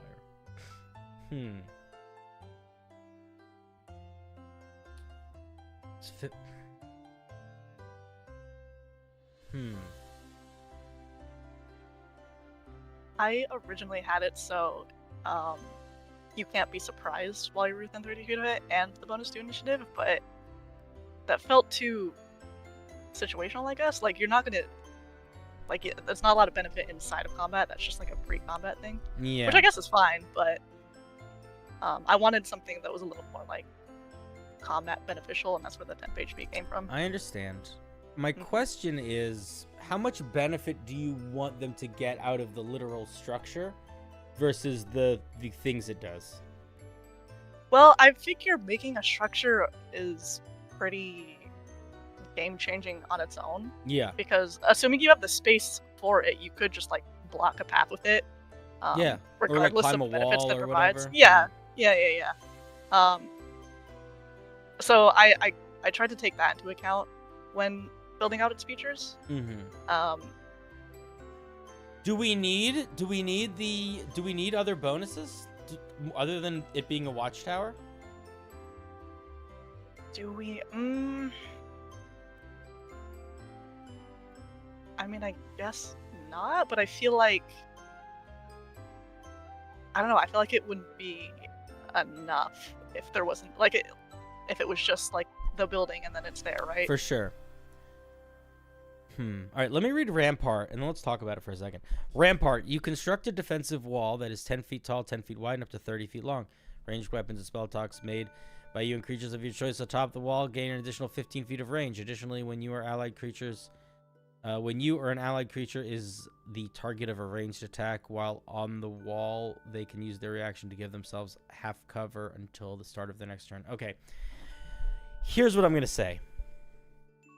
I think the wall captures what I was looking for a lot more than the watchtower. The watchtower feels too magical in a weird sort of way. Like, I like there being mechanical benefits, but they feel like they could be described as you using the mechanisms of the object. So what I would consider doing if I were you, and you don't need to listen to me, but I would consider making it so that the wall had the reaction half cover feature, and the tower made it so when you were in the tower, your range was increased for stuff. I would basically split the wall powers between the wall and the tower. Oh, yeah, that's a good And I would idea. maybe make the range more than plus 15 feet. Yeah. Okay. My idea for the watchtower was, my brain just turned off. My idea for the watchtower was, like, you are better alerted to your surroundings, and that's where the bonus for initiative comes from. So do you want... but- Okay, let me ask you a question from a meta standpoint, because I do think this... Or from a flavor standpoint, because I do think this matters. Do you want these structures to have a magical presence that you feel? Because the watchtower affecting you, it's almost like it itself is watching for you. Is that the vibe you want to go for? I didn't. I honestly wanted to avoid being that specific with a vibe because I feel like there's a lot of ways to flavor it. I think that is definitely an option. Somebody said, what if the watchtower gives advantage to perception instead of temp HP? Yeah, it's not a bad idea. I had a couple No, you more first, you ideas. I had a couple more ideas for like for different things you can make of like a church building, you know, something that was like inherently more divine, or like a wizard's tower, something that was inherently more magical. But then it just sort of became too much. Mm-hmm. No, I think you were right to start with 2. Okay. I looking at chat, listening to you, I think that the move here is to keep the idea of both of the types of structures have 1 or 2 extra things that they do. But I would try to really like I feel like temporary hit points misses the mark, unfortunately. I would get rid of that. Yeah, I can agree. And another thing that you might want to think about is what's like in the same way that the armor smith has like different armor modes that are like good at different things. The watchtower could be more of like I almost want to say like Rampart feels more like the combat one, and Watchtower feels more like the setup before combat one, or some maybe not that exactly, but you might want to lean into I like the idea that Watchtower is like situational awareness and Rampart is defense and protection.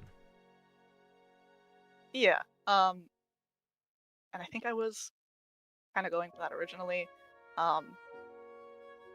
Yeah, I would say I did kind of just pull the temp HP out of my ass when I didn't like the original thing. That's okay. Listen, sometimes there's cool stuff up there. You know, you gotta hunt a little bit. Delport has an idea. Let's see. Let's see what it says. He thinks the Watchtower is closer to a pet subclass, which doesn't have multiple modes. What if the 2 things you can build are building and wall, and you gain levels? As you gain levels, the types of building you can make are increased, perhaps from choosing from a list. That is interesting. Would be complicated to do, but it's definitely an interesting way to think about it. Yeah, I did kind of think about that while I was making this. But again, I didn't want to have 100 billion things to choose from. And yeah, I know you're always touting the artificers get the one thing, right? So I am. I listen. You have although, and I'll say this to you, Arcade. I'll say this to you privately, so don't tell anyone that I told you. But I do feel like I say things extreme because it helps people remember calmer versions of them. But you can break every rule, you know? Oh yeah, I know, but I feel like you have some insight that is worth listening to, believe it or not. Yeah, I have a decently high wisdom score. Not that high. I like to. It's. I'll tell you what. It's unclear whether my charisma score or my wisdom score is higher because I'm either very wise or very good at faking it. Hostile architecture. Beginning at 5th level, your instant fortification is adorned with a stone gargoyle, decorative suit of armor, or something else that serves as a sentinel. The sentinel appears affixed to your fortification when you conjure it and remains lifeless until you use your bonus action to activate it. When activated, moves up and it moves around up to 30 feet. Make 1 melee attack using your spell attack modifier. Deals D8 plus your intelligence modifier damage. This is adorable. Attacks made by Sentinel are considered magical. Sentinel can make opportunity attacks. The Sentinel is considered part of your instant fortification, meaning it shares its ability scores, armor class, damage immunities, and hit points. Interesting.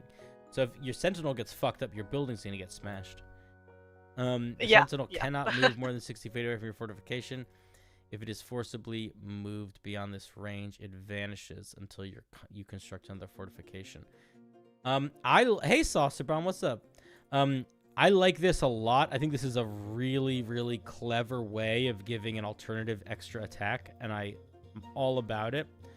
I do think that there are a couple things that you need to be cognizant of if you are going to have two different things that represent the same stat hit point pool, which is area of effect, damaging spells and things like that. So like if there's a fireball and it hits your watchtower and your sentinel, and one fails the saving throw and one succeeds on the saving throw, is the is your building taking a collective full damage plus half damage? You know what I mean? Like you gotta be a little bit thinking. You gotta plan around that. That's my first thought. My first thought was I could essentially deal double damage to your house by hitting it with a fireball if the guy is near it. You don't want that. I had not considered that, but now that I'm thinking about it right now, I mean, I figured if the sentinel is considered part of the building, then you could just make one roll, right? I suppose that's true. Yes, and you would say they can only be affected by a spell once. Okay, yeah, you could do that. I would put that language in here though. Yeah. I hadn't thought about that until now, so it's good that you bring it up. Yeah.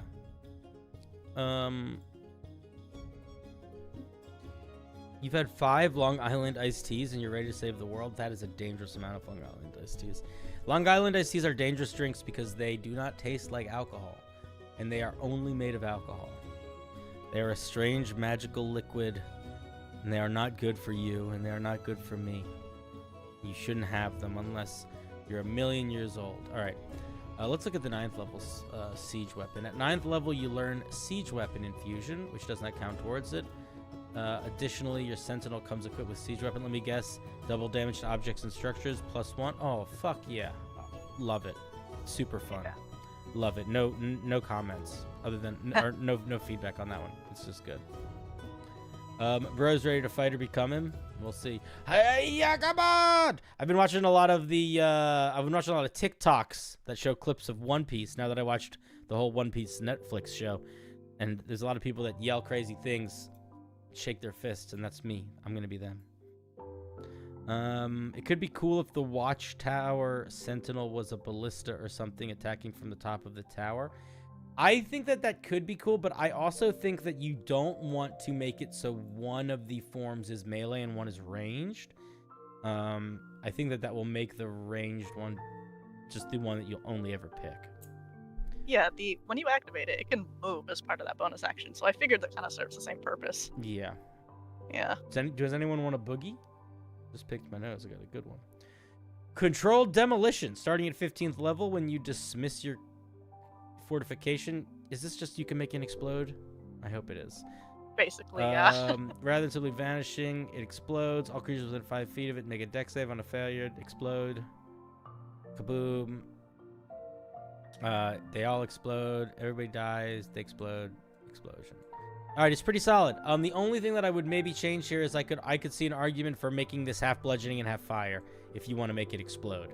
But if you don't want it to explode, if you just want it to fall, then that's fine. This is a really, really interesting idea for a subclass.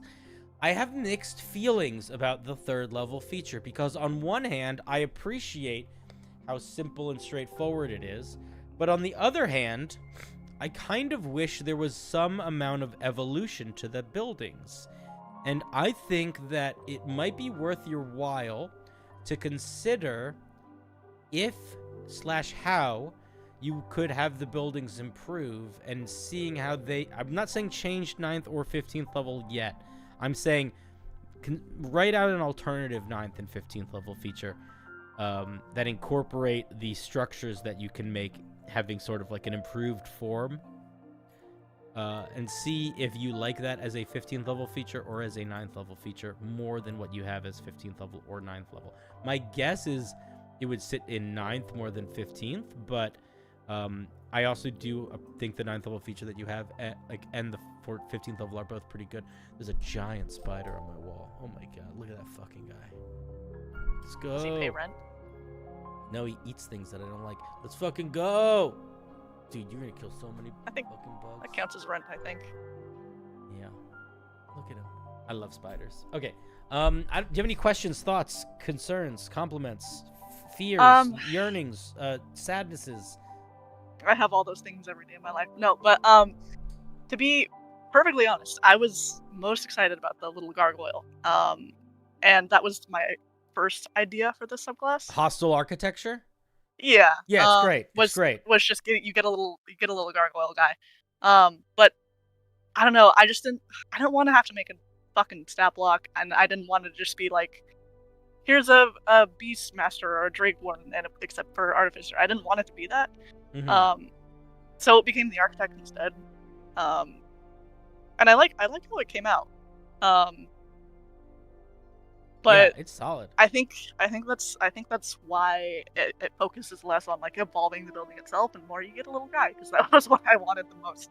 Mm-hmm. Then can I make a suggestion? Yeah, what's up? The little guy should either have a additional evolution, or he should have an additional evolution based on what type of structure you have made.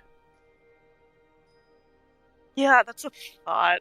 The original 15th was once a day when you built the thing, you could do the watchtower and the ramparts at the same time. And then your little guy would be able to attack twice. But I don't know. I didn't like that one so much. Yeah, fair. It didn't feel right. Fair. All right, Arcade. Final thoughts before I hang up on you? No. Right. Thank you. You're welcome. For the help. You're welcome. Thanks for sharing. Yeah. So long, sucker. Bye-bye. Told them. Based. As a DM, I'm not 100% on balance, but I'm interested in seeing it tested. It does seem very fun.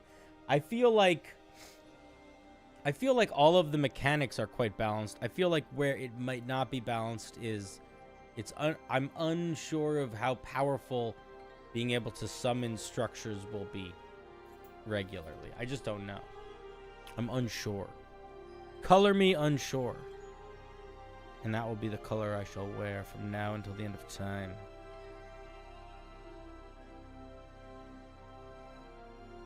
What are we doing with our lives? Guys, that was a cleric that was an artificer that I liked. Did you notice that? That was an artificer that I liked? That's wild. Yeah, it is good. I agree. I never like artificers. Do you mind if I don't mind. I thank you for asking so nicely. What's up, Alejandra? How's it going? I can't see you yet. Hey, how's it going? Hello? I heard you say hi. Yes, hi. Welcome. Sorry, my microphone is funny sometimes. That's How are okay. you? Oh, I'm great. What are we looking at? A druid subclass? Yes, sir. Circle of monsters? Okay, I love monsters. They're my favorite thing in the whole world. I want to be a monster when I grow up. What's the goal of this subclass? Is it to be a monster, to be friends with monsters, to all of the above? What are we working with here?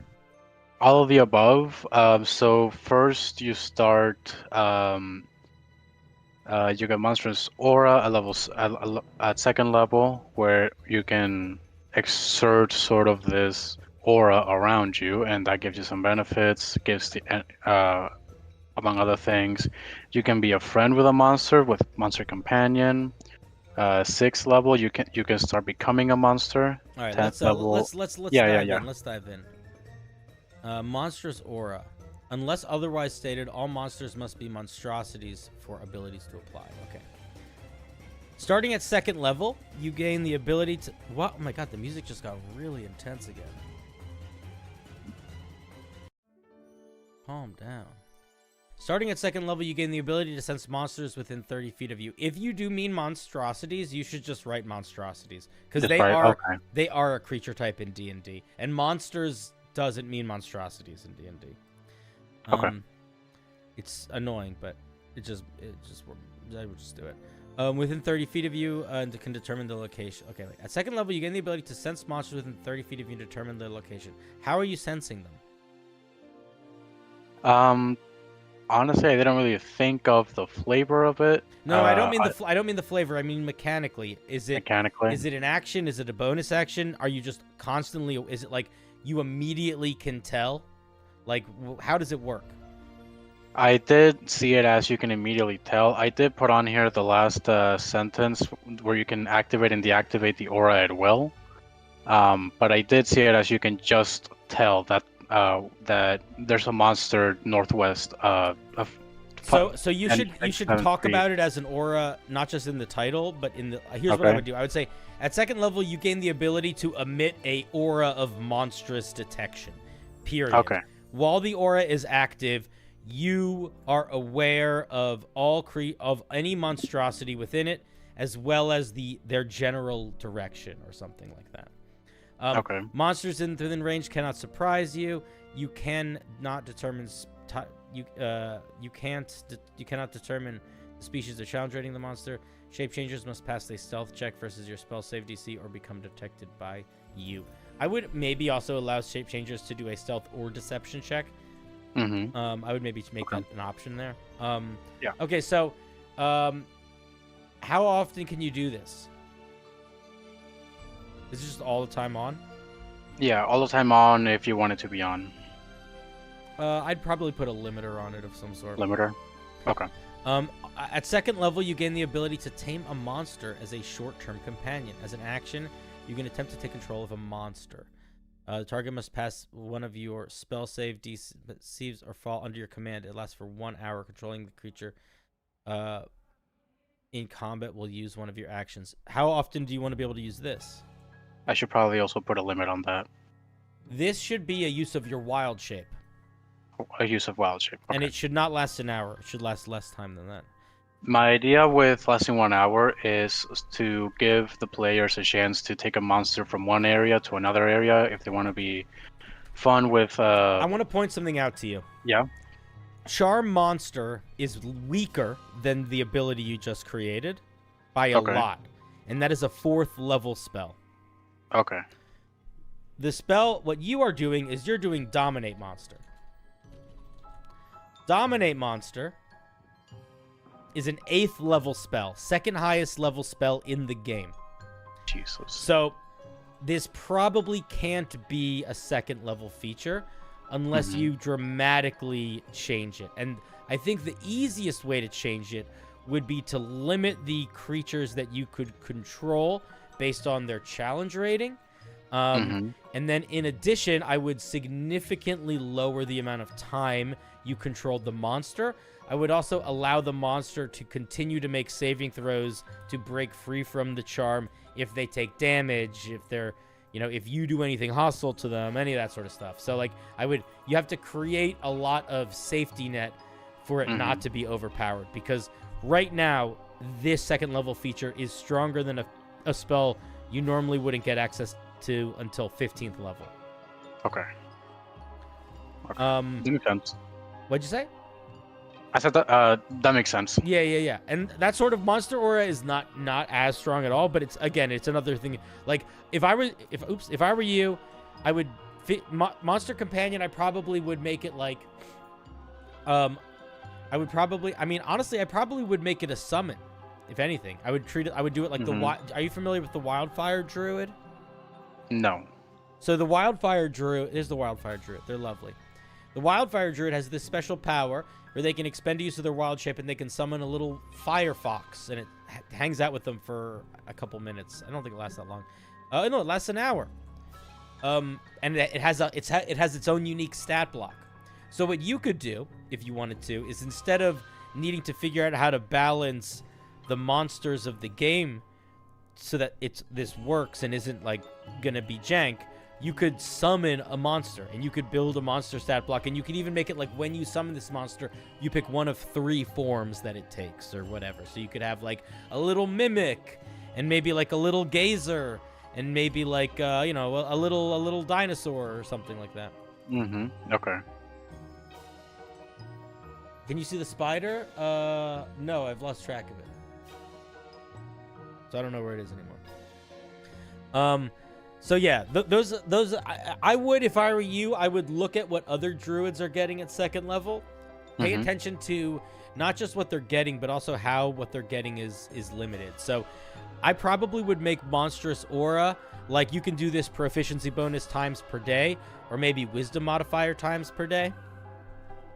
Okay. And I would probably make the aura last a minute. Okay. Maybe 10 minutes.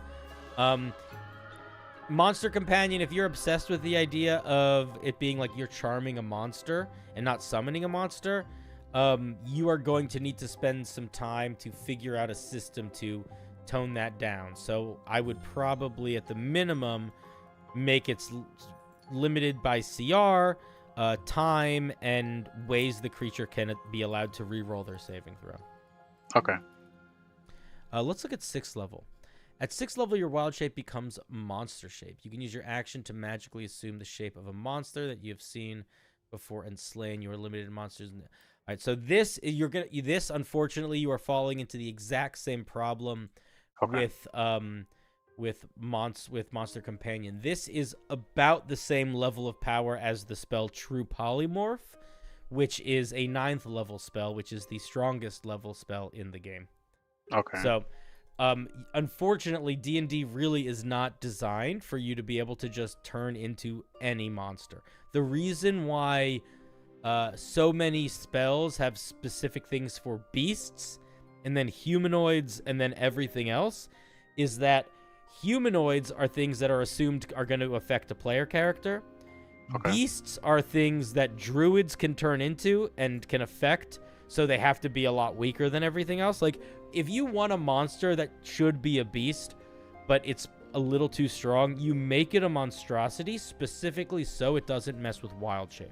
So when you take the safety net off of turning into any monster, you immediately are going to be dealing with all sorts of issues. So what I would probably do if I were you is, if you really, like, the other thing is that I was going to say is you can't make your wild shape do a lot of different things. So if you want to do a weird thing with your wild shape, you do it at 2nd level. So I think at 2nd level, I would take Monster Companion out of 2nd level. I would put Monster Shape at 2nd level. I would balance it down. I would probably either pick 2 or 3 monsters that you could pick from, or give you a special stat block or something. And then I probably would make Monster Companion actually a 6th level feature once it was balanced down a little bit. Or maybe even 10th. Let's look at what we get at 10th level. Chimeric Monster Shape. At 10th level, you gain the ability to transform parts of your body as an action. And use of Monster Shape. Replace one of your body parts. You can spend a second use to... So this is another thing where it's like, we don't really know, like, there needs to be rules here. So, for example, if you want to replace a monster part, your part with a monster part, how do I know what that does? Like, if I replace one of my arms with the Goristra arm, or with an Ankeg arm, how do I know what it rolls to attack and how much damage it does? Or if I replace one of my arms with, like, a Beholder Eye or something like that, or a what's that, or the Catablepus eyes, how does that work? Like, do I get the Death Ray ability? Like, so what I would do if I were you is, this is what I would do. Yeah. I would, at 2nd level, give you Monstrous Shape. 6th level, Monster Companion. At 10th level, Monstrous Shape improves. So at 10th level, when you use Wild Shape to turn to do Monstrous Shape, you can expend 2 uses at the same time. So instead of using 1 Wild Shape, you're using 2 Wild Shapes. And in addition to turning into any of those 3 basic monsters, maybe you get access to a bigger one. Or maybe you get those 3 little ones, but you get a list of, like, 4 unique abilities you could get. So, like, maybe at 10th level, and you have bullet points. It's like Spike Limbs, Acid Breath, Tough Hide. And it would say, Tough Hide, you get a +1 to your AC. Acid Breath, you can use your action to make a, 30-foot cone of acid.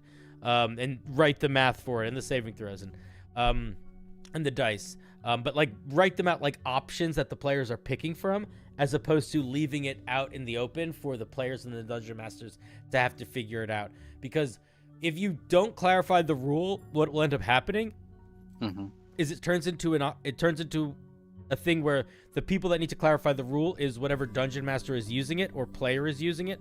And the more vague it is, the more likely there will be misunderstandings, disagreements, frustration. It's just not a good.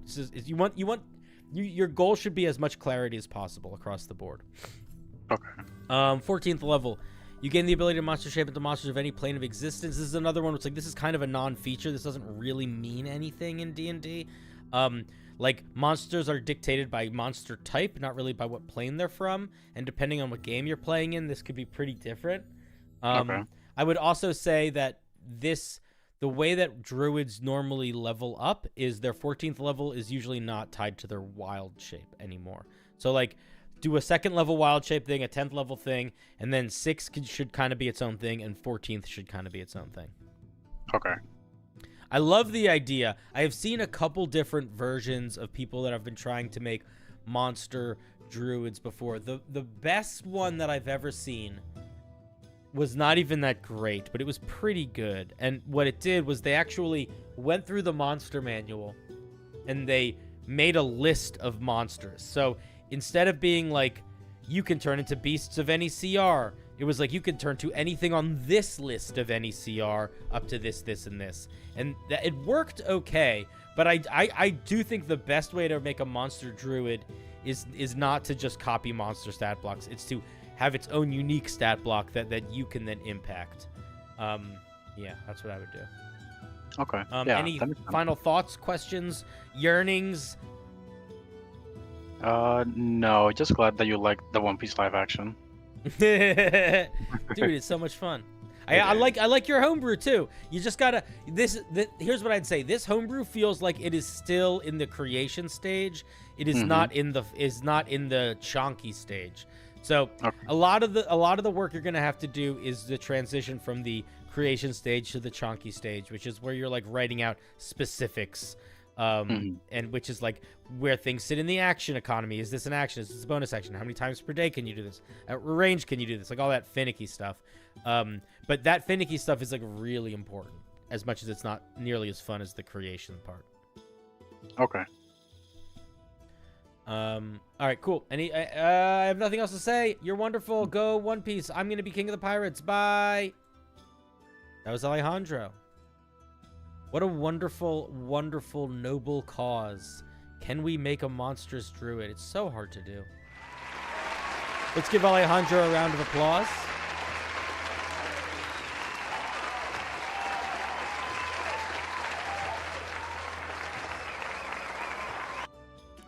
All right, guys, it is almost 1 o'clock in the morning, which means that we are no longer going to be looking at the wheel. We are just going to be pulling people from the Discord.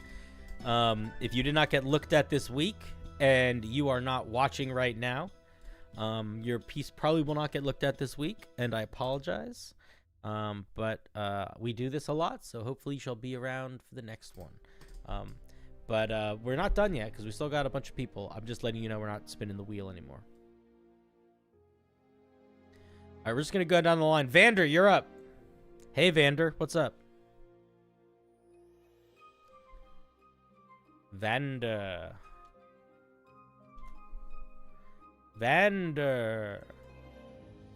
if you don't talk soon, we're not gonna hang out. Vander. All right, Vander. Are you here? Sorry. Oh, Sorry. you're here. Hello. How's it going, buddy? Not too bad. No need Not to too bad. apologize. We're looking at a sand viper rogue. Yeah. Actually, would you mind doing some for me? Kid real quick. I didn't hear what you said.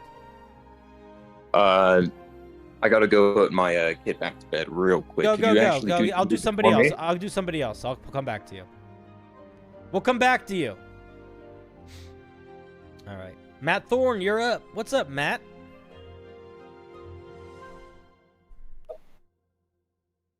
Wasting Plague. How's it going, Matt? It's fine. Bit tired. I know, I'm sorry, man. I kept you up late. Wasting Plague, 8th level spell. Anything I should know about it before we dive in? Not really. It's my first try at a high level spell. Okay, cool. High level spells are really fun and can be really tricky, but they are very, very... They're like making artifacts. They're a good goofy time. Okay. 8th level spells. Wasting Plague. This is a translation thing.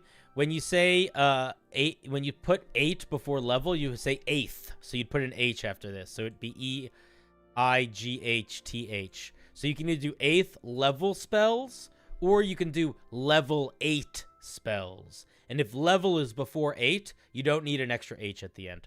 English is stupid. So GHTH. Yeah, that's like because eighth, because it's like a good way to think about it. Here, let me like it's like because it's not 8 level spells, it's 8th level spells, like that. So it's either 8th level spells or it's level 8 spells. It's stupid. It's English. People aren't really going to give you a hard time about it, but I thought you should know in case you're curious. All right. Casting time, 1 action range self. We need some jewelry taken from a mummy's tomb. Hell yeah. Okay. You cause a ripple of sickening fumes to spread in an 80-foot cone. Ooh, that's a good size. Each creature in the area must make a con saving throw. A target takes 10d10 necrotic damage. Ooh, that's a lot. On a failed save, or half as much on a successful one. On a failed save, the target is infected with the plague. Creatures infected with the plague can't regain hit points and spend half their movement at the start of each of their turns trying to catch their breath. Infected creatures can remake the saving throw each time they complete a long rest, ending the disease on a success or taking 5d10 necrotic on a failure. Okay. What else does it do? Not much. Okay. There's spreading feature, but did I miss I missed the spreading feature? Let me see. yeah.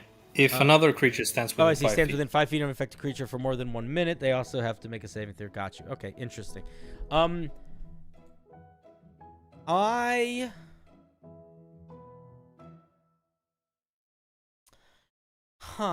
Chat, is this too strong for an 8th level spell? It's 10d10 in an 80-foot cone. It's necrotic damage. And then... You think it's too powerful?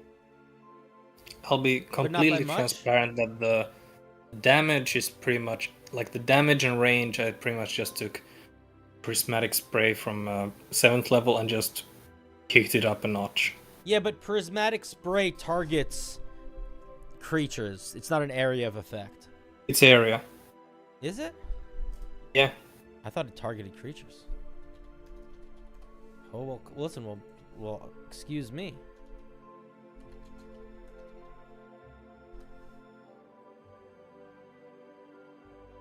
A 60-foot cone. Yeah, each creature in the area. Okay. I mean, I just upped the damage dice. Yeah, I see. And made it to 80 foot instead of 60 foot. Can you get a link? No. I'm just kidding. 10d10, 80-foot cone, necrotic damage. Is that far out for an 8th level spell? I don't know if it is. Yeah, Gangamel says it should be 90 feet or 60 feet. I kind of agree. I'm going to be honest. I think you should go 60 feet cone. I don't think it should be an 80-foot cone. I think the spreading effect is pretty strong. I think the long-lasting it's like a long over time. It's not like in combat. It doesn't matter. No, I understand. I was actually a bit worried about spreading effect because even though technically it's really easy to get rid of diseases in D&D, like paladins can just go around touching people and are immune at some level.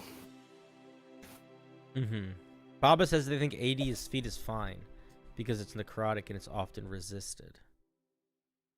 If it were forced, you'd bring the range down. I mean, I'll bring range out just because of like the common, is the disease the mummy disease? No, it's just my own thing. Are they considered poisoned while they're diseased? Nope. Huh. Was that intentional? Intentional as in you decided I do not want them to be I didn't poisoned? even think about it. It's just a disease they have. Yeah, but usually when a creature is diseased, they get the poisoned condition. So I was just curious if that was thoughtful or not. But it's fine if it's Not, fine if you didn't think about it. I mean, the contagion spell, which is kind of what this is loosely based around.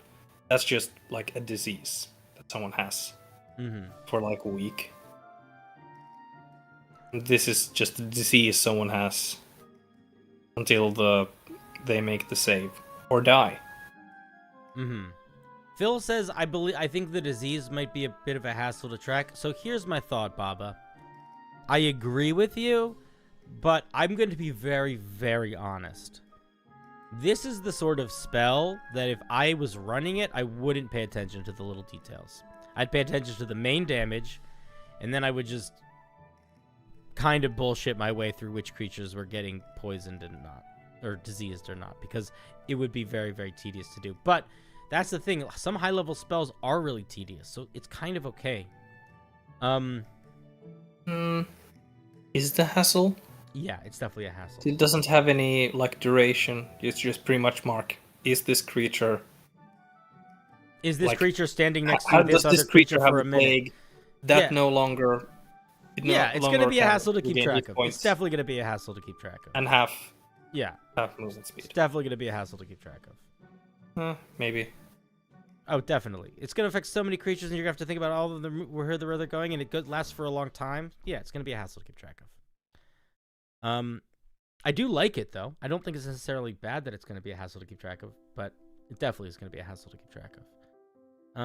If the party spreads this to random civilians, this will wipe out an entire town. That is, yeah, that's true. What level is Circle of Death? It's 7th.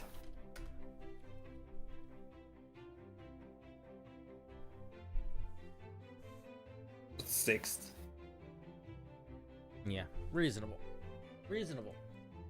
I think it's mostly fine. I would probably lower either the damage a bit or the range a bit.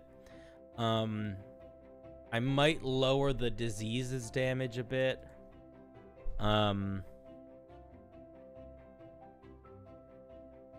the rest of it, I just wouldn't want to have to deal with, but I could understand if somebody wanted.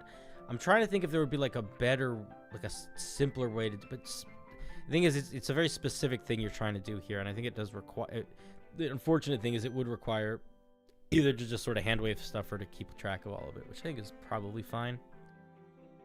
The spread would mostly be roleplay exploration. Yeah, that's kind of how I would run it. Yeah, I mean the spread is only relevant if characters are like around to witness it or like are affected themselves. Yeah. You know what's kind of interesting about it, which is a little bit of a counterintuitive thing. The people that would be the most susceptible to this disease, the people that would be most susceptible to this disease are most likely just going to be the people that die to this. Like, once you're a character that's strong enough to survive this sort of thing, you have a lot of disease healing stuff. So it's sort of,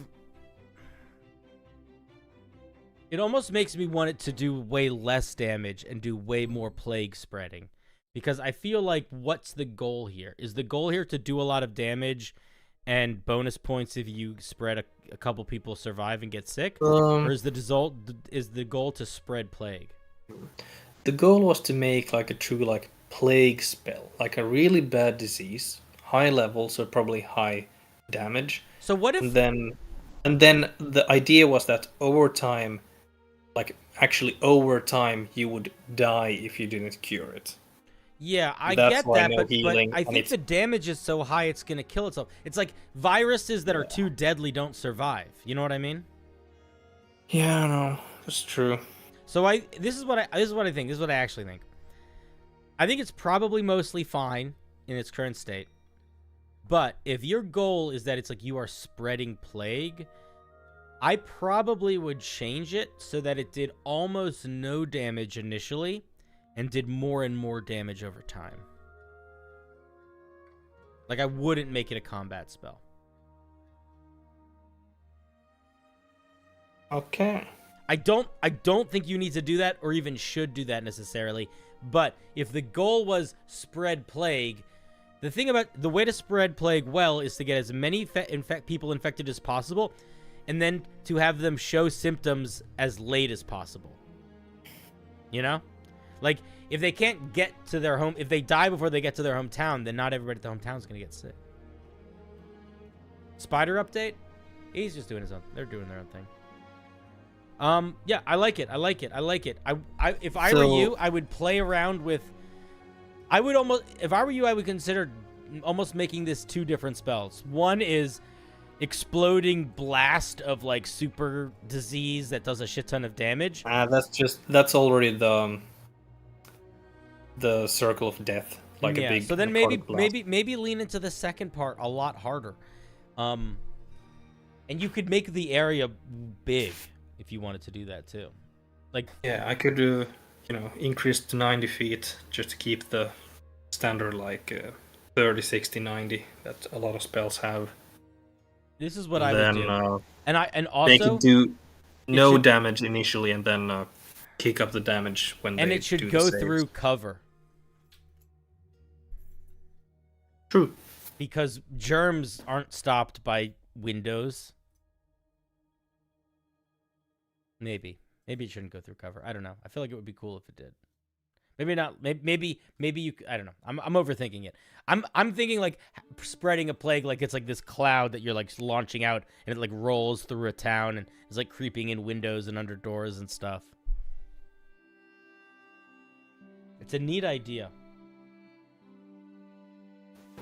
It's also interesting to see a spell that is so powerful and does so much killing and is a necromancy spell, but it has nothing to do with the undead or bringing people back either. Like, there's no element of like, and they come back as a zombie. It's like, nope, they just fucking go. I guess you could collect them and make them zombies afterwards.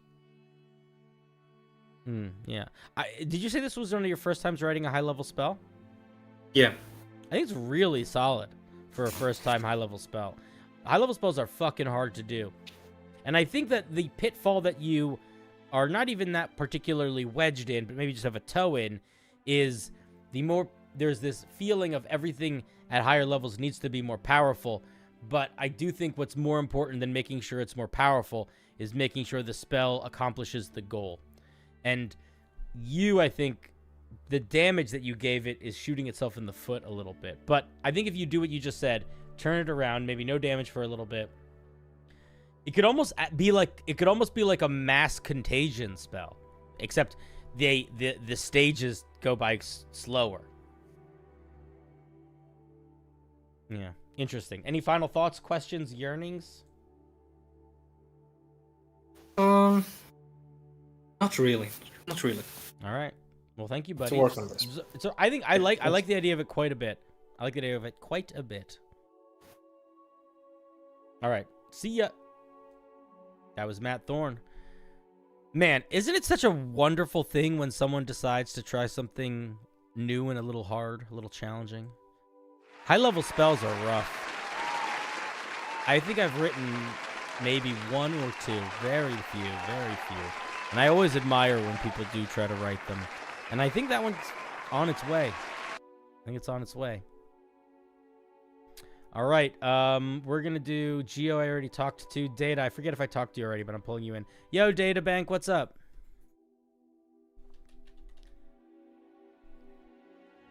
Data Bank, the bank for data. Is Vander back? We'll do Vander after Data. Unless Data doesn't come here, let you switch devices so you can talk on. All right, let's see if Vander's ready then. Hey, Vander, are you ready? I am here. All right, cool. Data, we'll do you next. How's it going, Vander? Not too bad. The baby went down pretty easy, and thanks for kind of skipping over me and coming back. Oh, it's fine. My sister has a 1-year-old. I'm very familiar with. Gotten to do the parent stuff. We just did a family vacation where all the siblings and the grandparents and stuff. We all got together for like a week, so we all got to be on baby duty for a little while. It was fun. Hey, NZ, what's up, man? It's rough. Yeah. I haven't played D&D reliably in like probably close to a year. I get like 1 or 2 games. How long have you been with child? She turned a year last month, so she's almost a year and a month. So if it makes you feel better, my brother-in-law, also one of my D&D players, he does play regularly in my D&D game, and he wasn't really able to do so until maybe like a year and like 3 to 5 months, somewhere in there. So yeah. you are in the pocket of the hectic, but there is D&D at the end of the tunnel.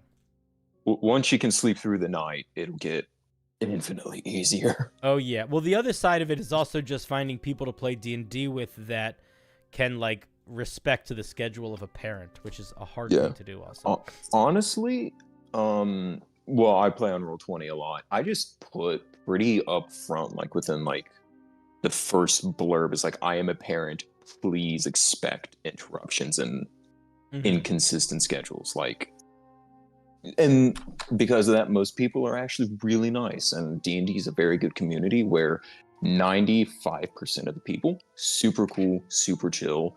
Let's not talk about that 5%, but like, you know, there's most people are fully understanding, and I'm glad D&D has a great community. Now, speaking of understanding, help me understand. We have a Sand Viper rogue. Yes? Yes. So, backstory on the creation, I run a homebrew steampunk campaign, has a lot of stuff I'm hoping to eventually turn into a setting book, and I would like to make at least one subclass for each base class. I love that. Wonderful goal. And I took various aspects of that world, whether it be certain races, certain factions, and I'm creating subclasses based on each. Amazing. In this world, orcs are largely nomadic. They dwell in deserts. The northern orcs are actually red-skinned. The southern orcs are green-skinned. But being from the desert, there's not a whole lot of hiding places, and when the Empire of that setting started to invade with superior tech, the best thing to do is guerrilla warfare. But where do you hide to do ambushes in a desert? You bury yourself in the sand. So And that's I what's started. going on here. We're burying ourselves. Yep. So I started doing research on desert animals, and I found the sand viper. So I started looking at the animal itself for inspiration for the mechanics. Okay, let's. So it's a let's poison-based ambush. Yeah, poison-based ambush rogue. Is there anything super world lore specific that I should that is tied into the mechanics here that I should be keeping an eye out for or thinking about as I'm reading it, or is it mostly it's mostly sands and snakes and ambushing? I try to make the mechanics as system agnostic as possible, or setting agnostic. The mechanics can be flavored to whatever you want. It's just how they're implemented in the game is very dependent on the setting. You can put this in like Eberron, and it'd work fine. All right, let's take a look. Sand Viper, 3rd level. How many 3rd level features do we get? 2? Nice. Lie in wait. Using the techniques of nomadic orcs of the desert. That's okay.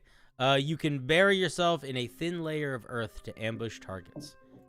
Excuse me. When you take the dash or hide action, you can instead bury yourself in loose earth, such as sand, dirt, or gravel. Doing so does not provide any cover, but does keep you hidden from those who didn't see you bury yourself. While buried, you have advantage on your next attack roll. Taking damage while buried uncovers you and leaves you prone. Question. Why would you... So, you can bury yourself when you take the dash action? Why the dash action? It's essentially just to be able to kind of really like, hey, use your punning action to do this instead. I would more specify following just hide, because I feel like there's no like you would never dash with it anyway, because it's like you're not getting anything out of the dash. So I just change it to just saying hide. Okay. The other thing that I would say is you already get advantage on attacks that you make from hidden, so that's not a feature that you would get there. I guess the only thing is like I guess it would be an auto advantage because you don't actually have to be hidden; it's just you're buried. But there's a lot of ways to get advantage. So the way that I would say this is what I would do if I were you. I would say when you attack a creature from the buried condition, you can proc sneak attack even if you don't have advantage on the attack roll. So it's basically a way to get sneak attack that doesn't rely on advantage. You are going to likely have advantage from it anyway, but if you are in a situation where you would have disadvantage that would counterbalance that advantage or something else, this would allow you to still get sneak attack off reliably, which is a thing that you want to be able to do. Tremor Sense out to a range of 15 feet. Why'd you go with 15 feet? Because Tremor Sense can be very strong, and it does expand at later levels to 30, so I just wanted to start small, because technically you're buried completely. You're blind. So the intent is that you put yourself in the middle of like a known path or road that your enemies are This is all about ambush. You plan ahead. Yeah. So I would clarify that in the writing here. I would say clarify that while you're buried, you can't see. Because you shouldn't don't assume it if it's not written there. Think about D&D like legal writing or like coding, where if you don't, nobody makes the right assumptions ever. Everybody's an idiot. Yeah. And when you homebrew, you were a rules lawyer. Literally. You might want to play around with changing Tremor Sense from 15 to 10 and then having it pop up later, but it's probably fine. The other thing that you might want to do is you might want to limit your use of Tremor Sense. Like, you have certain number of times per day you can activate Tremor Sense for a certain amount of time, because Tremor Sense all the time is pretty strong. I don't know if it's too strong, but it might be too strong to get at 3rd level. But if it's important for this subclass, you might want to think about like maybe you have Tremor Sense while you're buried, specifically. Yeah. Something like that. All right. Twin Fangs. You specialize in wielding dual daggers, like the snake does its fangs. When you have a dagger in each hand, you can add your ability modifier to the offhand damage rolls. You gain a +1 to damage rolls with any dagger you use. I would not do the extra +1 there. So what this does is it gives you basically the dual wielding weapon fighting style. Yes. So I think that that's fine. I don't think there's anything wrong with that. But what I would do if I were you is I would drop the +1 to extra damage rolls, and I would add something else that is a little bit more flavorful. I don't know what it should be, but especially if you cut back on the Tremor Sense, it could be something special the daggers do. Like, what if it's like, it could, like okay, I don't think it needs to be this, but here's an example of something that it could be. Yeah. When you sneak attack with the twin daggers, you can choose to have your sneak attack deal poison damage instead of its normal damage type. When you do, you use D8s to roll your sneak attack instead of D6s. So you're getting a damage buff because you're using D8s instead of D6s circumstantially, because the poison damage type is pretty mediocre. And I probably would make that like, you could do that a couple times per day. Or you could do something with putting poison on the daggers a couple times per day, something like that. I would lean into the poison side of things. That comes in later on, but definitely want to get, well, not poison damage, but the poison condition at the very least. Dan thinks the feature's fine, doesn't really need much else. I like the fangs over... You like fangs over poison damage?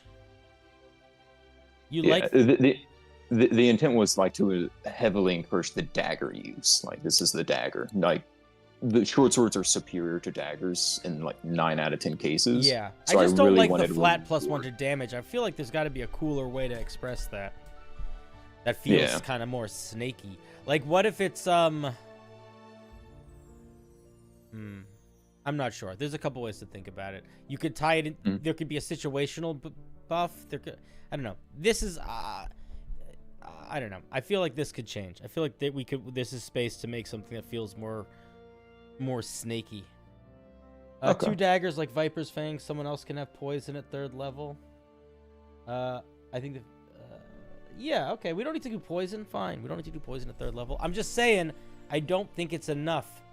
I don't think it's enough to just get +1 and dual wielder, guys. I think we need something else in there too. the poisoner feat would be really good, which is kind of the intention, is that you would take that feat with the subclass. Yeah, But the subclass still holds up on its own. For sure. Can you add your Death Knight subclass? You can, but if you add your subclass to the wheel, it's not going to be on the wheel for tonight. It'll be on the wheel for Sunday night. But there's I always love Death Knights. Death Knights are pretty cool. I've seen 3 or 4 people try to make full Death Knight classes, and they've all been pretty jank. I found one online. Literally just search up D&D Paladin Death Knight. First thing that comes up is it's fine. It's okay. Oh, interesting. Delport just said something that I actually really like. What if when you're attacking with a dagger, what if... Oh, the 2-in-1? Yeah, what if there was like, what if, I don't even know how to say this, but what if you could make that second attack as part of the same action as the first attack? So like it wouldn't consume your bonus action. Oh, so like how 1D&D does the 2-weapon fighting now, where the second attack is just part of the main attack. Where it's like, not yeah, the it's bonus literally action. you're just double stabbing. And that could be maybe limited times per day or if you needed to, but that's an interesting idea. It also is pretty strong because then you're accessing, you're getting dual wielding and able to use cunning action stuff. Mm-hmm. I would think I would think about actually that. It's also very ambushy, right? It's like, bah, quick attack. Yeah. It would be better if you took off the offhand damage modifier, so it's just a flat D8, but you still keep that bonus action. Yeah. So that would be, that's definitely an alternative. Let me look at 9th level. That's where the Jamie real the stuff one comes in. Jamie, I just put the link in the chat, but it's also in the video description. Envenomed bite. Like a desert viper's bite, your fangs are poisoned. When you hit a creature and deal sneak attack damage, you can forgo dealing your sneak attack damage and instead poison the target for 1 minute. Creatures normally immune to poison can be affected by this instance. The poison in this way, they take additional necrotic damage equal to your proficiency bonus modifier whenever it takes slashing or piercing damage. Undead constructs and creatures without blood can't be affecting you. Do this number of times equal to your proficiency bonus. Half proficiency. Half proficiency. If you're ever doing a half thing, you have to say whether you're rounding up or down. This is like a minor thing. I don't like you not getting any of your sneak attack damage. What if you could have your sneak attack damage to do this? There is a very good reason why I decided you omit it completely. The logic being that most combats, in my experience, last around 4 to 5 rounds, and you get your allies. This procs on your allies' attacks. So if the fighter has slashing damage, like a longsword, he gets your proficiency bonus added to every one of his 4 attacks at later levels. So your allies make up for the loss of your damage, but also the later ability allows you to get sneak attack twice on that poisoned enemy. So you give up that first round of sneak attack to get later rewards. I accept your logic, and I won't push back against it, but I also still disagree. I still feel like that's too many things we're waiting for to make it all make sense, and I think that we want to be able to do that sneak attack. But yeah, I accept. We don't always need to agree. Sometimes we disagree. Sometimes. Yeah, I just figured since there's no save, it's an automatic and bypasses the condition immunity. That alone makes it very strong. Databank suggests an alternative way of writing the opening sentence, saying once per turn when you meet the requirements for sneak attack, bop, bop, bop, bop, bop, bop, bop. And I think that is a nice way of putting it. I agree. That is a good way of putting it. Gangamo says, I don't know. I think this is too much. Disadvantage on all attacks for 1 minute plus bypass immunity. Yeah. Except for constructs undead. Yeah, I guess that's true. There should probably be a way for them to turn it off.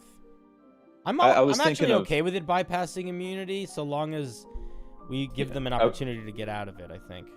I was considering a save, and if they succeed, they're immune to the effect for the day. So it's like you Oh, try wait it a minute. once. There's no initial save, is there? Yeah, no, it's okay. not There automatic. needs to be either an initial save or a continuous save. We can't do nothing. Yeah. This is the ability I was the most concerned with because I think the poison condition is super underused Mhm. because so many things are just outright immune to it. Mhm. So I really wanted to kind of like, I was torn because I'm like 9th level is pretty high. That's where most campaigns end. So I really kind of wanted to reward getting to that point.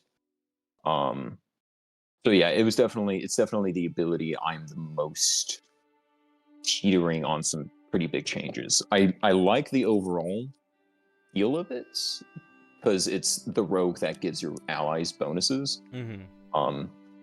Which I really want to keep on that and reward the poisoned use. But yeah, it's just a matter of like how much and how often is what I'm still working on. Yeah. It's yeah, you're gonna have to play around with that a little bit. I would if you want it to stay really strong, you might even need to push it to higher level, which I don't think you want to do. I feel like you want to get that earlier. But yeah, now that I'm thinking about it, the no saves and the bypasses immunity to poison, and it's just being on for like there needs to be monsters and need a way to actively remove it with like they need some agency to be able to get it off. Yeah, I'm thinking potentially reducing the duration, adding the save, and making it once per short rest. I also would probably make it that creatures that are normally immune to poison damage make the save with Have advantage. Yeah. That's what I was also thinking about. Let's all right, that could work. Let's look at Soul of Snake, 13th level. You become more potent as a sand viper. Your tremor sense expands to 30 feet, and the bonus damage you deal with daggers becomes +2.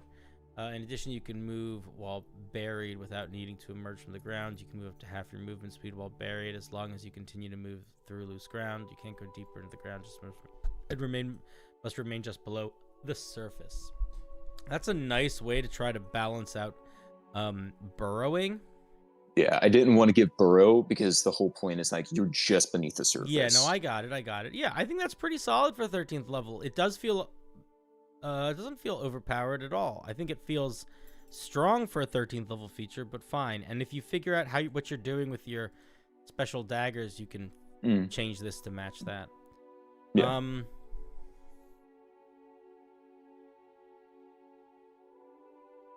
And then Vicious Strike is just super simple. It's a nice little capstone, I feel like. When you deal sneak attack damage, you can deal sneak attack damage twice to a creature that was poisoned by your Envenomed Bite ability. The second instance of sneak attack damage per turn is halved. Yeah, Just makes you really like you are the boss killer, pretty much. Yeah, makes sense. That could work. I mean, if that's too strong, you could also just make that second attack do any amount of extra damage. You can lower that. You can raise that. It doesn't have to be half your sneak attack. It could be a lot of different things. Yeah. It's a very interesting subclass. I feel like if I were you, in terms of the things to work on, I would probably spend the most time thinking about how to make Twin Fangs feel unique and not just like you're good with 2 daggers, but you're good with 2 daggers like a viper. And yeah, that's what I feel the strongest about, honestly. It's an interesting subclass. I was playing with the idea of like, Snake's rapid strikes, like kind of like the Gloomstalker, they get an extra attack the first round of combat. Something similar to that, only if you're using daggers. Yeah. So that was another thing I was considering. But yeah. Cool. Yeah, cool. Right, I'm man. glad you seem to like it. Yeah, thanks for sharing. I appreciate it. I wish I submitted my monk now, just to keep up with the thing. That's all right. Next time. Yeah. I was actually curious, like, I gotta ask every time. I have a guerrilla warfare trap fighter or monk. Which one do you want next week? Wait, say that again. A what or a monk? I have like a guerrilla style fighter subclass that uses booby traps, or a monk. The monk is it's a fire monk. It's pretty simple. I like both of those. I like the idea of a booby trap fighter. That sounds cool. Maybe the booby trap fighter. Cool. All right, cool. That'll be what I submit. All right, cool. Thank you, Vander. Yeah. Have See a good ya. one. All right, let's pull in Liberator. Liberator. Liberator. Yo. You made a Canadian? Yep. All right. I am Canadian after all. Did you hear me sing my Canada song? Yes, I loved it very much. I had to change the words a little bit. Yeah. Hope you don't mind. That's all right. I had to keep it. I had to keep it appropriate for stream. Okay. All right, so let's see what we actually get here. We're cold resistance, nice. We speak English and Canadian English. All right, we got some science to bot. We're husky boys. Oh my god, this is very silly. I like it. A double. Once a day, you can drink something called a double, which, as a Canadian would say, is a coffee with 2 creams and 2 sugars. They temporarily increase your speed and dexterity for 1 minute.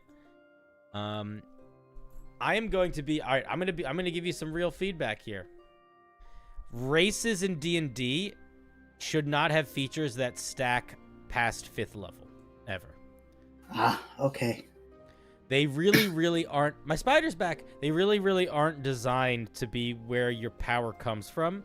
They are designed to be sort of what flavors your character from who they are, like a personality and history and background.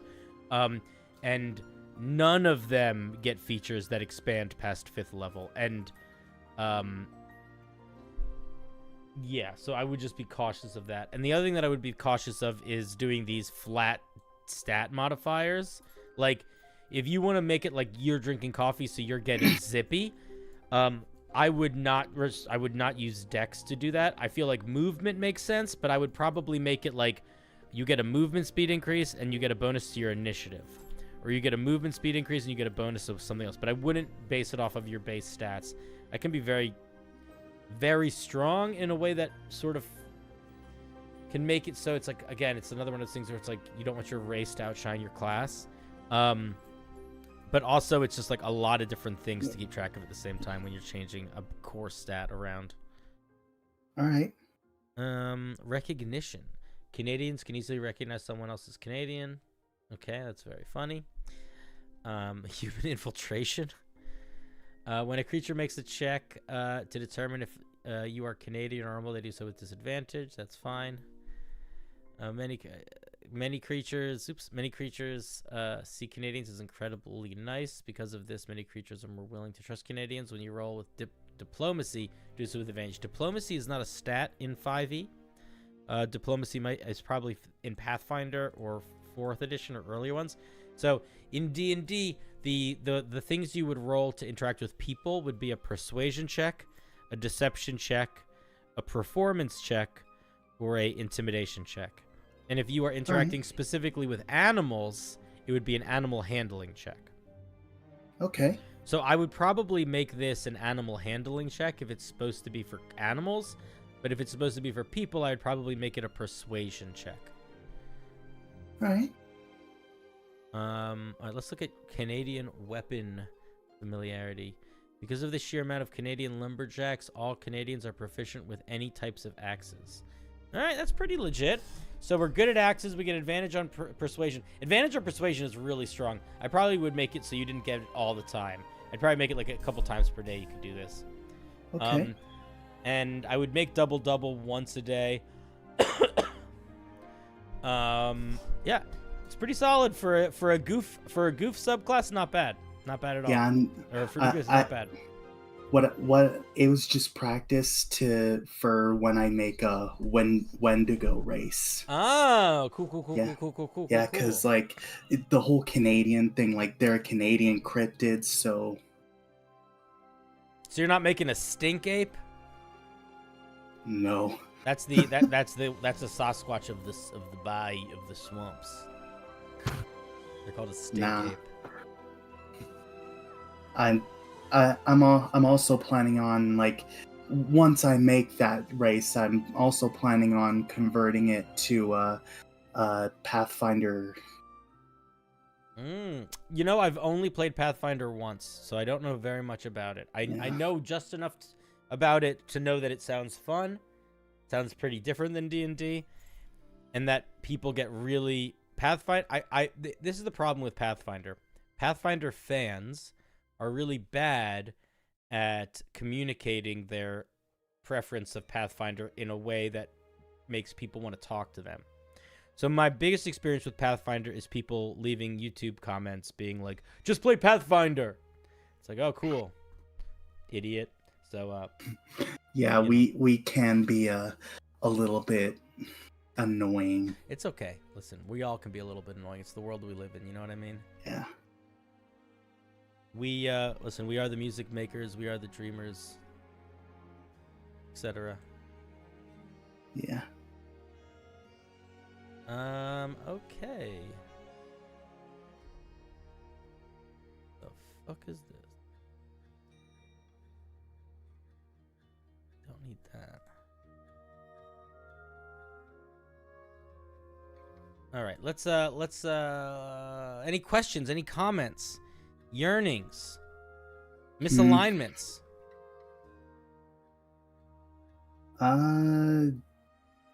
Did you know that because of Canada, a large section of the Geneva Convention was penned? I did not know that, but I accept. World War I. We were not too kind back then. Well, what are we gonna do other than try to be kind, I guess? Yeah. All right, buddy. Have a good one. You too. Tell Canada Bye. I say good day.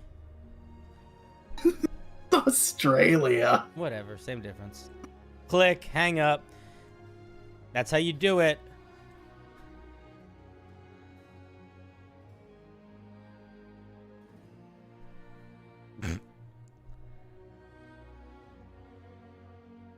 Okay.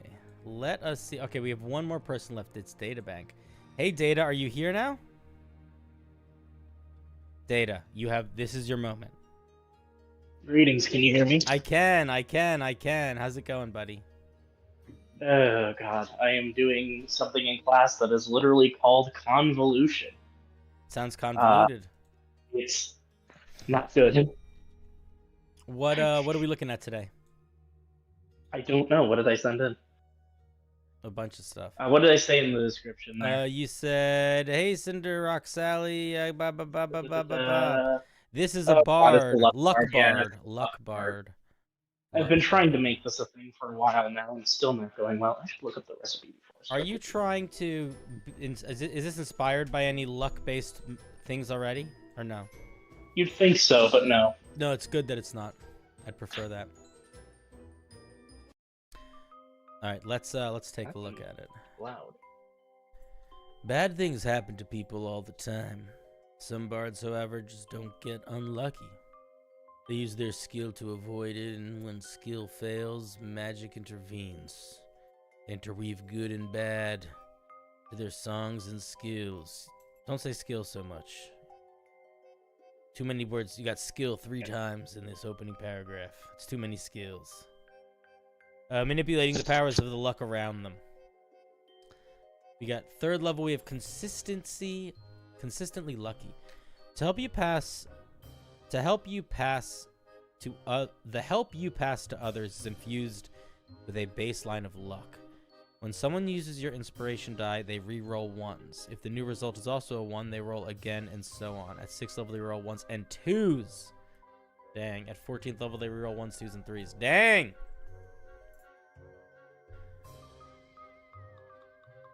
Yep.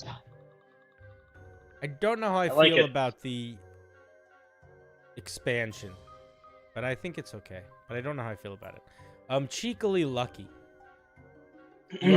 Your power over luck allows you to manipulate the fates of those around you in small ways.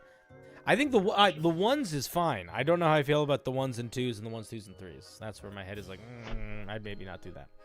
I mean, it feels like it's supposed to be expanding with your other stuff that you have. Yeah. Because your dice is always growing. No, I get that, but I'm okay with you not being. But what this creates is the thing is because you're constantly. It would almost be more okay if you didn't keep re-rolling the new result over and over and over again. Like if I rolled a 1 and then I re-rolled and I had to use the new roll, then I would be much more comfortable with you having that grow. But because you constantly get to re-roll it, like you literally can't roll a 1, it's like a little bit too much, I think. Because the way that it's written, your minimum is a 2, then your minimum is a 3, then your minimum is a 4. I feel like then that's your minimum too much. is a 3, then your minimum is a 4. Yeah, I feel like that's too much.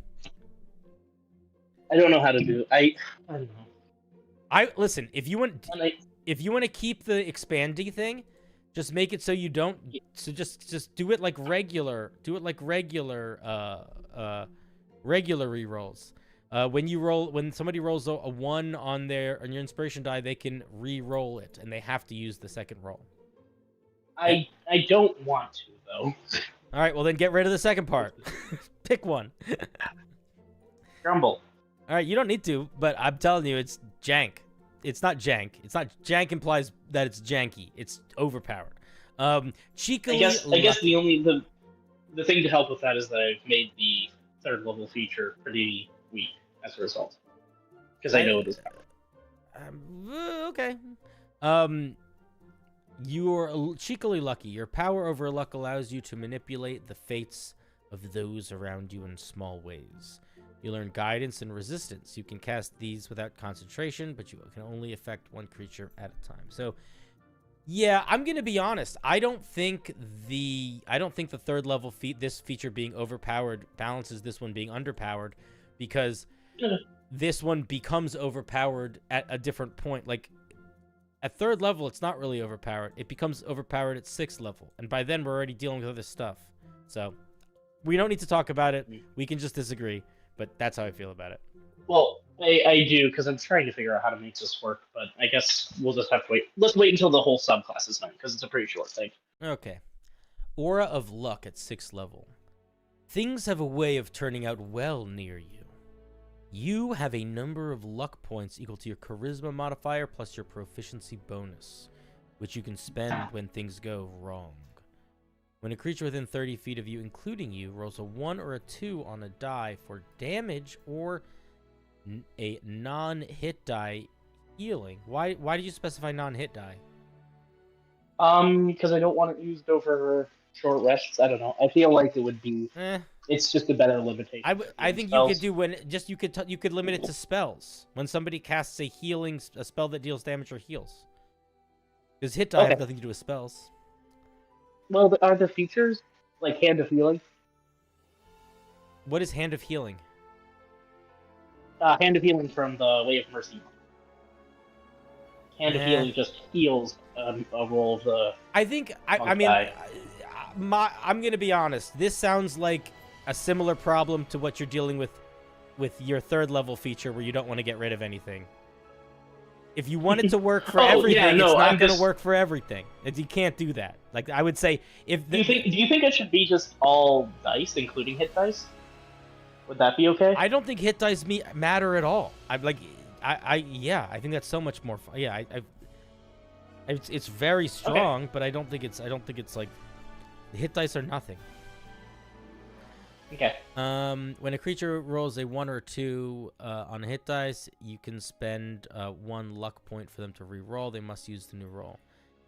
You can only use these abilities if you aren't incapacitated. You regain 1 expended luck point after a short rest and all at a long rest. I would probably just do them all at a long rest. Because you're already getting you have a lot. You have proficiency plus charisma modifier. Yeah, they should just be on a long rest. Okay. That's unexpected help. In the unluckiest of scenarios, you end up even better than you were. As a reaction to taking damage, you can take none and heal for the amount that you would have taken. Once you use feature, you can't do it again until you finish a long, short, or long rest. Oh, this is also definitely a long rest feature. Who are you kidding? You can completely negate all damage and turn it into healing. What are you trying to pull? That is a once-a-day feature. So, you are now in a strange situation. That one I'm not worried about. You are now in a strange situation where you need to decide if you want your 6th level feature to be a once-a-day feature. Oh, no, it's not once a day. It's a million times a day. It's fine. Okay. Final thoughts. Here's what I'll say. Well, first, the final thoughts. We need to talk about consistently lucky then. That's Is what I. it expanding This is okay? what I'm saying. I would say I feel exactly the way that I felt before. This shouldn't expand. We live in a world of bounded accuracy. Inspiration is already very good. Getting to reroll multiple times is very good. I would not do that. If anything, I would keep the at 6th level rerolls 1s and 2s, at 14th level rerolls 1, 2s, and 3s. I would drop the reroll forever thing. That's what I would do if I were you. I think together they're too strong. Now, could I real quick? At 14th level, you just reroll 1s and 2s. Like, you only get 1s and 2s at the capstone. That then I would almost push for that to be your 14th level feature. Really? No, I take that back. Okay. I just feel like the feedback loop of forever rerolling if it's low and that low number getting better. It's just, I don't know. It doesn't rub me the right way. It's the kind of thing where it's like I could see myself getting annoyed with it at the table very easily, and I could also just see it being too powerful. I see both of those things. Does 6th level need more? Because the 6th level need more because luck points used to do more, but I cut them down if it's. What good did they enough used for to do? I don't even remember, honestly. Maybe it was like a D4 plus or minus. I'm not sure. I don't know if they need to do more. I will tell you that they aren't really flavorful because they feel the same as consistently lucky, because they do the same thing in that they let you re-roll low numbers on the dice. That's probably, honestly, other than... It is more of an aura effect because it does not take an action when react. No, I know, but what is it? I'm not talking about what it does. I'm talking about literally what it does. Literally what it does is you roll too low, you can roll higher. And I think that probably more so than I really feel super strongly about consistently lucky, although I wouldn't keep all of those features, is I don't like that the whole thing kind of just does the same thing. Which is re-roll one thing. And honestly, 6th level is kind of where I've been jumping up and down to figure stuff out, so I'll have to figure out how to do luck, but... Yeah, luck is hard. Luck is a hard thing in D&D because... Luck is a hard one. Because I'm glad that you like the 3rd level feature, though. That's what kind of inspired it. I mean, all of these features I think are fine in isolation. I just think that the total sum of the parts is not exciting in a way that I would want a luck bard to be exciting. The thing is, because the dice are like, yeah, I don't know. I'm not sure. I have never seen. I will say with wholehearted honesty, I don't think I've ever seen a good subclass that was built around fucking with the dice ratios. Whether it was interpreted as a luck one or a fate one, I never have seen one where I was like, oh yeah, this is really cool. Seems like really fun. It's like, oh, this is just a power gamer subclass that's thinly veiled behind calling it the Oracle. Don't worry, so have I. I don't know. So the thing about Aura of Luck and Consistently Lucky is, I don't know, bards are supposed to aid people, and the one thing about it is, you know, I really feel bad when people like roll ones on, especially on damage dice. Mm-hmm. So, yeah, that's kind of where they came from. I understand. I just think that it's a tricky game. It's a tricky game to play. Are all of the features solid and near balance? Like you said, I need to change a couple things to make sure that they're balanced. Yes. All of them are solid. Third level is the only one that I would say no. Everything else is fine. Yeah. Everything else, and the minor tweaks, like Like the 6th level should Yeah, minor tweaks. Like both of these should be long rest based. I would also Now argue the that if you the last question is do I have room or would I have to reduce to add proficiency in things like dice games, like a proficiency? Oh no, you could just add that. Okay. I would just add that for sure. Yeah, dice games. Alright. Nobody uses. What do people use dice games for? Madness. Cool. All right, Data. Any final questions for me? Oh, actually, if you scroll down a little bit farther, I tricked you. I love it so much. Thank you for doing this. All right, Data. You're such a great reviewer. You are It's great to great. get your... You're great. I'm hanging up on you. Oof. Guys. Friends. Neighbors. Countrymen. Creatures of the realm. The time has come. I'm tired.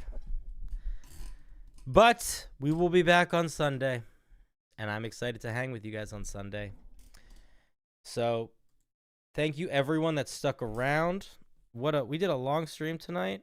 I can't believe I'm still awake. I genuinely don't know how I've managed to pull this off. I am very tired. And I hope you guys... Ooh, shit. Calm down there, buddy. And I hope you guys have a really good night. See ya. Goodbye. Goodbye. See you tomorrow. Goodbye. Not tomorrow, but see you Sunday. Bye. See you on Sunday. I love you. Bye. Bye. Bye. I don't think about it.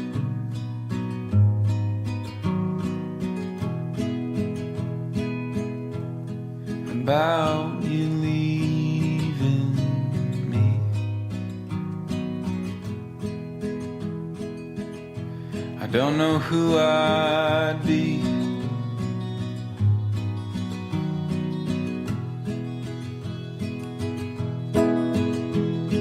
would everything we built just turn to broken leaves. I don't think about it.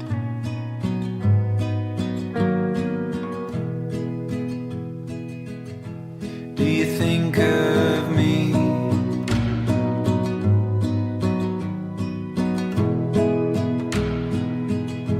Walking out that door,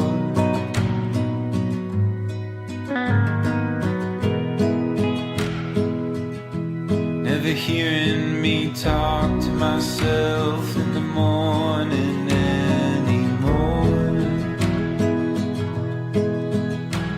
Would it all just turn and turn and turn and turn and turn and turn? You don't think about it.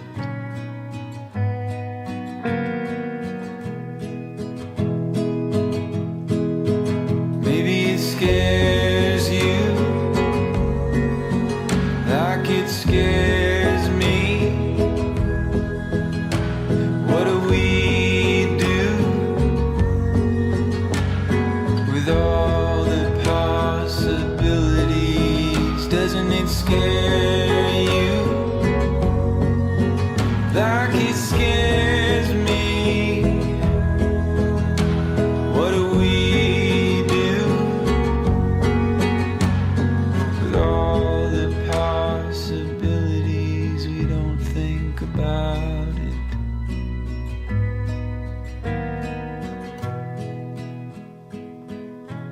We don't think about it.